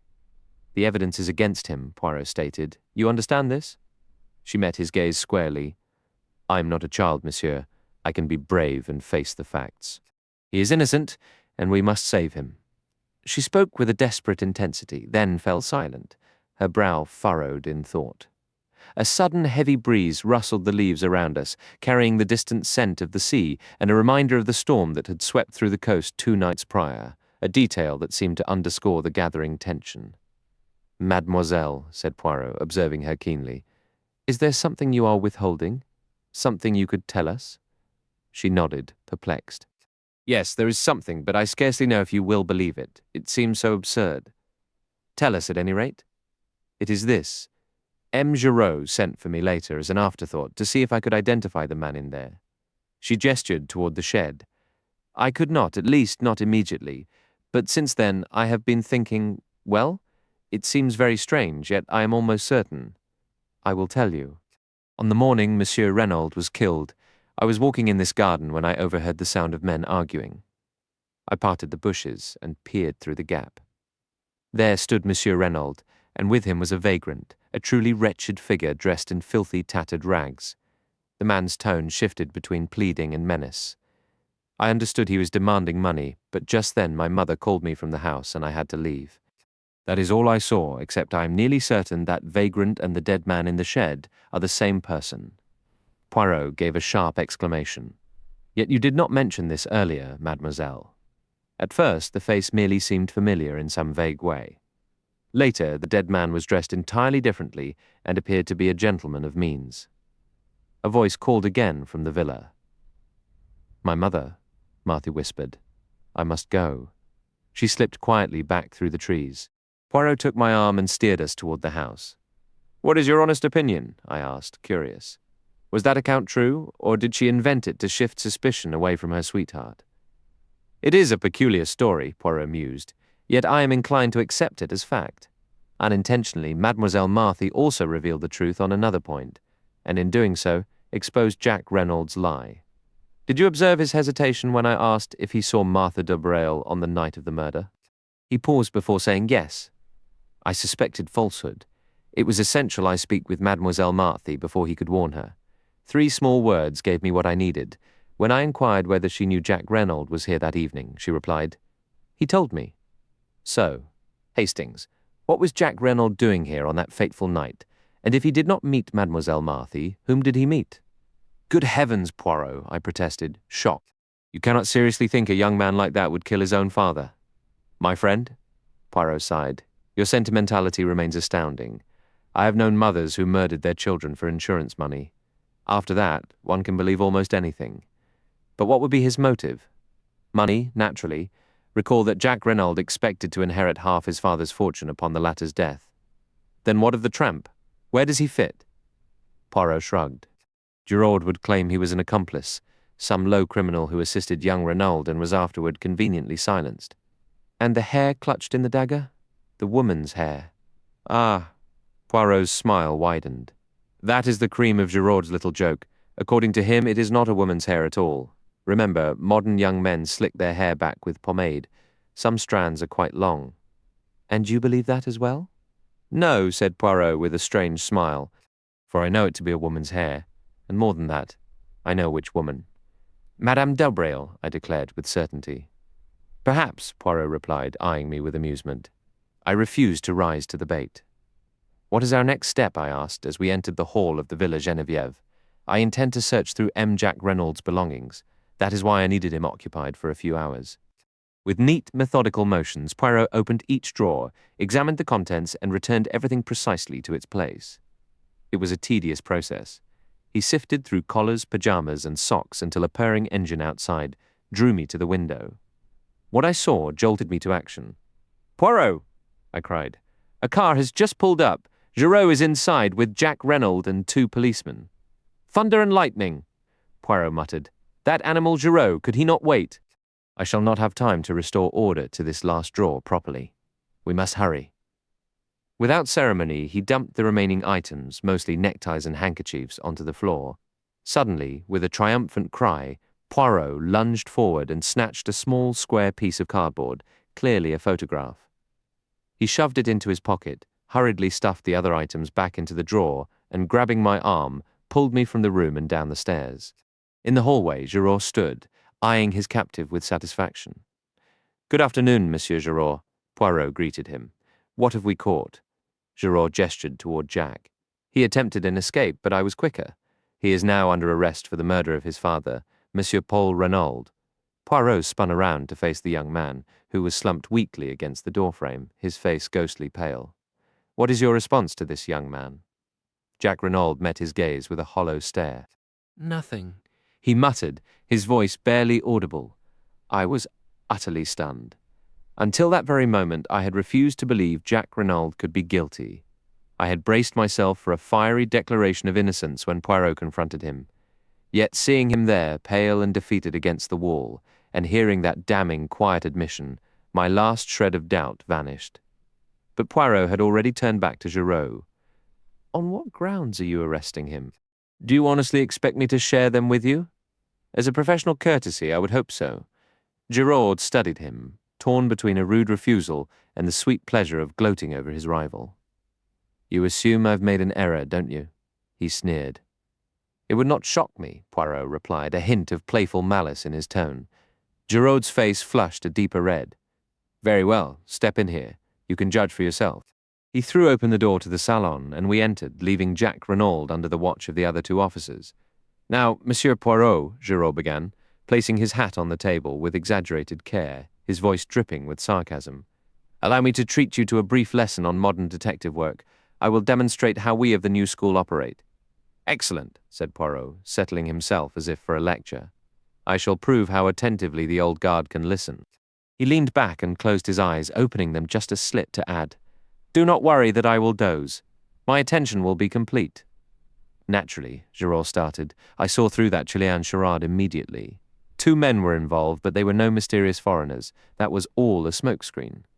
"Most commendable so far, my dear Giraud," Poirot murmured, particularly after that clever little trick with the match and the cigarette butt. Giraud shot him a glare, but pressed on. "The person who dug the grave must have been connected to the case. No one directly profits from the crime, but there was someone who believed he would. I learned of Jack Renaud's bitter quarrel with his father and the threats he made. Motive established. Now, the means Jack Renaud was in Merlinville that night. He hid that fact, which transforms suspicion into near certainty. Then we discovered a second victim, stabbed with the same dagger. We know when that dagger was stolen. Captain Hastings here can confirm the time. Jack Renaud, arriving from Cherbourg, was the only person who could have taken it. I have accounted for every other member of the household." Poirot interrupted. "You are mistaken. There is one other person who could have taken the dagger. You refer to Monsieur Stonor. He arrived at the front door in an automobile that came directly from Calais. Oh, believe me, I have examined every detail. Monsieur Jack Renaud arrived by train. A full hour passed between his arrival and when he presented himself at the house. Undoubtedly, he saw Captain Hastings and his companion leave the shed, slipped in himself, took the dagger, and stabbed his accomplice there." "Who was already dead?" Giraud gave a dismissive shrug. Perhaps he failed to notice. He might have thought the man was merely asleep. They undoubtedly had a meeting planned. In any case, he knew this apparent second murder would hopelessly complicate the investigation. "It did not," Poirot murmured softly. "Yet it could not fool Monsieur Giraud. You may laugh, but I offer you one final, undeniable truth. Madame Renaud's entire account was a lie, woven from start to finish. We accept that she loved her husband, and still she lied to protect his killer. For whom does a woman lie? Occasionally for herself, often for the man she loves, but without exception for her child. That is the ultimate proof. You cannot escape it." Giraud stood back, flushed with triumph. Poirot studied him calmly. "That is my conclusion," declared Giraud. "What is your response?" "Merely that you have overlooked one critical detail." "And what might that be?" Jack Renaud was familiar with the golf course layout. He knew the body would be uncovered quickly once they began digging that bunker. Giraud let out a loud, dismissive laugh. "That's absurd. He wanted the body found. Until it was discovered, he couldn't claim his father was dead or inherit a cent." A sharp glint flashed in Poirot's eyes as he stood. "Then why bury it at all?" he asked, his voice dropping to a whisper. "Think, Giraud. If immediate discovery served Jack Renaud's interests, why go to the trouble of digging a grave?" Giraud had no reply. The question caught him off guard. He shrugged, trying to dismiss it as irrelevant. Poirot turned toward the door, and I followed. "There is one more detail you have neglected," he added, glancing back. "What now?" "The length of lead pipe," said Poirot, and we exited the room. Jack Renaud remained in the hall, his face pale and stricken, but he looked up sharply as we emerged. At that moment, footsteps sounded on the staircase. Mrs. Renaud was coming down. Seeing her son flanked by the officers, she froze. "Jack!" she stammered. "Jack! What is happening?" He met her gaze, his expression rigid. "They're arresting me, Mother!" "What?" She let out a piercing cry, and before anyone could reach her, swayed and collapsed heavily. We both rushed forward and lifted her. After a moment, Poirot straightened. "She has struck her head badly on the stair edge. There is likely a mild concussion, too. If Giraud requires a statement from her, he will have to wait. She may be unconscious for a week or more." Denise and Françoise hurried to their mistress, and leaving her in their care, Poirot walked out of the villa. He moved with his head bowed, deep in thought. I held my silence for a while, but finally dared to ask, "Do you believe, despite everything, that Jack Renaud might be innocent?" Poirot did not answer immediately. After a long pause, he said gravely, "I cannot say, Hastings. There remains a possibility. Certainly, Giraud is mistaken, utterly and completely wrong. If Jack Renaud is guilty, it is in spite of Giraud's reasoning, not because of it. And the most serious evidence against him is known only to me." "What is it?" I asked, struck by his tone. "If you would employ your little grey cells and view the case as clearly as I do, you would see it for yourself, my friend." It was one of those infuriating replies of his, he continued, without waiting for my protest. "Let us walk toward the shore. We will sit on that little rise there, overlooking the sand, and examine the facts.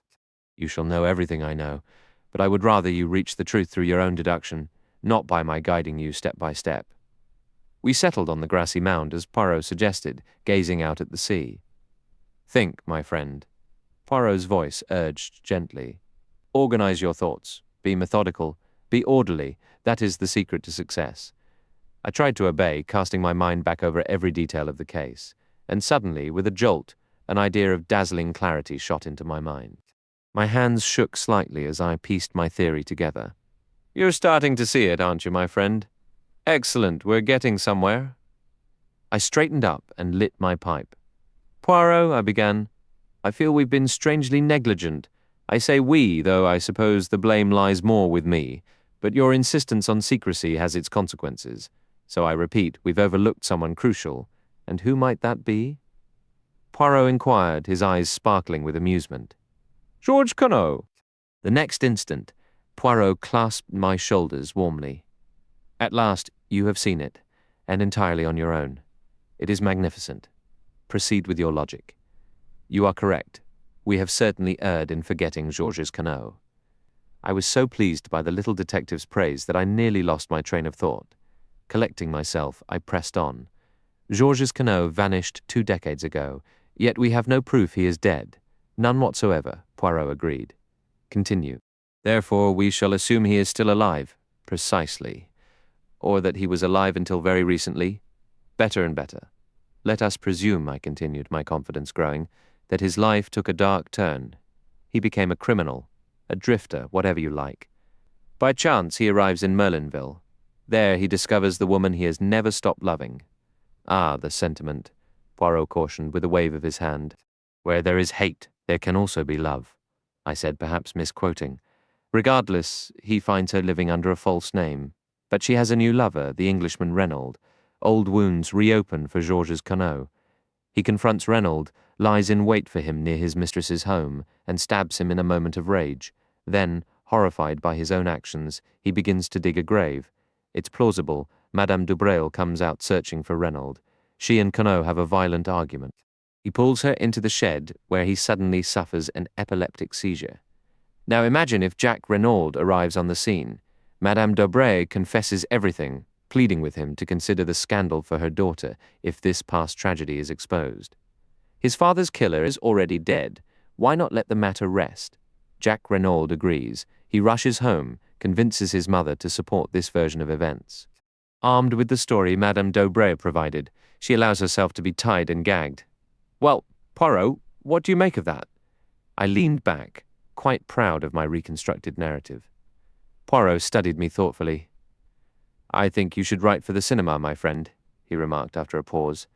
"You mean—" "It would make a thrilling picture, the tale you just spun, but it bears no resemblance to the realities of life. I grant I haven't worked out every detail, but you have gone beyond details, you have ignored them spectacularly. What of the clothing? Are you suggesting that after the murder, Conneau stripped his victim, dressed in the man's suit, and then returned the dagger to the scene?" "I don't see why that matters," I retorted, somewhat offended. "He could have obtained clothes and money from Madame Dubreuil earlier that day through threats." "Through threats, you say? You genuinely propose that?" "Certainly. He could have threatened to reveal her true identity to the Renaud family, which would have shattered any hope of her daughter's marriage." "You're mistaken, Hastings. He could not blackmail her, for she held the power. Remember, Georges Conneau remains a wanted murderer. A single word from her, and he faces the guillotine. I had to admit, rather grudgingly, that he was right." Your theory, then, I said with a touch of acidity, is presumably flawless in every particular? My theory is the truth, Poirot stated calmly. And the truth is, by nature, correct. Your hypothesis failed on a basic point. You let your imagination run wild with secret meetings and dramatic passions. However, when we examine a crime, we must anchor ourselves in the ordinary. Would you like me to illustrate my process for you? Absolutely. Let's see a demonstration. Poirot straightened his posture and began, punctuating his points with a decisive wag of his finger. We begin, as you did, with the fundamental fact of Georges Conneau. Madame Beroldi's courtroom story about the Russians was undeniably a lie. If she was innocent of involvement in the murder, she fabricated that tale alone, just as she claimed. If she was guilty, the invention could have come from either her or Georges Conneau. In our current investigation, we encounter an identical narrative. As I previously noted, the circumstances make it highly improbable that Madame d'Aubray created it. Therefore, we must consider the possibility that the story originated with Georges Conneau. Excellent. So, Georges Conneau planned the crime with Mrs. Renaud as his partner. She occupies the foreground, while a mysterious figure, whose current identity escapes us, operates from the shadows. Now, let us meticulously review the Renaud case from the start, recording each significant detail in sequence. You have your notebook and pencil? Good. Where should our timeline begin? The letter sent to you. That is how we first learned of the matter, but it is not the true origin. The first point of significance, I would argue, is the noticeable shift in Monsieur Renaud's behavior shortly after his arrival in Merlinville, a change confirmed by multiple witnesses. We must also account for his association with Madame d'Aubray and the substantial payments made to her. From there, we proceed directly to May 23rd. Poirot paused, cleared his throat, and gestured for me to write. May 23rd. M. Renaud argues with his son over the young man's desire to marry Martha de Brayle. The son departs for Paris. May 24th. M. Renaud revises his will, granting his wife complete control of his estate. June 7th. A confrontation with a vagrant in the garden, witnessed by Martha de Brayle. A letter is composed to M. Hercule Poirot, pleading for help. A telegram is dispatched to M. Jacques Renaud, instructing him to sail to Buenos Aires on the Enzora. The chauffeur Masters is given leave for a holiday. That evening a lady visits. As he escorts her out, his final words are, "Yes, yes, but for heaven's sake, leave now." Poirot stopped. There, Hastings, examine each of those facts individually.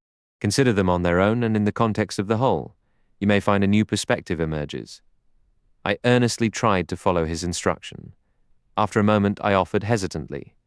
Regarding the initial points, the core question seems to be whether we lean toward a theory of blackmail or an obsession with this woman. Blackmail, without question. You recall what Stonor said about his character and routines, but Mrs. Renaud did not corroborate that view, I countered.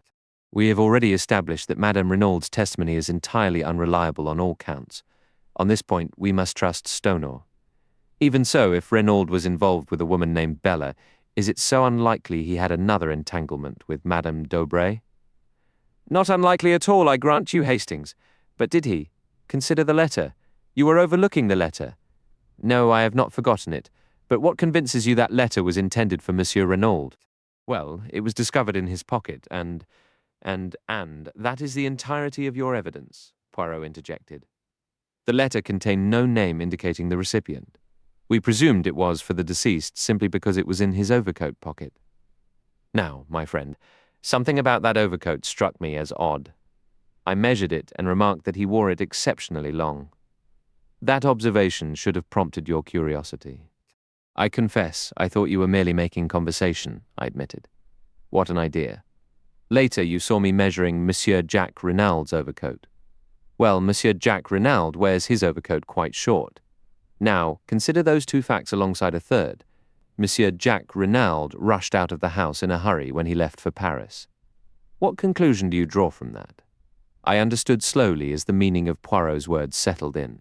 That letter was meant for Jacques Renaud, not for his father. In his rush and agitation, he grabbed the wrong overcoat. Poirot gave a nod. Exactly. We can revisit that detail later.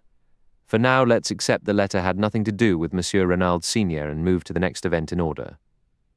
I read aloud, May 23rd, M. Renaud argues with his son over the young man's desire to marry Marthe d'Aubreuil. Son departs for Paris. Nothing particularly stands out there, and the will being altered the next day seems logical. It was a direct outcome of the argument. We are in agreement, my friend, at least on the cause. But what precise motive lay beneath Monsieur Renaud's actions? I stared at him, surprised. Anger toward his son, naturally. Yet he supposedly wrote him affectionate letters to Paris. Jack Renaud claims so, but he hasn't produced them. Let's set that aside for the moment. Now we reach the day of the crime. You've arranged the morning's events in a specific sequence. Do you have grounds for that order? I confirmed the letter to me was mailed at roughly the same time the telegram was sent. Masters was told he could take a holiday shortly after. In my view, the confrontation with the tramp happened before either of those. I don't see how you can be certain unless you question Madame d'Aubreuil again. It isn't necessary, I'm sure of it. And if you don't grasp that, Hastings, you're missing the entire picture. I studied him a moment. Of course I've been a fool. If the tramp was Georges Queneau, then, after that stormy meeting, Mr. Renaud sensed danger. He dismissed the chauffeur Masters, whom he suspected was in the other man's pay. He wired his son, and he sent for you. A slight smile touched Poirot's lips. Does it not strike you as odd that he used the exact same phrasing in his letter as Madame Renaud later did in her account? If mentioning Santiago was a ruse, why would Renaud speak of it? And more importantly, dispatch his son there? It's puzzling, I grant you, but perhaps an explanation will emerge. We come now to the evening and the visit of the mysterious woman. I confess that thoroughly perplexes me, unless it truly was Madame d'Aubreuil, as Françoise insisted all along. Poirot shook his head. My friend, where has your reasoning gone? Recall the torn check fragment and the fact that the name Bella Duveen rang a faint bell for Stonor. We can reasonably assume Bella Duveen is the full name of Jack's unknown correspondent, and that she was the one who came to the Villa Geneviève that night. Whether she intended to see Jack, or always planned to appeal to his father, we cannot say for sure, but we can surmise what transpired. She presented her claim on Jack, likely showed letters he'd written her, and the older man tried to buy her silence with a check. This she tore up indignantly. The tone of her letter is that of a woman genuinely in love, and she would deeply resent a cash offer. In the end, he managed to send her away, and the words he used are telling. Yes, but for God's sake, go now, I repeated. They seem a bit forceful to me, perhaps, but that's all. It is enough. He was desperately anxious for her to leave. Why? Not because the conversation was unpleasant. No, it was because time was slipping away, and for some reason time was critically important. Why would it be? I asked, confused. That is the question we must answer. Why would it be? But later the incident with the wristwatch reinforces that time played a vital role in this crime. The moment of truth is nearly upon us. Bella Duveen departs at 10:30, and the evidence from the watch tells us the crime was staged before noon. We have examined everything leading up to the murder. Only one event remains unaccounted for. The doctor stated the tramp had been dead at least 2 days, possibly 3. With no further facts beyond those we have considered, I conclude the death occurred on the morning of June 7th. I gaped at him, utterly bewildered. But that's impossible. How could you possibly deduce that? Because it is the only sequence that makes logical sense, my friend. I have guided you through each step. Does the truth not now appear blindingly obvious? Poirot, nothing is obvious to me. I thought I was following before, but now I'm completely lost. For heaven's sake, just tell me who killed Mr. Renaud. That is the one detail I am not yet certain of. But you said it was glaringly clear. We are speaking past each other. Recall, we are investigating 2 crimes requiring, as I noted, 2 victims. Patience, I will explain everything. First, we apply psychology. We identify 3 distinct moments where Monsieur Renaud's perspective and actions shift dramatically. 3 psychological points. The first happens right after arriving in Merlinville, the second following a quarrel with his son on a particular matter, and the third on that morning of June 7th. Now for the 3 causes. We can connect the first to meeting Madame d'Aubray. The second is indirectly related to her, as it involves a marriage between her daughter and Monsieur Renaud's son. But the cause of the third remains hidden, requiring deduction. So let me pose a question. Who do we believe orchestrated this crime? Georges Queneau, I said hesitantly, watching Poirot carefully. Precisely. Now, Giraud's axiom holds that a woman lies to save herself the man she loves or her child. Since we believe Georges Queneau instructed her to lie, and Georges Queneau is not Jack Renaud, the third motive is eliminated. Similarly, if we attribute the crime to Georges Queneau, the first motive is also invalid. We are therefore forced to the second, that Madame Renaud lied for the man she loved. In other words, for Georges Queneau. Do you agree? Yes, I conceded. It seems logically sound. Good! Madame Renaud loved Georges Queneau, so who is Georges Queneau? The tramp. Do we have any proof Madame Renaud loved the tramp? No, but then we must not cling to theories unsupported by facts. Ask yourself instead, whom did Madame Renaud truly love? I shook my head, confused. But of course you know perfectly well, whom did she love so deeply that the sight of his dead body caused her to collapse? I was speechless for a moment. Her husband? I finally stammered. Poirot nodded.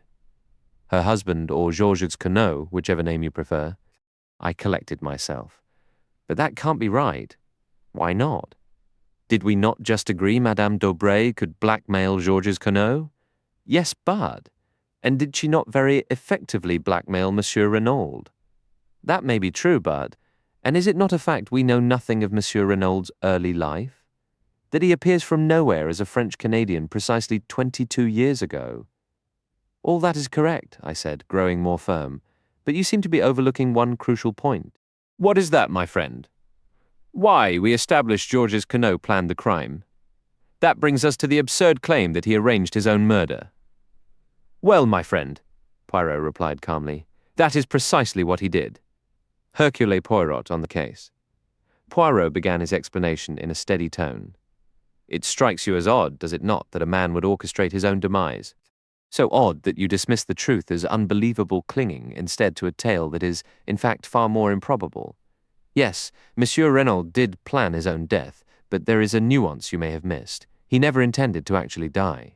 I shook my head, completely confused. But it is all quite logical, really, Poirot said gently. For the scheme Monsieur Renaud conceived, a murderer was unnecessary, but a body was essential. Let us reconstruct the events, this time from a different perspective. Georges Queneau flees from the law to Canada. There, under a false name, he marries and eventually amasses a great fortune in South America. Yet a deep longing for his homeland grows within him. 2 decades have passed, his appearance is greatly altered, and he is now a man of such standing that no one would link him to a criminal who escaped justice long ago. He believes it is perfectly safe to return. He establishes himself in England, but plans to spend his summers in France. Then, by cruel fate, or perhaps that hidden justice, which guides men's destinies and ensures they cannot escape the repercussions of their deeds, he is drawn to Merlinville. There, in all of France, resides the one person capable of recognizing him. This, of course, becomes a gold mine for Madame de Breil, a resource she is quick to exploit. He is trapped, utterly at her mercy, and she bleeds him dry. Then, inevitably, Jack Renaud falls in love with the beautiful young woman he sees nearly every day and wishes to marry her. This alarms his father. He is determined to prevent his son from marrying the daughter of this wicked woman at any cost. Jack Renaud knows nothing of his father's past, but Madame Renaud knows everything.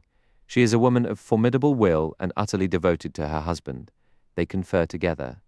Renaud sees only one path to freedom, a feigned death. He must appear to die, while in reality escaping to another country to begin anew under an assumed name. Madame Renaud, after playing the grieving widow for a suitable time, could then join him. It was crucial she control the finances. So he changes his will. Their original plan for procuring a body is unclear to me, perhaps an art student's skeleton and a staged fire or something similar, but long before their plans are finalized, a chance event falls perfectly into their laps. A rough, abusive vagrant wanders into the garden. A struggle ensues as Renaud tries to force him out. Suddenly, the tramp, who suffers from epilepsy, collapses in a fatal seizure. He is dead. Renaud summons his wife. Together they drag the body into the shed. As we know, it happened just outside, and they recognize the miraculous opportunity they have been handed. The man looks nothing like Renaud, but he is middle-aged and of a common French build. That is enough. I imagine they sat on that bench up there, well out of earshot of the house, discussing the situation. Their plan was formed swiftly. The identification would rest entirely on Madame Renaud's testimony. Jack Renaud and the chauffeur, who had been in his employ for 2 years, needed to be removed from the scene.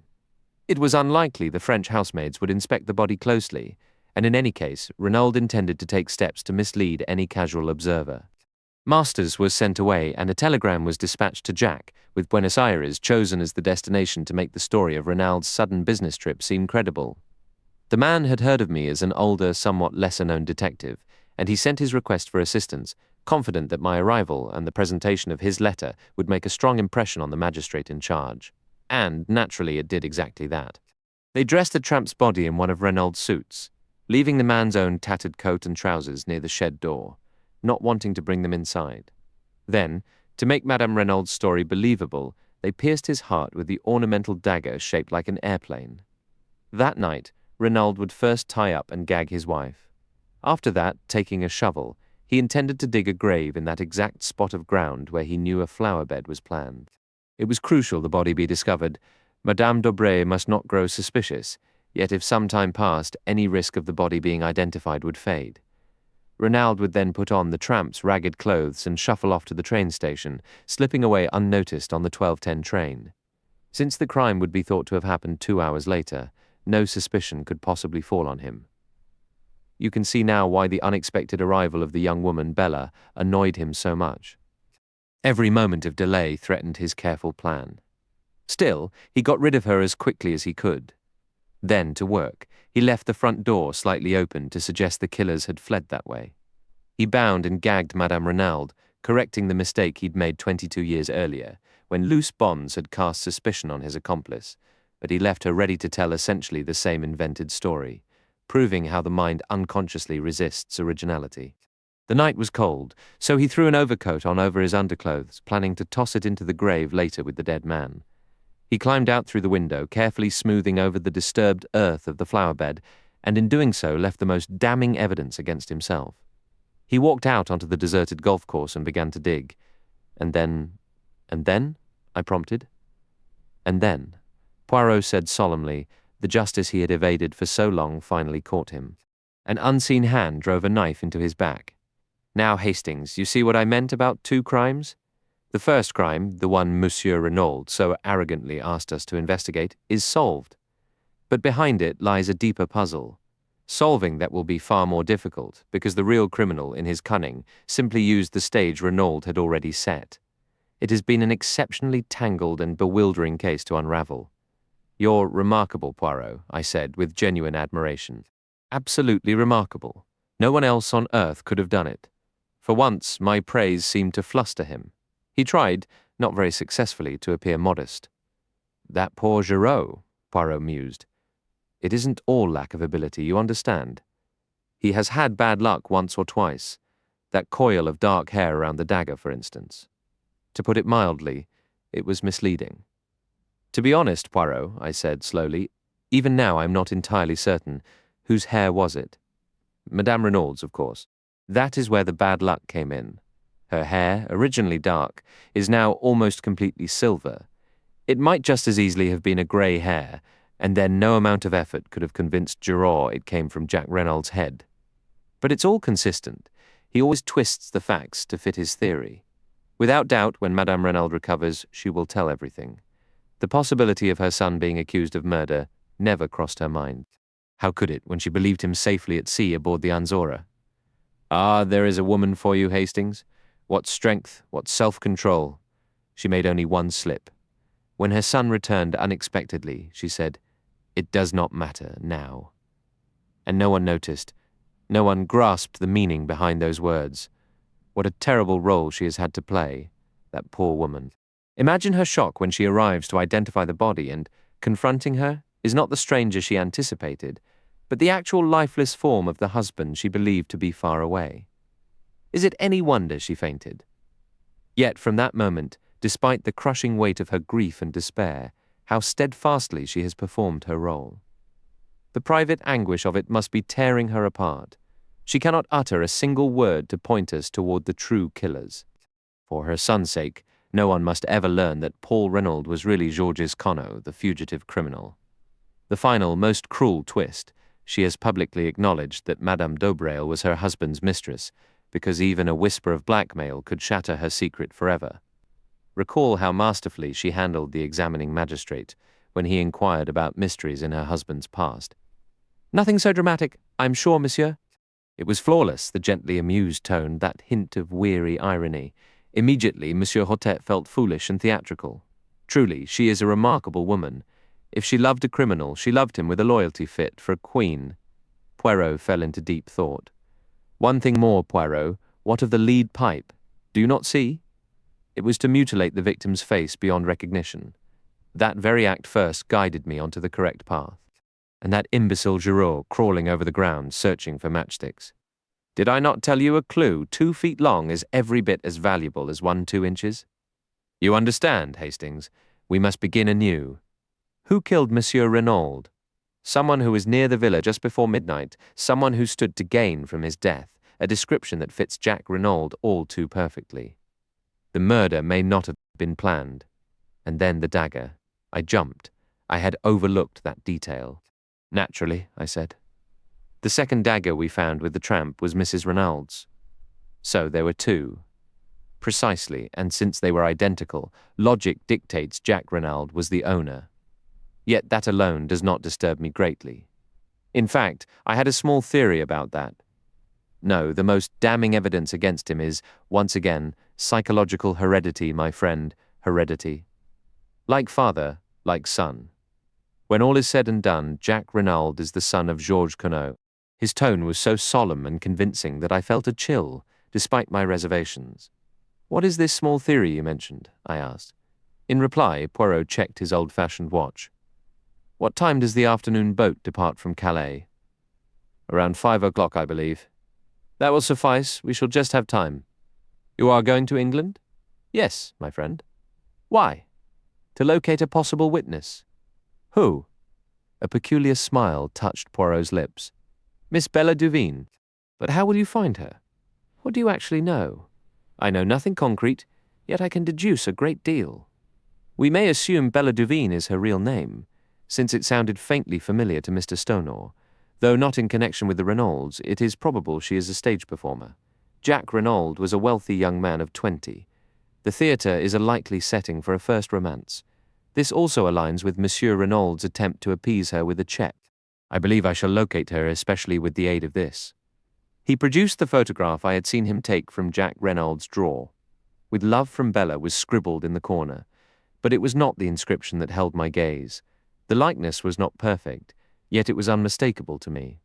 A cold dread settled in my stomach, as if some unspeakable disaster had occurred. It was the face of Cinderella. For a moment I sat frozen, the photograph in my hand. Then, mustering every ounce of courage to appear composed, I handed it back. I stole a quick glance at Poirot. Had he noticed my reaction? To my immense relief, he seemed entirely preoccupied with his own thoughts. Poirot's brisk manner gave no hint that he'd noticed anything amiss with me. He stood up quickly. "We must leave at once. There is no time to waste. The conditions are favorable. The sea should be quite smooth." In the flurry of preparing to depart, I had no opportunity for reflection. Once aboard the ferry, however, and free from my friend's observant eye, I gathered my thoughts to examine the facts coolly. Just how much did Poirot actually know, and what was his true purpose in locating this young woman? Did he believe she had witnessed Jack Renaud in the act, or could he possibly suspect her of being involved? That notion seemed absurd. She had no conceivable quarrel with the older Renaud and no motive whatsoever to desire his death. So what had drawn her back to the scene of the crime? I methodically reviewed the sequence. She must have disembarked at Calais after I said goodbye to her on the train. It was no surprise I hadn't spotted her on the Channel crossing. If she had taken a meal in Calais and then caught a local train to Merlinville, she would have reached the Villa Geneviève around the very hour Françoise had mentioned. After leaving the house just past 10, where did she go? Most likely to a hotel, or perhaps back to Calais. Then what? The murder occurred on Tuesday night, yet by Thursday morning she was back in Merlinville. Had she ever actually left France? I strongly doubted it. What held her there? Was it the desperate hope of encountering Jack Renaud? I had informed her, based on what we then believed, that he was already at sea bound for Buenos Aires. For her to know otherwise, she would have had to see Jack himself. Was that the connection Poirot was pursuing? Had Jack Renaud, Perhaps returning for a secret meeting with Martha Dobrale, instead come face to face with Bella Duveen, the girl he had so callously abandoned. A glimmer of understanding began to form. If that were true, it could provide Jack with the alibi he desperately needed. Yet if that was the case, his stubborn silence made little sense. Why not simply speak up? Was he afraid this past romantic folly would reach Martha's ears? I shook my head, unsatisfied. The affair had been a trivial, youthful indiscretion. With a cynical twist, I considered that a millionaire's son was hardly likely to be discarded by a penniless French girl who adored him, unless there was a far more serious reason involved. Poirot rejoined me at Dover, looking cheerful and energetic, and our trip to London passed without incident. It was well after 9 in the evening when we arrived. I assumed we would go straight to our lodgings and resume in the morning, but Poirot had different ideas. "We cannot delay, my friend. The news of the arrest will not reach the English papers until the day after tomorrow, but every moment is precious." I didn't entirely grasp his urgency, but I simply asked how he intended to find the girl. "Do you recall Joseph Ahrens, the theatrical agent?" "No." "I once helped him with a small matter concerning a Japanese wrestler, a charming little puzzle I shall tell you about some day. He will undoubtedly know how to discover what we need to know." It took us considerable effort to track down Mr. Ahrens, and it was past midnight when we finally succeeded. He welcomed Poirot with great enthusiasm and declared himself eager to assist. "There isn't much about the stage I don't know," he said with a friendly grin. "Then, Monsieur Ahrens, I wish to locate a young lady named Bella Duveen." "Bella Duveen? I know the name, but I can't quite place it immediately. What's her act?" "That I do not know, but here is her photograph." Mr. Ahrens studied it for a moment before his face brightened in recognition. "I've got it," he slapped his knee. "The Dulcibella sisters, as I live." "The Dulcibella sisters?" "That's them. They're a sister act, acrobats, dancers, a bit of singing. They put on a decent little show. I believe they're touring the provinces somewhere, if they're not between engagements. They were performing in Paris for a few weeks recently. Can you ascertain their precise whereabouts for me? Easy as pie. You head back, and I'll have the information sent over first thing tomorrow." We left him on that note, and true to his word, a hastily written message arrived just before noon. The Dulcibella sisters are performing at the Palace in Coventry. Best of luck. We set off for Coventry without delay. Poirot bypassed any inquiries at the theatre, opting instead to secure seats for that evening's variety show. The performance felt interminable, or perhaps my own restless mood painted it that way. Acrobatic troupes performed precarious feats, sharply dressed comedians delivered their rehearsed banter with excessive polish, and operatic singers tested the upper limits of their range. A comic doing his best impression of a famous star fell notably short. Finally, the number for the Dulcibella kids illuminated the board. My pulse quickened uncomfortably. There they were, the two of them, one fair, one dark, perfectly matched in height, wearing short, frilly skirts and oversized hair bows. They presented as a charming, mischievous pair. Their singing voices were clear and pleasant, if somewhat thin in the style of the music hall, and their act was engaging. They danced with precision, incorporated some clever acrobatics, and their songs were snappy and memorable. The curtain fell to hearty applause. The Dulcibella kids were clearly a hit. An overwhelming need for air suddenly gripped me. I suggested to Poirot that we leave. "By all means, my friend. I'm enjoying myself and will stay until the end.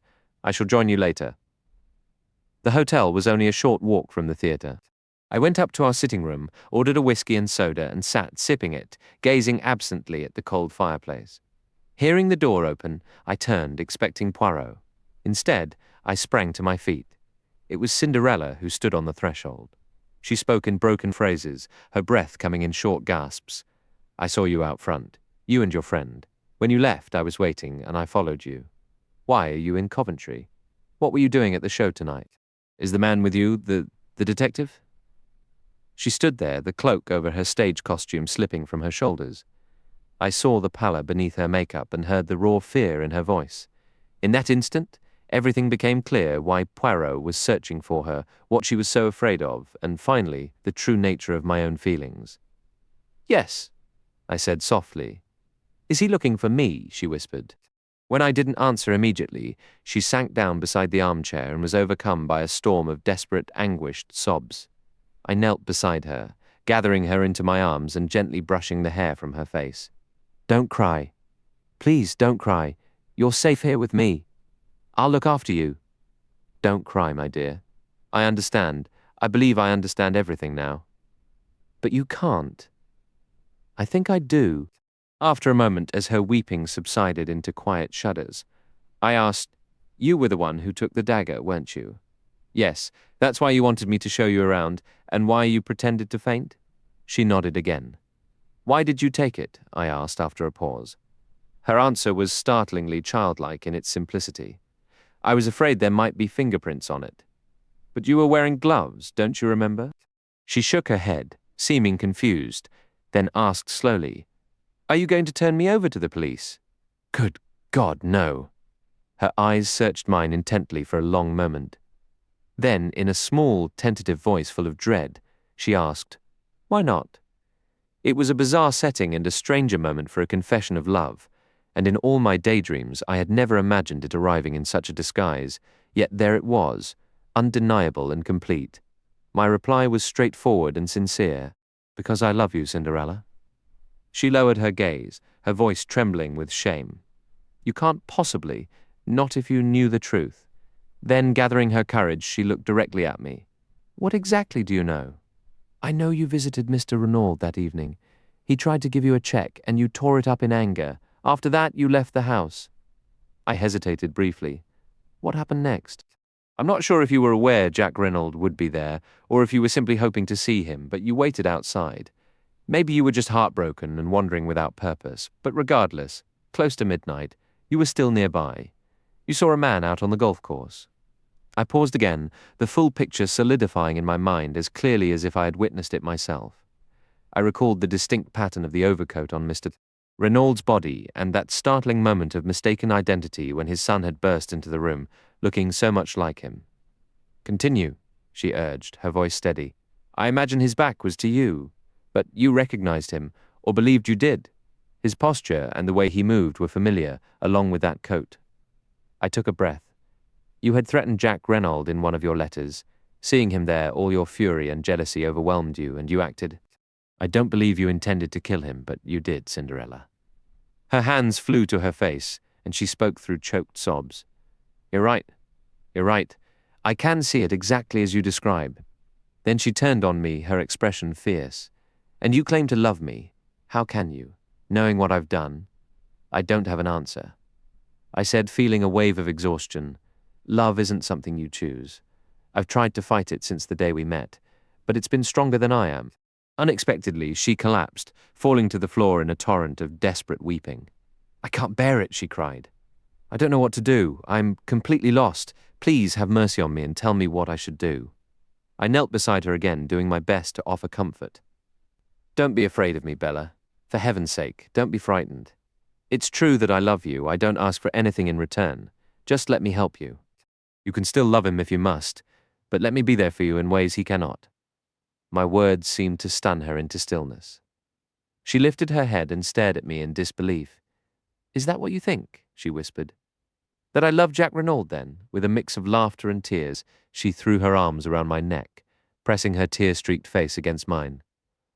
Not the way I love you, she breathed. Never like I love you. Her lips found my cheek, then my mouth, kissing me with an intensity and tenderness I could scarcely believe. The sheer wild joy of it is something I will carry with me always. A noise at the doorway broke the moment. Poirot stood there, observing us. Without a second thought, I sprang forward and seized him, locking his arms at his sides. Hurry, I said to the girl. Go now as fast as you can, I'll keep him here. After one last glance at me, she darted past us and out of the room. I held Poirot firmly. My friend, he remarked calmly, you perform this role quite convincingly. Here I am helpless in the grip of a strong man. But this is rather awkward and somewhat absurd. Perhaps we could sit and discuss this calmly. You won't go after her?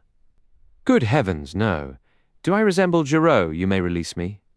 Wary of his cleverness, I slowly loosened my hold. He settled into an armchair, gently rubbing his arms. Hastings, you possess the stubborn strength of a bull when your temper is finally stirred. Very well, then. Tell me, do you believe you have acted honorably toward your old friend? I showed you the girl's photograph. You recognized her instantly, yet you chose to remain silent. If you already knew I recognized it, there was no point in my saying anything, I replied, my voice edged with bitterness. So Poirot had been aware the entire time. My attempt at deception had not fooled him for a single second. Ah, but you did not know that I knew, and tonight, after we located her with such difficulty, you assisted in her escape. So it comes to this, will you stand with me or against me, Hastings? I remained silent for a long moment. The thought of severing ties with my old companion caused me genuine pain. Yet my course was clear. I had to oppose him. Would he ever find it in his heart to forgive me? His calm demeanor thus far was unusual, but I was well acquainted with his formidable self-control. Poirot, I finally said, I am truly sorry. I admit my conduct toward you in this matter has been poor, but there are moments when a man has no other choice. From now on, I must follow my own path. Poirot nodded slowly several times. I understand, he stated. The familiar mocking glint had vanished completely from his eyes, replaced by a sincerity and kindness that took me aback. It is that, is it not, my friend? Love has arrived not as you once pictured it, strutting proudly in fine plumage, but humbly with wounded and weary feet. I did warn you. When I realized this girl must have taken the dagger, I warned you, you may recall. But by then it was already too late. Now tell me, how much do you actually know? I met his gaze directly. Nothing you could reveal would surprise me now, Poirot. Make no mistake about that. But in case you consider resuming your search for Miss Duveen, you should understand one thing clearly. If you suspect her involvement in the crime, or believe her to be the mysterious woman who visited Mr. Renaud that night, you are mistaken. I travelled back from France with her that very day, and parted from her at Victoria Station that evening. It is therefore utterly impossible for her to have been in Merlinville. Ah. Poirot studied me thoughtfully. And you would swear to that in a court of law? Without the slightest hesitation. Poirot stood and gave a slight, formal bow. My friend, long live love. It is capable of performing miracles. What you have concocted there is decidedly ingenious. It has, for the moment, managed to outwit even Hercule Poirot. 23. Difficulties ahead. Following a period of intense strain like the one I have just recounted, a reaction is inevitable. I went to bed that night feeling a sense of victory, but I awoke to the cold realization that my troubles were far from over. Admittedly, I could find no obvious flaw in the alibi I had so hastily invented. If I held firmly to my story, I failed to see how Bella could possibly be convicted. Yet I knew I must proceed with extreme caution. Poirot would not accept defeat passively. Somehow he would strive to reverse the situation, likely in a manner and at a time I least anticipated. We met for breakfast the next morning as if nothing had occurred. Poirot's good humour seemed unshakable, yet I detected a new layer of reserve in his manner. After the meal, I stated my intention to go out for a walk. A brief knowing gleam flashed in Poirot's eyes. If it is information you are after, you need not trouble yourself. I can tell you what you wish to know. The Dulcibella sisters have cancelled their performance contract and have departed Coventry for a destination unknown. Is that true, Poirot? You may accept it as fact, Hastings. I made inquiries first thing this morning. After all, what else did you expect? It was, of course, the only logical outcome. Cinderella had used the slight head start I provided and would undoubtedly waste no time in placing herself beyond the reach of any pursuer. This was what I had intended and planned for. Yet I was acutely aware that I had now plunged myself into a fresh tangle of complications. The path ahead promised to be fraught with new and unexpected obstacles. I had no way to reach the girl, and it was crucial she understood the defensive strategy I had devised and was ready to implement. It was conceivable she might attempt to get a message to me somehow, yet I doubted she would take the chance. She would be acutely aware of the danger that any communication could be intercepted by Poirot, immediately putting him back on her trail. Her safest path was clearly to vanish completely for now. But what was Poirot doing in the meantime? I watched him closely. He wore his most guileless expression, gazing thoughtfully into the distance. His appearance was far too calm and passive for my comfort. With Poirot, I had learned that his most harmless demeanor often signaled the greatest threat. This quietude made me deeply uneasy. Noticing the concern in my eyes, he offered a benign smile. You are confused, Hastings? You wonder why I do not charge off in pursuit? Something along those lines, yes? It is what you would do in my position, I comprehend that. But I am not one of those who relish dashing about the countryside looking for a needle in a haystack, as your English saying goes, No, let Miss Bella Duveen go. I will undoubtedly locate her when the moment is right. Until then, I am perfectly content to wait. I studied him with skepticism. Was this an attempt to deceive me? An aggravating suspicion took hold that he still controlled the entire situation. My earlier sense of advantage was fading fast. I had managed the girl's escape and conceived a clever plan to shield her from the fallout of her impulsive act, yet I found no peace. Poirot's utter tranquillity bred a host of new fears. I assume, Poirot, I ventured somewhat hesitantly, that I should not inquire about your plans. I've lost that privilege, but not at all. There is no mystery. We returned to France without delay. We? Precisely, we. You understand perfectly that you cannot risk letting Papa Poirot out of your sight. Is this not so, my friend? But by all means, remain in England if you wish. I shook my head.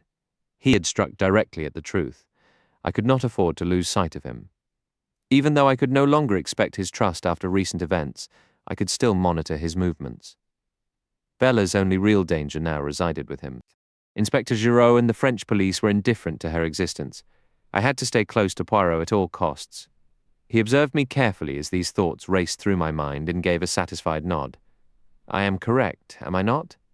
And since you are entirely capable of attempting to follow me while disguised with some ridiculous accessory like a false beard, which everyone would notice, of course I would much prefer we travelled together. It would greatly annoy me to have anyone make a mockery of you.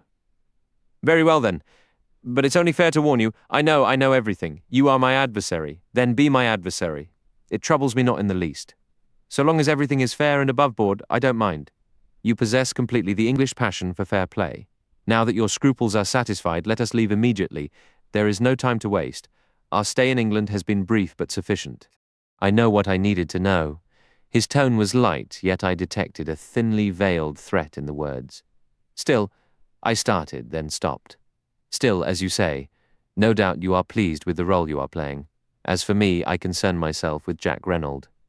Jack Reynaud. The name jolted me. I had entirely forgotten that dimension of the case. Jack Reynaud sat in prison with the shadow of the guillotine drawing nearer. Suddenly, the part I was playing took on a more sinister hue. I could save Bella, yes, but in doing so, I was gambling with an innocent man's life. I shoved the thought away in horror. It was impossible. He would be acquitted. He certainly would be acquitted, but a cold dread returned. What if he wasn't? What then? Could I live with that on my conscience? A truly horrible thought. Would it ultimately come to that? The weight of it felt suddenly immense, like a physical pressure in the quiet room. A choice lay before me. Bella or Jack Reynaud? My heart urged me to protect the woman I loved, no matter the personal cost. Yet if that cost fell upon another, the calculation changed entirely. What would Bella herself decide? I had not told her of Jack's arrest. She remained unaware that her former lover sat in a cell, accused of a monstrous crime he did not commit. Once she knew, what then? Would she allow her own life to be preserved at the expense of his? She must not act recklessly. There was a chance, perhaps a strong one, that Jack Reynaud would be found innocent without her intervention. If so, all would be well. But if he was not, that was the terrifying, unanswerable question. I tried to reason it through. In her case, the circumstances were different. She could argue a crime of passion, driven by jealousy and provocation. Her youth, her beauty would surely sway a jury. The tragic error that old Mr. Reynaud had died instead of his son did not change the motive. Still, even with leniency, it would mean years behind bars. No, Bella had to be shielded. And yet Jack Reynaud must also be saved. How to accomplish both I could not clearly see. My faith rested entirely with Poirot. He knew the truth. Whatever came, he would find a way to rescue an innocent man. He would invent some other pretext, some alternative explanation. It would be difficult, but he would manage. If Bella remained unsuspected and Jack walked free, all might yet end well. I repeated this to myself, but a cold dread lingered deep within. We took the evening boat across the channel, arriving in St. Omer the next morning where Jack Reynaud was being held. Poirot wasted no time in calling upon Magistrate Hotet, and I accompanied him. After the necessary formalities, we were shown into the magistrate's office. He received us warmly. I heard you had returned to England, Monsieur Poirot. I am pleased to see that report was false. I did go, monsieur. But it was a brief trip, Poirot replied. A side inquiry which I thought might prove interesting. And did it? Asked Hotet. Poirot offered a non-committal shrug. The magistrate sighed. We must accept reality, I fear. That animal Giraud, his manners are atrocious, but he is undeniably clever. One does not expect him to make errors. You believe so? Now it was Hotet's turn to shrug. Speaking in confidence, of course. Can you honestly arrive at any other conclusion? Frankly, said Poirot, there appear to me several points that remain obscure. Such as? But Poirot would not be drawn out. I have not yet listed them systematically. It is merely a general observation. I like the young man and would be sorry to believe him capable of such horror. By the way, what does he say in his own defense? The magistrate frowned. I cannot understand him. He seems incapable of mounting any defense at all. It has been exceedingly difficult to get answers. He confines himself to a general denial and then retreats into stubborn silence. I am questioning him again tomorrow. Perhaps you would care to attend. We accepted eagerly. A distressing case, the magistrate said with another sigh. My sympathy for Madame Renaud is profound. How is she? Still unconscious. It is a mercy in some ways, poor woman. She is spared much agony. The doctors say there is no danger, but when she wakes, she must have absolute quiet. It was the shock, you understand, as much as the fall. It would be terrible if her mind gave way, and I would not be at all surprised. No, not at all. Hotet leaned back, his head shaking slowly with a kind of sombre satisfaction as he contemplated the grim future. After a moment, he seemed to startle himself back to the present. Ah, that reminds me. I have a letter for you, Monsieur Poirot. Now, where did I set it? He began to shuffle through the documents on his desk, finally retrieving an envelope and passing it over. It arrived under my cover for forwarding, but as you left no address, I was unable to send it on. Poirot examined the letter with interest. The address was written in a distinctly feminine, sloping foreign script. Without opening it, he slipped it into his pocket and stood. Until tomorrow, then, thank you for your courtesy. Not at all. Always at your service. We were nearly out of the building when we almost collided with Giraud, looking more impeccably dressed and self-satisfied than ever. Well, Monsieur Poirot, he called out breezily. Back from England, I see. Your powers of observation remain acute, Poirot replied. His tone was subdued, almost dejected. I fancy the conclusion of this affair is now in sight. I couldn't agree more, Giraud said, clearly delighted by Poirot's crestfallen demeanour. What an utterly feeble suspect. Not a single instinct for self-preservation. It's almost unbelievable.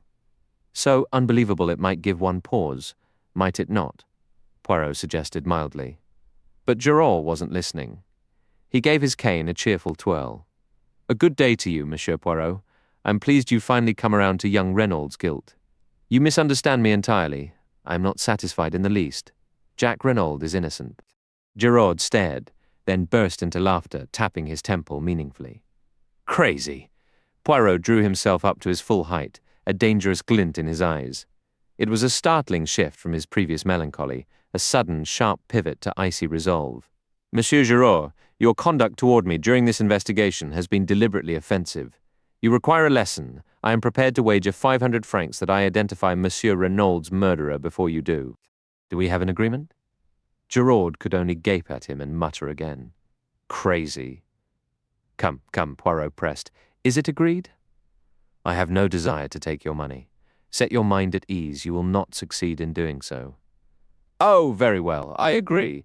You speak of my insults, but your own manner has annoyed me more than once, I assure you. I am delighted to hear it, said Poirot crisply. Good morning, Monsieur Giraud. Come, Hastings. I walked beside him in heavy silence, my spirits low. Poirot's intentions were now painfully clear. This unfortunate clash with Giraud had ignited his competitive spirit, and I felt more helpless than ever in my private hope of shielding Bella from the consequences of her actions. As we turned a corner, a hand fell on my shoulder. It was Gabriel Stonor. We exchanged greetings, and he proposed accompanying us back to our hotel. And what brings you here, Monsieur Stonor? Poirot inquired. One stands by one's friends, Stonor replied dryly, a flicker of genuine loyalty in his otherwise reserved expression. Particularly when they are falsely accused. Then you don't believe Jack Renaud is guilty? I asked, my eagerness undisguised. Certainly not. I know the boy. I'll admit, a couple of aspects in this business have completely staggered me, but despite his idiotic way of handling the situation, I will never believe Jack Reynolds is a murderer.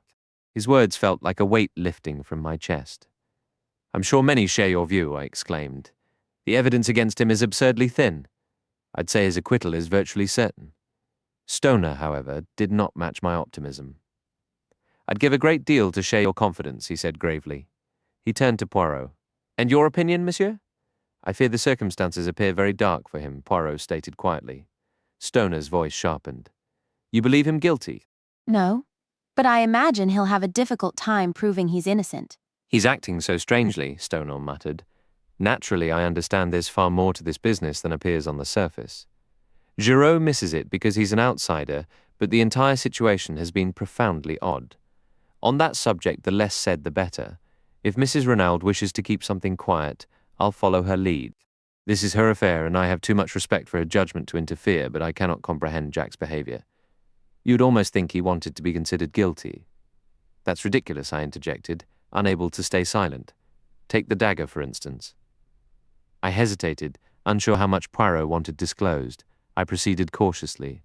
We are aware the dagger could not have been in Jack Reynolds' possession that night. Mrs. Reynolds knows this as well.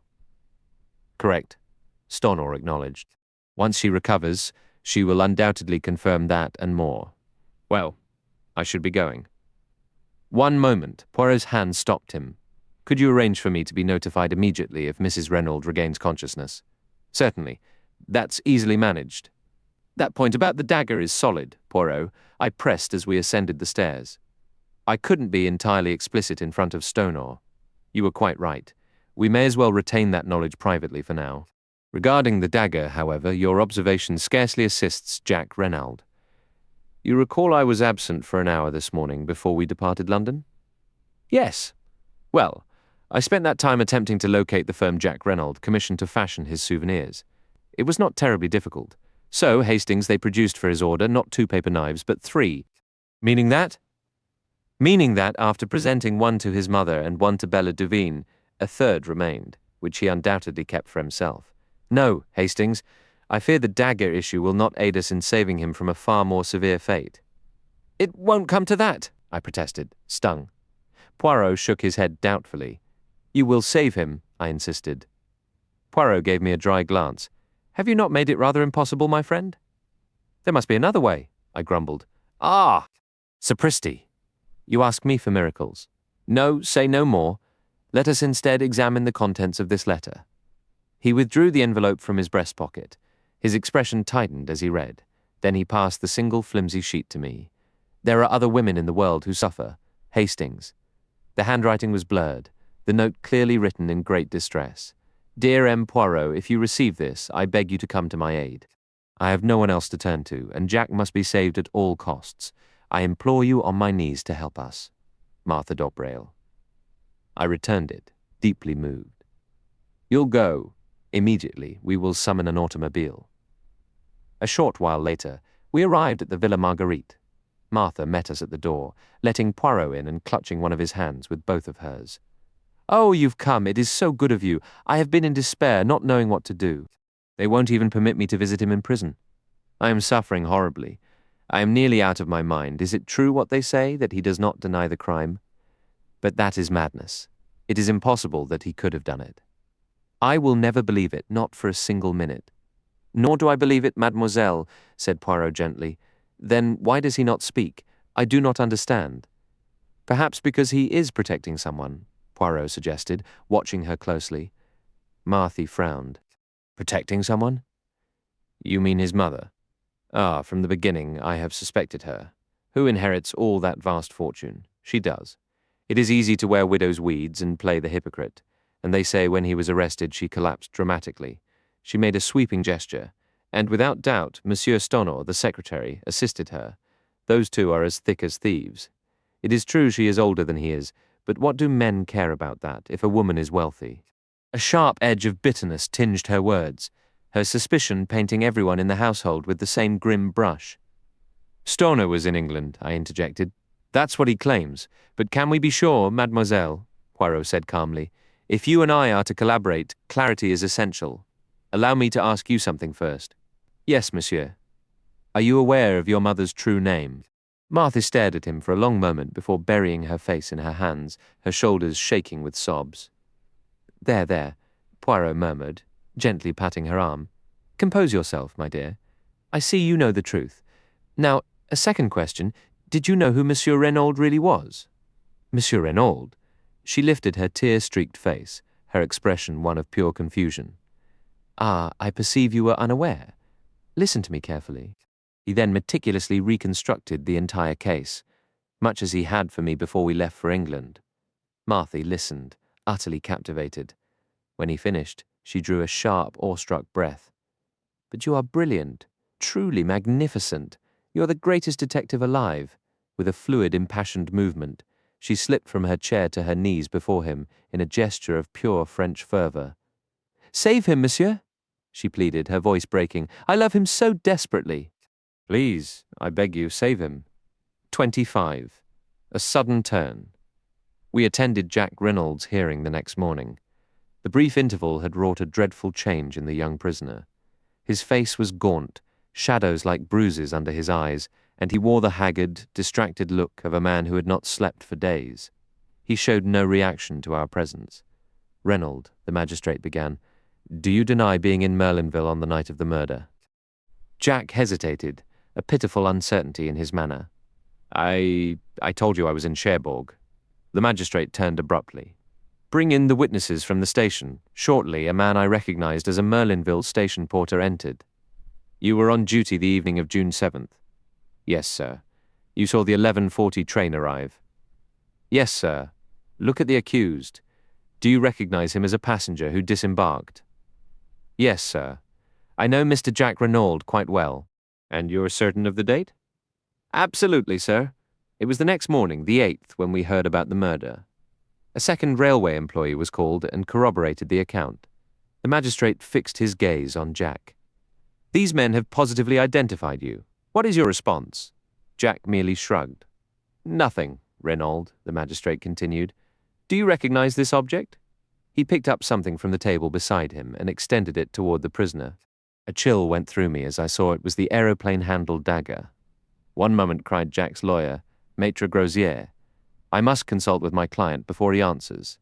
But Jack Renaud, with a dismissive wave, ignored his counsel's distress. Of course I recognize it, he stated quietly. I gave it to my mother as a war keepsake. The magistrate pressed on. To your knowledge, does any identical dagger exist again? Maître Grosier protested, and again Jack overruled him. Not that I'm aware. The design for the setting was my own. Even the magistrate seemed stunned by the sheer audacity of the reply. It truly appeared Jack was racing headlong toward his own doom. I understood, of course, the desperate necessity behind his words to protect Bella by hiding the existence of a duplicate dagger. As long as only one weapon was known, no suspicion would fall on the girl who had possessed the second paper knife. He was courageously shielding the woman he once loved, but the personal cost was devastating. I began to grasp the immense difficulty of the challenge I had so casually entrusted to Poirot, a weight that now felt heavy and sobering. Securing Jack Reynolds' acquittal would require nothing less than the full truth. Magistrate Hautet spoke again, his tone sharp and cutting. According to Madame Renaud, this dagger was on her dressing table the night of the murder. But a mother's testimony. Well, it carries a certain weight. It may surprise you, Renaud, but I find it entirely plausible that Madame Renaud was mistaken. Perhaps without thinking you took the weapon with you to Paris. I expect you'll deny this. I watched the young man's shackled hands tighten into fists. Beads of sweat formed on his forehead, and with a tremendous effort, he interrupted the magistrate in a strained, ragged voice. I won't deny it. It's possible. The room seemed to freeze. Maître Grosier, Jack's lawyer, sprang to his feet in protest. My client is under extreme nervous duress. I must state for the record that I do not believe he is responsible for his current statements. Magistrate Hautet silenced him with an angry gesture. For just a moment, a flicker of uncertainty crossed the magistrate's face. Jack's performance was almost too convincing. Leaning forward, Hautet studied the prisoner intently. Renaud, do you fully comprehend that, based on these answers, I will have no choice but to send you to trial? A flush of color rose in Jack's pale cheeks. He met the magistrate's gaze steadily. Magistrate Hautet, I swear I did not kill my father. but the magistrate's moment of doubt had passed. He gave a short, unpleasant laugh. Of course, they are always innocent, these prisoners. You have condemned yourself with your own words. You have no defense, no alibi, only a bare claim of innocence that wouldn't fool a child. You murdered your father, Renaud, a cruel and cowardly act, driven by the money you believed you'd inherit. Your mother helped cover it up. No doubt, given a mother's instincts, the court will show her a mercy it will not show you. And rightly so. Your crime is abhorrent, despised by both heaven and man. Magistrate Hautet was interrupted, much to his intense irritation. The door was thrust open. Sir, magistrate, sir, stammered the officer on duty. There's a lady who insists, who says— Who says what? Cried the justifiably furious magistrate. This is highly irregular. I forbid it. I absolutely forbid it. But a slender figure, dressed entirely in black, with a long veil obscuring her face, gently pushed the stammering officer aside and entered the room. My heart sank with a sickening dread. She had come after all. All my work had been for nothing. Yet I couldn't help but admire the sheer, unfaltering courage it took to take this step. She lifted her veil, and I caught my breath. Though she was the spitting image of Cinderella, this girl was not her. Now, seeing her without the blonde stage wig, I recognized her instantly as the girl from the photograph in Jack Renaud's bedroom. "Are you the investigating magistrate, Monsieur Hautet?" she asked. "Yes, but I must forbid this. My name is Bella Duveen. I wish to surrender myself for the murder of Mr. Renaud. I receive a letter. My friend, by the time you read this, you will know everything. Nothing I say can sway Bella. She has gone to turn herself in. I am utterly exhausted from the fight. You will understand now how I deceived you, how I repaid your trust with lies. It may seem unforgivable, but before I disappear from your life forever, I want you to see how it all happened. Knowing you could forgive me would make what comes next easier to bear. I didn't do it for myself. That's the only justification I can offer. Let me start from the day we met on the boat train from Paris. I was already worried about Bella then. She was utterly desperate over Jack Renaud. She would have done anything for him. When he began to change, when his letters became less frequent, she started to unravel. A suspicion took root in her mind that his affections had turned toward another girl, and as events later proved, she was absolutely correct. She resolved to travel to their family villa in Merlinville and confront Jack directly. Knowing I disapproved, she attempted to slip away without me. When I realized she wasn't on the train at Calais, I decided I couldn't continue to England without her. A deep, gnawing dread settled over me, a conviction that something terrible would unfold if I failed to intervene. I waited for the next train arriving from Paris. She was on it, determined to go straight to Merlinville that very moment. I pleaded with her, using every argument I possessed, but it was useless. She was wound tight, utterly fixed on her course. In the end, I stepped back. I had done all I could. Night was falling. I booked a room at a hotel while Bella set off for Merlinville. I couldn't shake that literary sensation of impending doom. The following day arrived with no sign of Bella. We had agreed to meet at the hotel, but she never appeared. There was no word from her all day. My anxiety grew by the hour. Then, an evening newspaper brought the shocking news. It was horrific. I couldn't be certain, of course, but a terrible fear gripped me. I pieced it together that Bella must have confronted Mr. Renaud told him about her relationship with Jack, and he had likely hurled insults at her. We both possess famously volatile tempers. Then all that business about the masked foreigner emerged in the reports, and I felt a slight easing of tension. Yet it continued to nag at me that Bella had broken our arrangement by the next morning. My nerves were so frayed I had to go and see for myself. Almost immediately I encountered you. You know the rest of that story. When I saw the dead man with his striking resemblance to Jack and wearing Jack's distinctive overcoat, I understood everything. And there was the very same ornamental paper knife, that sinister little object that Jack had given to Bella. The odds were high it bore her fingerprints. I can't possibly convey the sheer, helpless horror of that moment. Only one course of action burned clearly in my mind. I had to seize that dagger and vanish with it before its absence was noticed. I feigned a fainting spell, and while you were distracted fetching water, I took the blade and concealed it in my clothing. I told you I was staying at the Lighthouse Hotel, but of course I went directly back to Calais and caught the first ferry to England. Once we were in the middle of the Channel, I dropped that wicked little devil of a knife into the sea. Only then could I finally breathe freely again. I found Bella at our London flat. She looked utterly shattered. I explained what I had done and that she was likely safe for the time being. She stared at me blankly for a moment, then began to laugh, a hollow, continuous laughter that was horrible to hear. I knew then that the only way forward was to keep us both occupied. If she had time to dwell on what had happened, she would lose her mind. Fortunately, we secured a performance engagement almost immediately. And then I saw you and your companion watching our act that night. I was frantic. You must have suspected something, or you wouldn't have found us. I needed to know the worst, so I followed you. I was desperate. Before I could even speak, I realized the awful truth. It was me you suspected, not Bella. Or rather, you believed I was Bella, since I was the one who had stolen the dagger. I wish you could have seen into my thoughts at that moment. Perhaps you would forgive me. I was so frightened, confused, and desperate. The only clear thought was that you would try to save me. I didn't know if you'd be willing to save her. I thought it very unlikely. It wasn't the same thing at all, and I couldn't take that risk. Bella is my twin sister. I had to do what was best for her, so I continued the deception. I felt wretched then. I still feel wretched about it. That's the whole story, and more than enough, I expect you'll say. I should have trusted you if only I had. As soon as the papers reported Jack Reynolds' arrest, it was over. Bella wouldn't even wait to see how the situation developed. I'm exhausted. I can't write any more. She had started to sign the letter Cinderella, but crossed it out and wrote instead, Dulcie Duveen. It was a messy, tear-blurred letter, but I have kept it with me all these years. Poirot was there as I finished reading the letter. The pages slipped from my fingers and I lifted my gaze to meet his. You knew all along it was the other sister. I did, my friend. Why didn't you tell me? At first I found it almost impossible to believe you could make such an error. You had seen the photograph. While the sisters bore a strong resemblance, they were by no means indistinguishable. But the blonde hair. A stage wig chosen for theatrical contrast. Is it likely that with twins, one would be fair and the other dark? Why not tell me that night at the Coventry Hotel? You were rather assertive in your approach, Poirot replied dryly. You afforded me little opportunity. And after that?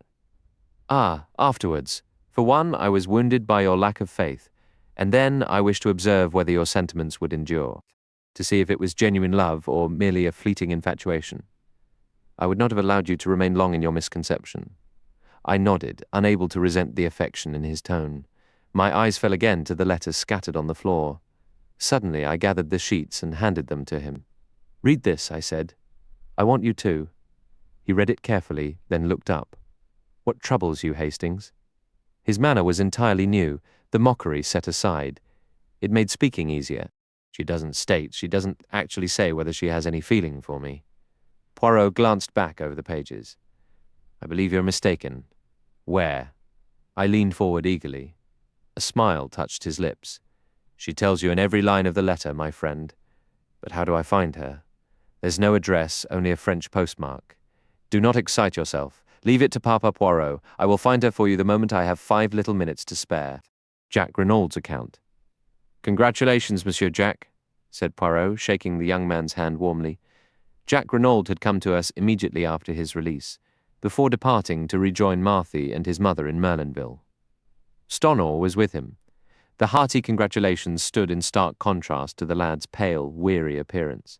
He was clearly on the edge of a complete nervous collapse. He offered Poirot a sorrowful smile. I endured all that to shield her, and now it counts for nothing. You could hardly expect the girl to let you pay with your life, Stonor remarked bluntly. Once she saw you marching toward the guillotine, she was bound to come forward. And indeed, you were marching straight for it, Poirot added, his eyes twinkling slightly. You would have had the death of Maître Grosier from apoplexy on your conscience if you had persisted. He meant well, I suppose, Jack said. But he tormented me. I couldn't take him into my confidence, of course. My God, what will happen to Bella now? If I may speak frankly, said Poirot, I would not distress myself excessively. French courts show much leniency to youth and beauty in crimes of passion. A clever attorney will build a compelling case for extenuating circumstances. The process will be unpleasant for you. I don't care about that.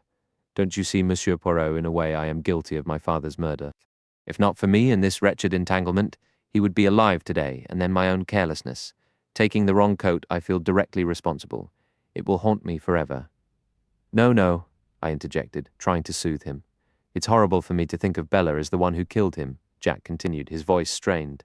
But I treated her disgracefully. After I met Marthy and realized my mistake, I should have written to Bella honestly. Instead, I was terrified of a scene. Terrified Marthy would hear of it and imagine there was more to the affair than there ever was. So I was a coward. I just let things drift, hoping it would all fade away on its own. I was simply drifting along, honestly, completely unaware that I was pushing that poor girl to the edge. If she had actually managed to stab me, as she intended, I would have deserved nothing less. The fact she came forward now is genuinely brave. I would have taken the blame. You understand? I would have seen it through to the end. He fell quiet for a few seconds, then suddenly shifted direction with a new thought. What I can't figure out is why my father would be roaming around in his underwear and my overcoat in the middle of the night. I guess he'd just managed to slip away from those foreign fellows, and my mother must have been mistaken about the time they arrived being 2 o'clock. Unless it wasn't some sort of setup, was it? My mother didn't believe, she couldn't possibly believe that it was me. Poirot swiftly eased his worry. No, no, Jack. Set your mind at rest on that point. As for the rest, I will clarify it for you soon. It is rather peculiar. But now, will you describe for us precisely what happened on that dreadful night? There isn't much to tell. I came from Cherbourg, as I said, hoping to see Marthy before I left for the other side of the world. My train was delayed, so I decided to take the shortcut across the golf course. It was easy to get into the grounds of the Villa Marguerite from there. I was almost at the house when... He stopped, struggling with the memory. Yes, I heard a horrible sound. It wasn't loud, more like a choked gasp, but it terrified me. For a moment I was frozen, then I moved around the side of a large shrub. The moonlight was bright. I saw the open grave and a figure lying face down with a knife in its back. And then I looked up and saw her. She was staring at me as if she'd seen an apparition, which is probably what she thought I was at first. All expression seemed wiped from her face by sheer horror. Then she let out a cry, turned and ran. He paused, trying to control his emotions. And afterward? Poirot prompted gently. I hardly remember. I stood there for a while, stunned. Then it dawned on me that I should leave as quickly as possible. It never crossed my mind that they would suspect me, but I was terrified of being forced to give evidence against her. I walked to St. Beauvais, as I mentioned, and hired a car from there back to Cherbourg. A knock sounded at the door, and a bellboy entered with a telegram for Stornot. He ripped it open. Then he stood up from his chair. Mrs. Renaud has regained consciousness, he announced. Ah! Poirot leapt to his feet. We must all go to Merlinville immediately. A hasty departure was arranged. At Jack's urging, Stornot agreed to stay behind and do whatever he could for Bella Duveen. Poirot, Jack Renaud, and I left in the Renaud automobile. The drive took just over 40 minutes. As we neared the entrance to the Villa Marguerite, Jack shot a questioning look at Poirot. Would it be better if you went in first, to prepare my mother for the news that I've been cleared? While you deliver the news in person to Miss Marthy, correct? Poirot finished with a knowing glint in his eye. But yes, absolutely. I was about to suggest the very same arrangement. Jack Renaud didn't wait for another word. Bringing the car to a halt, he jumped out and sprinted up the path to the front door. We continued on in the car to the Villa Geneviève. Poirot, I said, do you remember our arrival here that first day, when we were met with the news of Mr. Renaud's murder? Ah, yes, indeed. It was not so very long ago. And yet what a cascade of events has occurred since then, particularly for you, my friend. Yes, truly, I sighed, my thoughts drifting to the emotional whirlwind of the past days. You are viewing it from the sentimental angle, Hastings. That was not my point. We can hope Mademoiselle Bella receives leniency, and after all, Jack Renaud cannot marry both young women. I spoke from a professional standpoint.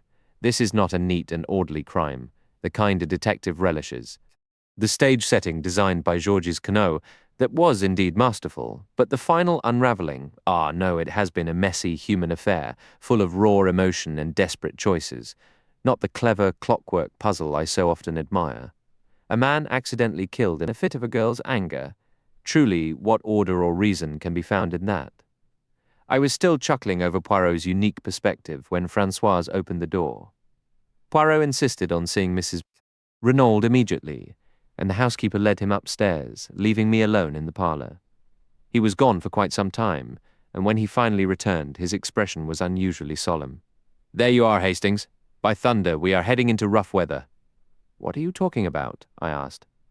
Poirot replied thoughtfully. I would scarcely have believed it possible, but women can be profoundly unpredictable. Just then, I noticed Jack Renauld and Martha Dorbrail approaching through the window. Poirot hurried outside to intercept them on the front steps. Do not go in. It is better to wait. Your mother is deeply distressed. I understand, said Jack Renauld, his voice strained. I need to see her now. I advise against it. Truly, it is for the best. But Martha and I, at the very least, do not bring Mademoiselle with you. Go up alone if you must, but I urge you to heed my counsel. A voice from the staircase startled us all. I appreciate your concern, Monsieur Poirot, but I am quite capable of stating my own wishes. To our astonishment, Mrs. Renauld was descending the stairs, supported by Léonie. Her head was still bandaged. The maid was in tears, begging her mistress to return to bed. Madame will do herself harm. This goes against all the doctor's instructions. Yet Mrs. Renauld pressed forward. Mother, Jack exclaimed, stepping toward her. She halted him with a sharp gesture.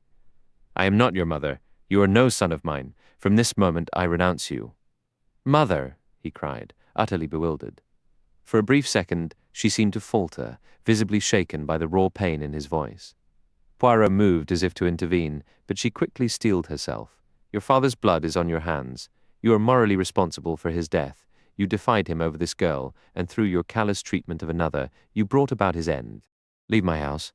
Tomorrow, I shall take legal steps to ensure you never see a penny of his fortune.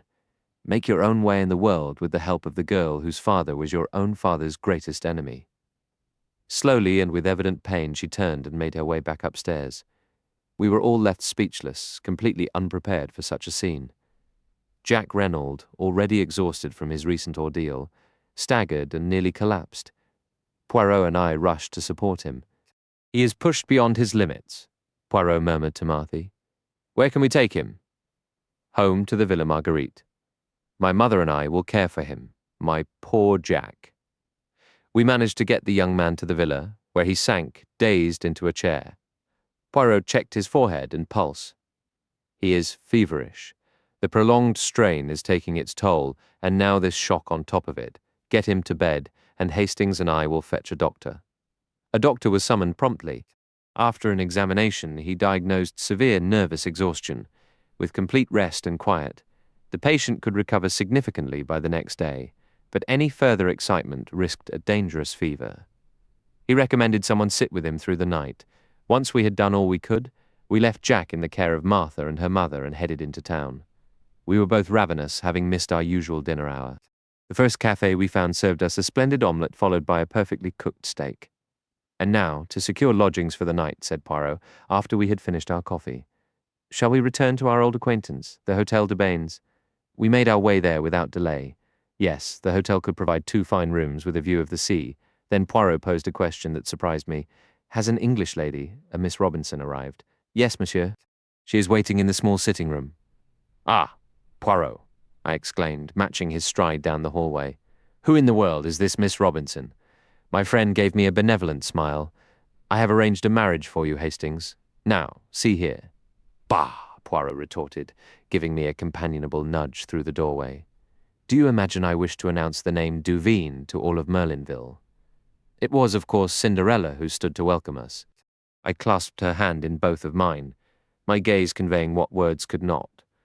Poirot cleared his throat pointedly. My children's sentiment must wait. There is work before us. Were you able to accomplish what I requested, mademoiselle? In answer, she withdrew from her handbag an item wrapped in paper and passed it silently to Poirot. He unwrapped it, and I started. It was the aeroplane dagger I believed she had thrown into the sea. A curious trait of women, their reluctance to part with the most damning evidence. Very good, my child, Poirot said approvingly. I am satisfied. Go and rest now. Hastings and I have duties to attend. You will see him tomorrow. Where are you going? She asked, her eyes growing wide. You shall learn everything tomorrow. Wherever it is, I am coming with you.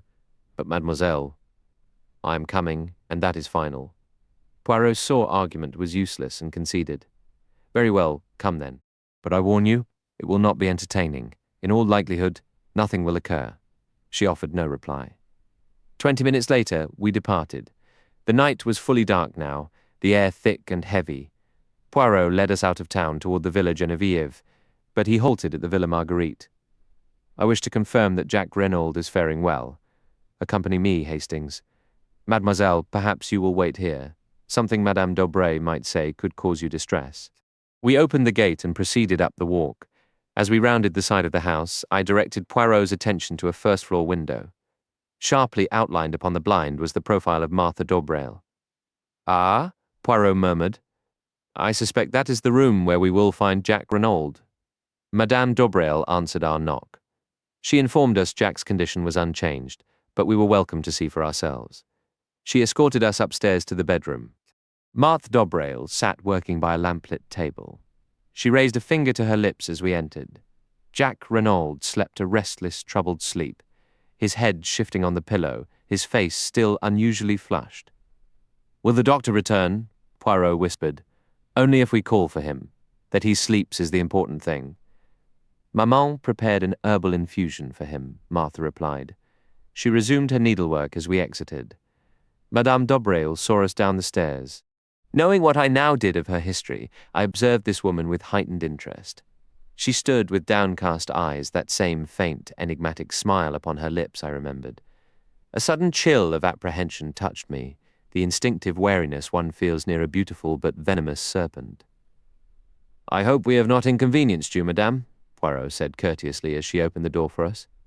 "Not at all, monsieur. By the way," Poirot added, as if struck by a sudden thought, "Monsieur Stoner has not been in Merlinville today, has he?" I could not begin to grasp the purpose of this question, knowing it to be purposeless for Poirot. Madame d'Aubrail answered with perfect composure. "Not to my knowledge. He has not met with Madame Renauld." "How should I know that, monsieur?" "True," Poirot conceded. "I merely thought you might have observed him coming or going." "Good night, madame." But why? I began. "Nowise, Hastings. There will be ample time for explanations later." We rejoined Cinderella and proceeded swiftly toward the Villa Geneviève. The oppressive night seemed to press in around us, and I found myself glancing over my shoulder, half expecting a shadow to detach itself from the gloom. Poirot glanced back once at the illuminated window and the silhouette of Martha bent over her work. "At least he is being watched," he murmured. When we reached the Villa Geneviève, Poirot positioned us behind a cluster of shrubs to the left of the driveway, a spot that offered a clear view while keeping us entirely concealed. The villa itself was dark, its occupants undoubtedly asleep. We found ourselves almost directly beneath the open window of Mrs. Renald's bedroom, and it was there that Poirot's gaze remained fixed. "What is the plan?" I whispered. "We wait," he replied. "I anticipate nothing for an hour, perhaps 2. However," his sentence was severed by a piercing, drawn-out scream. "Help!" A light flared in a first-floor room on the right side of the entrance. The cry had come from there. As we watched, shadows clashed violently against the drawn blind, a clear struggle. "Thunder and lightning!" Poirot cried out. She must have switched rooms. He sprinted to the front door, pounding on it furiously. Then, turning, he scrambled up the tree in the flower bed with startling agility. I followed as he vaulted through the open window. Glancing back, I saw Dulcie already on the branch behind me. "Be careful," I warned. "Worry about yourself," she shot back coolly. "This is nothing to me." Poirot had already crossed the empty room and was now throwing his weight against the inner door. "Locked and bolted from the outside," he growled in frustration. "It will take too long to break it down." The cries for help were growing fainter, a sound that brought a look of sheer despair to Poirot's face. Together we heaved our shoulders against the stubborn door. Then from the window came Dulcie's calm, detached voice. "You'll be too late. Seems I'm the only one who can handle this." Before I could react, she seemed to step off into empty air. I rushed to the window and looked down in horror, only to see her dangling by her hands from the roof's edge, hauling herself in sharp, determined jerks toward the lit window. "Good God, she'll be killed," I exclaimed. "You forget, Hastings," Poirot said, his voice tight. "She is a professional. It was Providence itself that made her insist on accompanying us tonight. I can only pray she is in time." "Ah!" A shriek of pure terror pierced the night just as the girl vanished through the window. Then we heard Dulcie's clear, commanding tone. "Not so fast. I have you now, and my grip is like iron." At that same moment the door to our room was cautiously opened by Françoise. Poirot brushed past her without ceremony and rushed down the hallway, where the other servants huddled around a farther door. "It is locked from inside, monsieur," one stammered. From within came the sound of a heavy thud. After a pause, a key turned and the door swung inward. Dulcie, pale but composed, motioned us inside. "Is she safe?" Poirot demanded. Yes, I was barely in time. She was nearly gone. Mrs. Renaud lay partly on the bed, gasping for air. "Almost strangled me," she managed hoarsely. Dulcie bent and retrieved an object from the floor, handing it to Poirot. It was a tightly coiled silk rope ladder, delicate yet remarkably strong. "An escape route," Poirot observed, "out the window while we were distracted at the door. And where is the other?" The girl stepped aside and pointed. On the floor lay a figure shrouded in dark fabric, the face concealed by a fold of the material.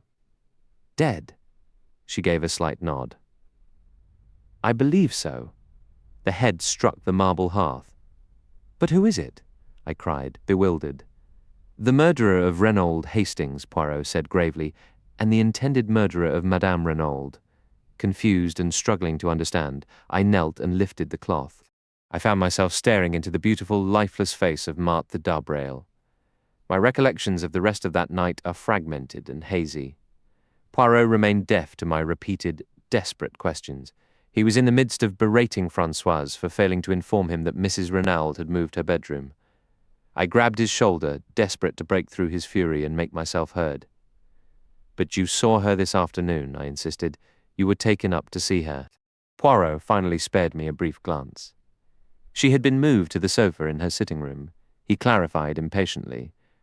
But Françoise cried out, "Sir, Madame changed her room right after the terrible event. The memories in the old room were too painful for her. Why was I not informed?" Poirot thundered, striking the table and working himself into a magnificent rage. "I demand to know why was I kept in the dark? You're an old fool, and Léonie and Denise are no better. All of you are imbeciles of the highest order. Your stupidity nearly cost your mistress her life.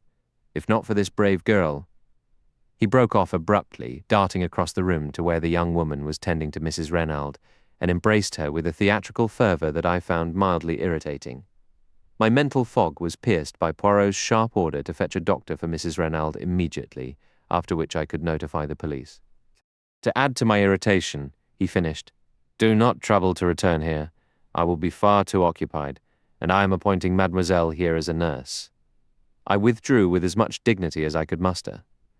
After completing my tasks, I went straight back to the hotel, understanding almost nothing of the night's chaotic events. It all felt like a bizarre, impossible dream. No one had answered my questions. It was as if I hadn't even spoken them.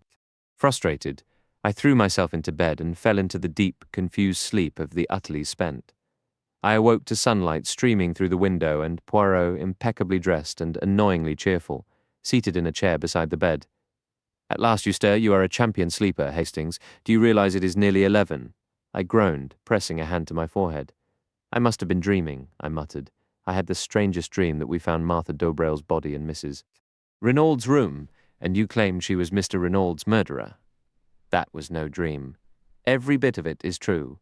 But Bella Devine confessed to the murder." "Oh no, Hastings. She did not. She claimed she did. Yes. But that was a desperate lie to save the man she loved from execution." "What?" "Recall Jack Renaud's account. They both came upon the scene together, and each believed the other had committed the crime. The girl stared at him in horror, then fled with a cry. But when she learned he was to be charged, she could not bear it. She came forward to confess, hoping to take his place." Poirot leaned back, bringing his fingertips together in that familiar, precise gesture. "The case never sat quite right with me," he observed judiciously. "I remained strongly convinced we were dealing with a cold, premeditated act by someone who had cleverly used Monsieur Renaud's own schemes to misdirect the police. The master criminal, as I may have mentioned, operates with supreme simplicity." I nodded in agreement. To support that, the killer must have known Renaud's plans intimately. That points to Mrs. Renaud, yet the facts do not support her guilt.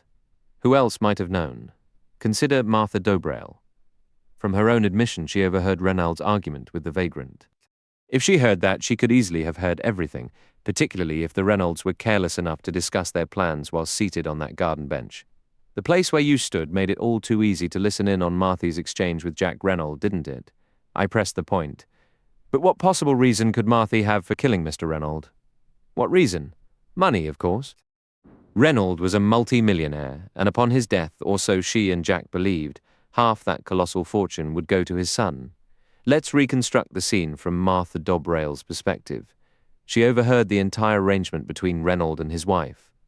Up until then, he had been a convenient little revenue stream for the Dobrail women, but now he was planning to slip out of their grasp. Her initial thought might have been to simply stop that from happening.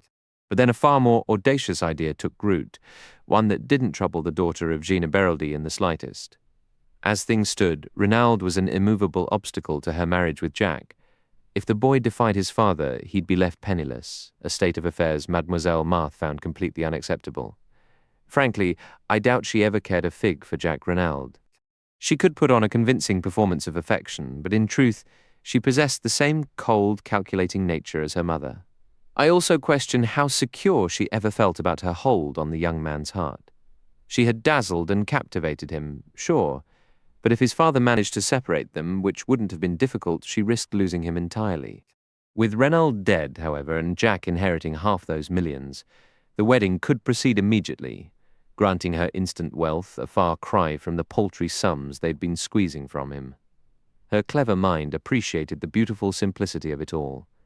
The plan was practically laid out for her. Reynald was orchestrating every detail of his own staged death. She merely had to step in at the perfect moment and turn his charade into a brutal final act. This brings me to the second clue that pointed me unerringly toward Martha Dobrail, the dagger. Jack Reynald had 3 replicas made. He gave one to his mother, one to Bella Duveen. Wasn't it overwhelmingly probable he'd given the third to Martha? So, to summarize, 4 significant points weighed against Martha Dobrail. First, she was positioned to have overheard Reynald's plans. Second, she had a direct, powerful financial motive for wanting him dead. Third, she was the daughter of the infamous Madame Beraldi, who, in my professional opinion, was the true murderer of her husband in every moral sense, even if Georges Conno's hand struck the physical blow. And fourth, she was the only person besides Jack Reynald herself who was likely to possess that third dagger. After a pause to clear his throat, he continued, "Naturally, when I learnt of the other girl, Bella Duveen, I had to acknowledge she was a possible suspect. The solution never sat right with me, however. As I mentioned to you, Hastings, an expert of my caliber prefers a worthy adversary, but one must deal with crimes as they are, not as one might wish them to be. It seemed improbable that Bella Duveen would be casually carrying a souvenir letter opener around, though she might have nurtured some idea of revenge against Jack. When she came forward and confessed, it appeared the case was closed. And yet, I was not content, my friend. I was not content. I reviewed the minutiae of the case once more and arrived at the same conclusion. If it wasn't Bella Duveen, the only other person who could have done it was Martha Dobrail. But I lacked a single shred of concrete proof. Then you showed me that letter from Mademoiselle Dulcie, and I saw a chance to resolve everything definitively. The original dagger was stolen by Dulcie Duveen and cast into the sea because she believed it belonged to her sister. But if by some chance it was not her sister's, but the one Jack gave to Martha Dobrail, then Bella Duveen's dagger would still be intact and unaccounted for. I didn't say a word to you about it then. Hastings, it wasn't the moment for sentiment, but I went straight to Mademoiselle Dulcie. I gave her the necessary details and asked her to search through her sister's belongings. You can picture my satisfaction when she found me later, posing as Miss Robinson with that crucial memento in her hand. Meanwhile, I had set a plan in motion to draw Mademoiselle Martha into the open. Under my direction, Madame Reynald refused to see her son and announced she would sign a new will the next day, disinheriting him completely. It was a drastic move, but essential, and Madame Reynald was ready for the risk, though regrettably, she never thought to mention she had switched bedrooms. I suppose she assumed I was already aware. Everything unfolded as I anticipated. Martha Dobrail made one final daring attempt to secure the Reynald fortune, and she fell short. What completely baffles me, I admitted, is how she entered the house without us noticing. It feels like a magic trick. We left her behind at the Villa Marguerite, went directly to the Villa Geneviève, and yet she was already inside. Ah, but we did not leave her behind at all. She slipped out the back of the Villa Marguerite while we were speaking with her mother in the front hall. That, as the Americans say, is where she pulled one over on Hercule Poirot. But the shadow on the window shade, we saw it clearly from the road. Well, by the time we glanced up, Madame d'Aubray had just managed to rush upstairs and take her daughter's place. Madame d'Aubray? Exactly. One is elderly, the other youthful. One has dark hair, the other fair. But for casting a silhouette on a shade, their profiles are remarkably similar. Even I did not suspect. What a triple fool I was. I believed I had ample time, that she would not attempt to enter the villa until much later. She was clever, that beautiful Mademoiselle Marthy. Her goal was to murder Mrs. Renaud. Yes, the entire inheritance would then pass to her son. But it would have looked like suicide, my friend. Beside Martha d'Aubray's body, I discovered a cloth, a small bottle of chloroform, and a hypodermic syringe loaded with a lethal dose of morphine. Do you see? First the chloroform, then, once the victim was unconscious, the prick of the needle. By morning, the chloroform odor would have vanished, and the syringe would be lying where it had dropped from Madame Renaud's own hand. What would the excellent Monsieur Hotet have concluded? Poor woman, what did I tell you? The shock of happiness on top of everything else was too much. Did I not say I wouldn't be surprised if her mind became unhinged? A thoroughly tragic affair, the Renaud case. However, Hastings' events did not proceed quite as Mademoiselle Marthy had envisioned. To start, Madame Renaud was awake and expecting her. A struggle ensued, but Madame Renaud was still terribly frail. Martha d'Aubrey saw a final opportunity. The suicide ruse was abandoned, but if she could silence Madame Renaud with her own hands, escape using her compact silk ladder while we were still pounding on the far door, and return to the Villa Marguerite before we got back, it would be difficult to prove anything against her. Yet she was outmaneuvered, not by Hercule Poirot, but by the little acrobat with her steel-strong wrists. I pondered the entire account. When did you first begin to suspect Martha d'Aubrey, Poirot? Was it when she told us she had overheard the argument in the garden? Poirot smiled. My friend, do you recall when we drove into Merlinville that very first day, and the lovely girl we saw standing by the gate? You asked me if I had noticed a young goddess, and I replied that I had seen only a girl with anxious eyes. That is how I have viewed Martha d'Aubrey from the start. The girl with the anxious eyes. Why was she so anxious? It was a question that lingered with me, even as we shared a surprisingly candid conversation days later about the pressures of maintaining appearances in a small town, a detail she offered freely, yet it only deepened the mystery. The matter wasn't on Jack Renaud's account, as she remained unaware he had been in Merlinville the night before. I suddenly interjected, and how is Jack Renaud faring now? Improving steadily. He continues his recovery at the Villa Marguerite. However, Madame d'Aubrey has vanished. The authorities are actively searching for her. Do you believe she was involved with her daughter? That is a mystery we may never solve. Madame is a woman who guards her secrets closely.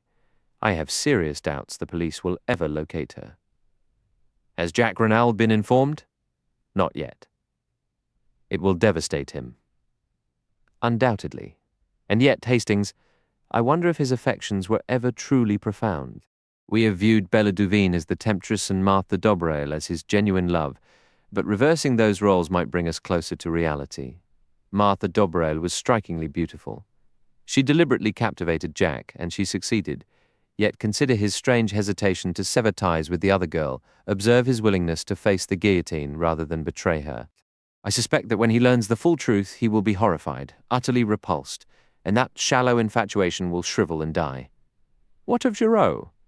He is suffering a nervous crisis. That one. He has been compelled to return to Paris. We exchanged a knowing smile. Poirot's prediction proved remarkably accurate. When the doctor finally deemed Jack Renaud strong enough to bear the truth, it was Poirot who delivered it. The impact was severe, yet Jack recovered with a resilience I hadn't anticipated. His mother's unwavering devotion carried him through those dark days.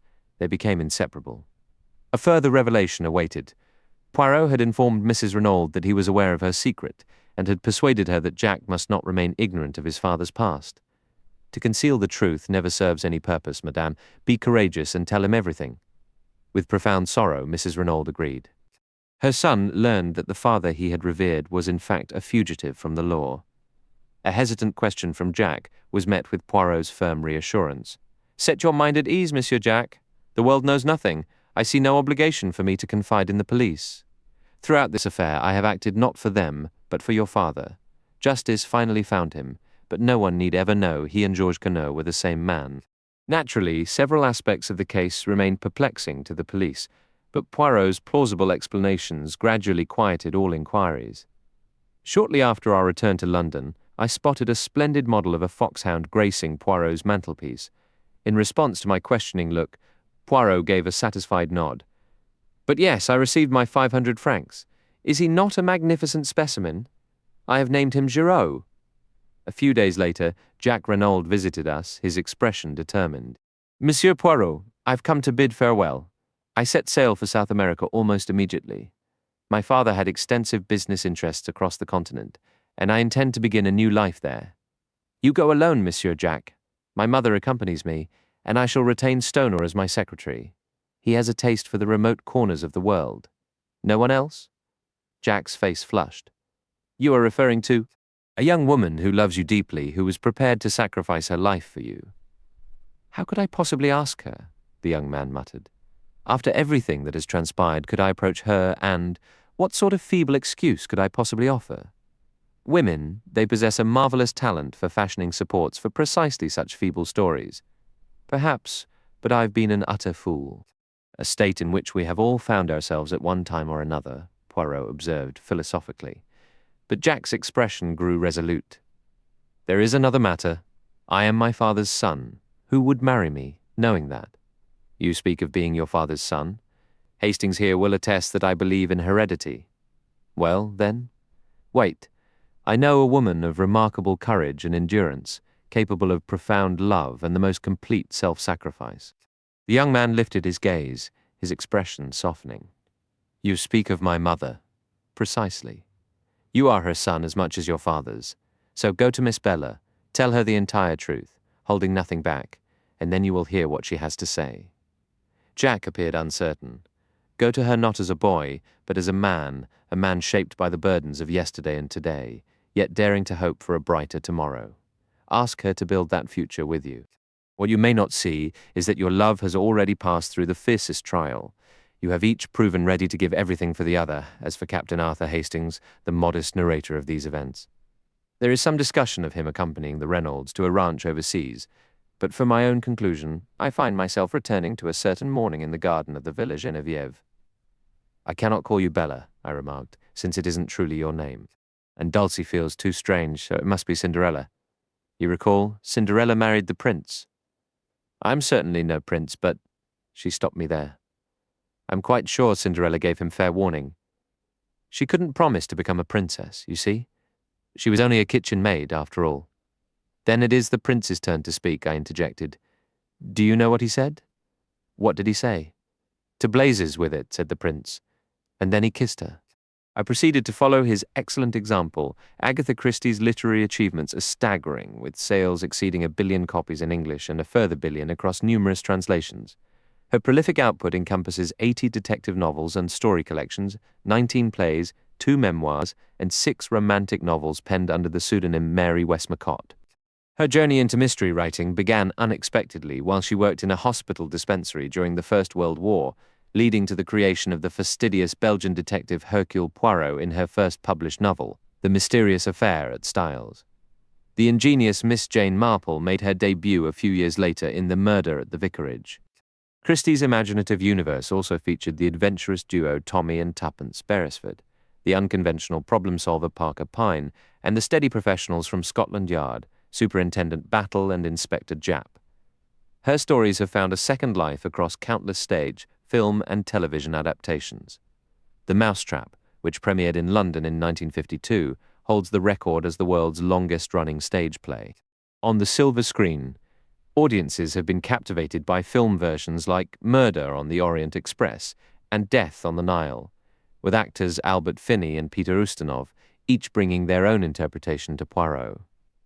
Television audiences, however, might argue that David Suchet's meticulous portrayal of the detective remains definitive, just as Joan Hickson is often considered the quintessential Miss Marple, later succeeded by Geraldine McEwen and Julia Mackenzie.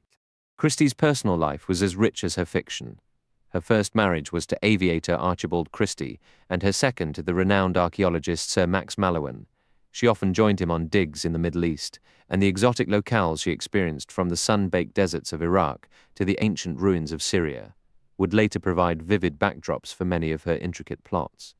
It was during one such expedition, while sheltering from a sudden sandstorm in a dusty tent, that she reportedly conceived the twist for one of her most famous novels, finding inspiration in the stark landscape and the timeless stories whispered by the local guides. In 1971, she was appointed a Dame Commander of the Order of the British Empire. She passed away in 1976 at the age of 85, leaving behind a legacy that was celebrated globally on the 120th anniversary of her birth. The characters, events, and conversations within this story are products of the author's creativity and should not be interpreted as factual. Any similarity to real occurrences or individuals, whether past or present, is purely unintentional.